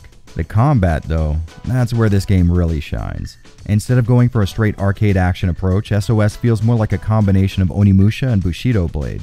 You have dashes and sidesteps along with the lock-on feature, but instead of rushing in and swinging like a crazy person, you'll be waiting for openings and blocking hits while dodging. The fights really do have that old samurai movie flair, with you and your enemy making very small movements, waiting for the other to mess up and give up an opening. I mean, sure, you can just run in mashing the attack button, but your opponents are just as capable of reversals as you, and each hit really hurts in this game. Like you might expect, there are a few different strikes you can go for. A simple 3-hit combo, directional modifiers, and a lunge, but there are also special moves that burn meter gain from playing well. These are listed in the start menu, and it's important to mention that a lot of these change depending on what sword you're currently using. And I'm not going to waste your time here. Soul of the Samurai has quickly become a new favorite of mine. I've always had it in my collection since playing it on an old demo disc back in the day, but I never got around to playing it for more than a few minutes till today, and I regret the shit out of that. This game, without a doubt, kicks massive tons of ass and provides a perfect combination of deep challenge and satisfying payoff. And when I say deep challenge, I really mean it. A simple starting enemy is more than capable of taking you down in a few hits, and the bosses of the game can seem impossible at first. For nearly each of them, I had to retry more than 5 or 6 times before I finally figured out their patterns and the best way to deal with them, and I actually appreciated that. Not necessarily the part where I had to fight them over and over again, but the fact that there was a tangible difference in my skill level after those retries. I wasn't just testing the RNG till things went my way, I was genuinely responding to their attacks better and getting in hits at just the right time. So I've got to assume the crowd that gets into tough games like Dark Souls may very well want to check this one out, and honestly that goes for everyone else too. This game blew me away, and best believe I'll be starting up a new game as soon as you watch this video. Soul of the Samurai may not have the exploration and progression of a Resident Evil game, but pre-rendered backgrounds and stiff but satisfying combat along with it most definitely makes that RE clone title stick. If you're able to get your hands on it, I'd say Soul of the Samurai is an easy recommendation. I had such a blast with it, I got to assume most of you will find some fun here too. Sadly, this is another casualty of the retro games collector market. So it has risen in price since I bought my copy, but it's in the $20 range for disc only, and might run you $60 for a complete copy. So while expensive, I wouldn't say it's too far outside of what I'd be comfortable paying, especially compared to the great game you're getting for the money. Plus, in a world of ODEs and cracked firmware, I have a good deal of confidence that most of you guys know how to skirt the cost associated with physical game collecting. So stop this video and figure out some kind of way to play Soul of the Samurai. It's incredibly fun and not the type of game you're going to need to dedicate 60 hours to in order to see the end credits. And it is at this point I wish I knew anything at all about Japanese sword fighting so I can make a witty quip here at the end.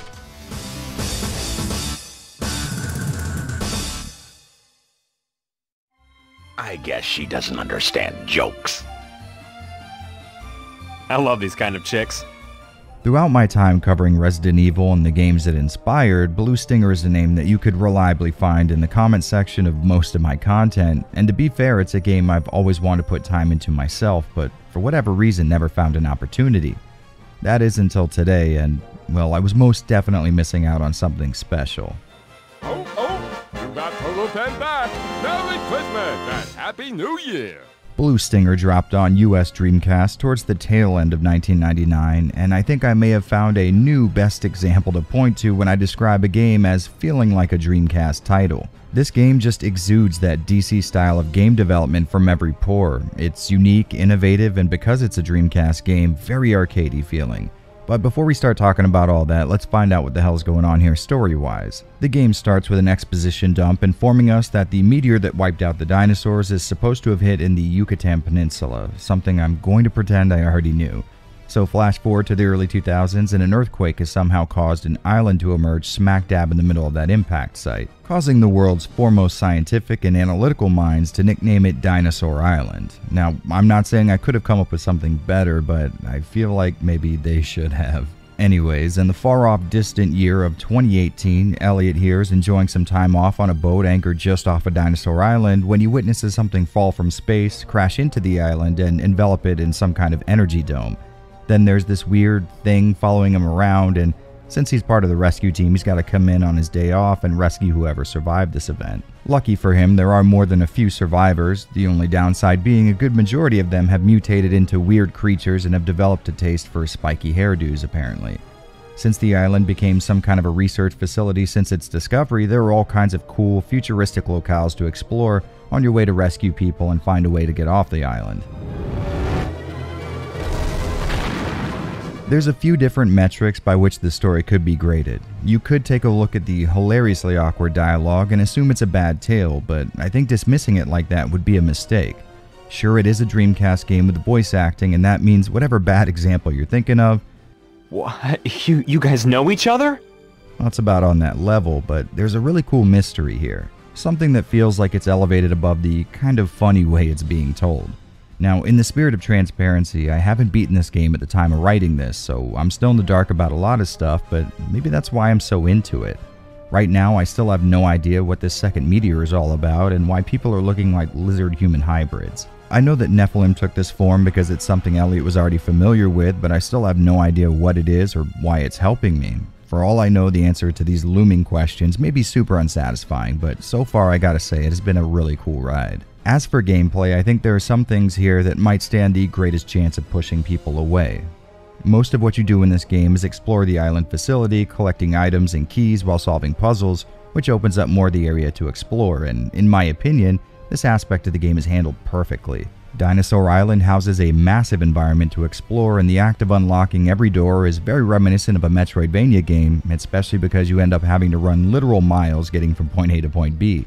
Sadly though, it is not the only thing you do in the game. Of course, there's going to be enemies getting in between you and that goal, and I think this is where the game drops the ball. Combat is very clunky feeling, and movement just doesn't play to any of the combat strengths. Like, most of the time you might want to get a few hits in and run away to avoid the incoming counterattack that seems to interrupt your combos by dice roll.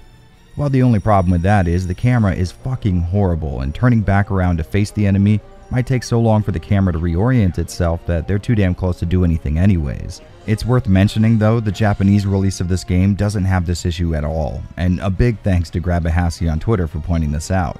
For some reason, the camera in the original release of Blue Stinger follows a more RE-centered design, with it being statically placed with the ability to follow the player in some areas on a set track. For what it's worth, I would say this is without a doubt the better method to go with, and I'm not really sure why they changed the camera for the US release, but this does come with the downside of me not being able to read more than half of the on-screen text. On the plus side though, spoken dialogue is still in English, so it might be workable if you're looking for the best playing version of the game. Other than that though, hitting enemies with melee attacks or long-range projectiles feels great with all the audio and visual feedback you would expect. And speaking of which, this is one of those areas where Dreamcast games always excel. Those bright flashes of light on impact with an enemy or booming explosions of blood from their corpse makes it feel like I'm playing an arcade game, and typically that would clash with the more serious storyline, but on the Dreamcast, it just fits really well. On the plus side, you have lots of options when it comes to putting the hurt on these mutated creatures, and you're also able to switch between two playable characters, which helps switch things up a little bit. Which is a great time to bring up how awesome of a character Dogs Bauer is. Oh, I have a bad feeling about this. And how cool it is that you can get different movesets from him by finding themed t-shirts for him to wear. Moving around the island can be a little awkward because the controls can be insanely unruly, but most of the environment is wide enough that you won't need to be too precise. When you are forced into a situation that requires finesse though, you'll definitely start noticing the issues with the camera and the controls. One thing I really liked is there were all kinds of helpful items hidden in out-of-the-way places, like in the small space between a box and a wall. Little things like that reward exploration and gives me a real reason to check every inch of a room. On that note, there's also vending machines scattered around, and enemies drop money on death, which means you could potentially grind to get amazing items before you should have them, but to be honest, I tried doing this for a plasma sword and didn't get anywhere near the amount I needed before I just gave up. So you don't need to worry about the game just handing you endgame stuff early and ruining its own difficulty. Oh, and one more small note here, I love the jokes in this game. Our guy Elliot thinks he's some kind of comedian, and none of his zingers ever seem to land, which for some reason made them really funny to me. 2 girls and a guy. I see trouble in the near future. The game's visuals are exactly what you would expect for a game on this platform. Big round geometric shapes with bold bright colors galore. The blood spray when you hit enemies can look amazing if not a little too overdone, and every item has its own 3D model which always impresses me. I think the real star of the show is the environment around you though. The facility has stores, living quarters, labs, and all kinds of other areas, so you get to see a wide variety of locations, but they all look great with a lot more detail than your average DC game, which is double impressive when you take into account just how much of the island is explorable. I'm only 2 or maybe 3 hours into the game so far, and I've seen an insane amount of varied locations, which makes me really excited to see what else they can come up with. Blue Stinger is just dripping with polish, which is really nice to see. This console was capable of so much more than what most titles threw at it, and it's great to finally see it getting pushed to its limits like this. And the awesome thing is, the game does this all at a relatively rock-solid frame rate. I did experience maybe 1 or 2 sections where I could feel things slow down, but I really mean 1 or 2 sections, so in my book that's pretty damn good. So to wrap this one up, I had a buttload of fun with Blue Stinger. It's the kind of game I would have gone crazy for back when I was a teen. Sadly, I was a little too poor to go out and buy it back then. And ever since, I've been missing out on something really damn awesome. And once again, this is one of those situations where I really don't understand why people keep telling me that if I like RE, this game would be right up my alley. Aside from the exploration, I struggle to think of even one similarity between the two, but that doesn't mean too much here. It's still amazingly fun despite 2 big flaws, and it's something I'd recommend you guys go out and try. Blue Stinger may not be for everybody, but I can confidently say it is most definitely for me. Phew, tough girl. I like it, Janine. Who the hell is Janine? My kind of girl, so stay away from her. You'd better go under and go deep. Yeah, you know, for a moment I thought I was a dead man. And here we have yet another one of those games I've always wanted to play thanks to a really cool demo disc I had as a teen but never really got around to till recently, and holy hell am I pissed that it took me this long to finally put some real time into it. If I had to describe Fear Effect, I would say it's a point-and-click adventure game walking around in the skin of a globe-trotting heist movie which itself is trying to look like a Resident Evil game. The story concerns a missing girl who turns out to be the daughter of some powerful triad leader, and there's a massive bounty on her head. Our main characters, being particularly enterprising, sign up for what should be a simple snatch and grab and end up getting themselves involved with all kinds of criminal organizations and a girl who may or may not be the product of demon worship. Now, I know the sci-fi elements I just mentioned might have thrown you off a bit, but this is a great little globe-trotting heist story. All the characters feel like hardened criminals, but have their own more colorful personalities too. Throughout the game, there's all kinds of shady meetups and information exchanging hands, all the stuff I love to see in these kinds of stories, which was a real surprise for me because when I looked up the guys who made Fear Effect, I found out they also made the very first PS1 game I ever owned, a little 3D fighter named Criticom. A game you could call a lot of things, but a great narrative experience certainly wouldn't be one of them. Old crappy fighting games aside, I really did enjoy the story here. I've always been a sucker for films with an emphasis on criminal empires and the dirty dealings they can get up to, and in that sense, Fear Effect checks every box for me. Without a doubt, even if the gameplay doesn't suit your taste, I'd recommend giving Fear Effect a try just to navigate your way through a genuinely cool story. And speaking of gameplay, this is not going to be an easy one to summarize.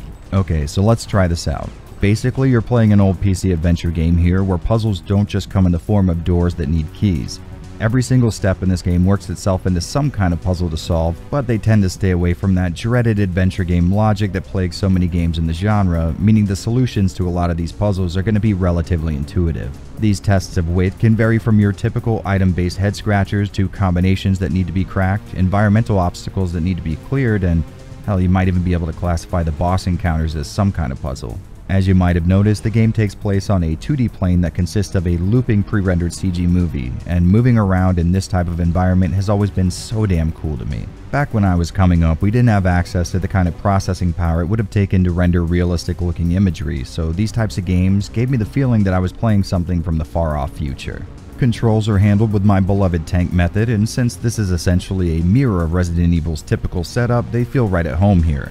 When it comes time to trade a little lead though, you'll find a lot more control over your character than any RE title ever gave you. Holding R2 will take you down to a knee, and L2 in a direction will perform a dodge roll in that direction. Since there isn't a whole lot that can be done to make tank control driven combat feel more fast paced, upping the amount of options the player has for mobility in a fight seems like a great compromise. Firing your weapons is done with a simple button press, and there's a lock-on system that has a nice little on-screen indicator, which means you never have to aim up or down, and that leaves room for the mystical art of moving while firing a weapon.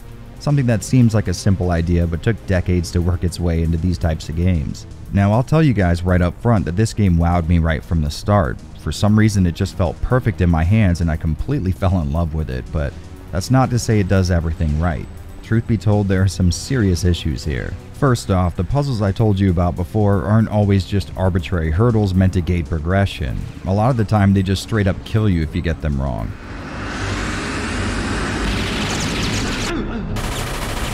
Of course, you will eventually end up figuring out how to get past these parts. In fact, I was pretty pleased with myself that I never once had to consult an online guide, but it's the constant retries that are the problem. or more like the load times in between those retries. To get this footage, I'm using a physical disc on a PS2, so maybe those of you with an X station may have a better experience, but the act of loading your last save game can be a little cumbersome. It's not a super long wait, but just long enough to get on your nerves after the second or third attempt. Also, despite the many options you're given for mobility, combat can still feel very clunky, and sometimes you'll end up just getting hit with a bad seed of RNG, and you're going to have to replay that part till things go your way. Some areas have respawning enemies, which can be a real problem when they don't drop any ammo. There were about 2 occasions where I didn't really know where to go, and the act of exploring had me running completely dry on ammo, and while you do get a knife, outside of a stealth kill, it's not good for a whole lot. Other than those issues though, I was so damn impressed with this game. It played like the game Still Life meets Resident Evil, and for those of you keeping track, that is a huge compliment. That being said, it just wouldn't be right if I closed this one out without touching on the look of the game again. Like I said before, these are all pre-rendered CGs going on in the background, and they certainly suffer from the kind of compression you'd imagine it takes to fit all of this on a 700 megabyte CD, but you really can't argue with the finished product. On the plus side, those of you running this game on a CRT or using an emulator with bilinear filtering, you're going to see much smoother visuals than what the OSSC is providing here, so I guess we'll count that as one of the 2 possible benefits of not spending hundreds of dollars on upscaling retro video. Something I still recommend everyone does anyways. On the downside, you will notice these CG backgrounds don't have a lot of runtime to them, so they'll loop a lot, and the devs didn't make them end on similar frames than what they start on, so the looping point can be real obvious. And on that same note, some of the sound effects are tied to that animation, so they'll loop just as noticeably too. Of course, all of these environments aren't exactly what you would call space-efficient game design, so expect to be swapping discs every hour or so, which isn't a real problem, but something worth mentioning, I guess. Listen, flat out, this game just looks incredible, and there are flaws obviously, but if you haven't caught on yet, I really recommend picking this game up. It plays like nothing else you'll likely get your hands on, and you could easily say the same for the presentation. Luckily, Fear Effect seems to stay in the $10 to $40 range on eBay, and I'd say it's worth far more than that. So stop what you're doing and see some awesome PS1 style pixelated squared off cleavage.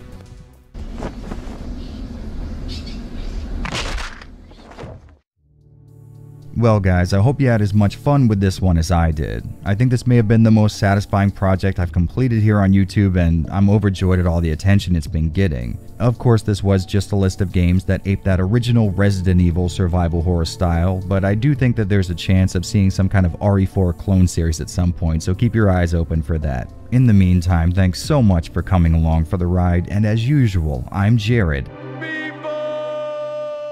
And this is Avalanche Reviews. Yo, a big massive thanks to everyone who supported me up to this point, and if you want to join that growing list, I have my Patreon linked here on screen and down in the description. If that's not your speed, that's okay, maybe a like and a subscribe might be more in your wheelhouse. I genuinely could not have come anywhere near this far without you guys, and even though I'm running out of ways to say it, I just appreciate all the support so much. Well, I'll catch you guys later, so have a good one.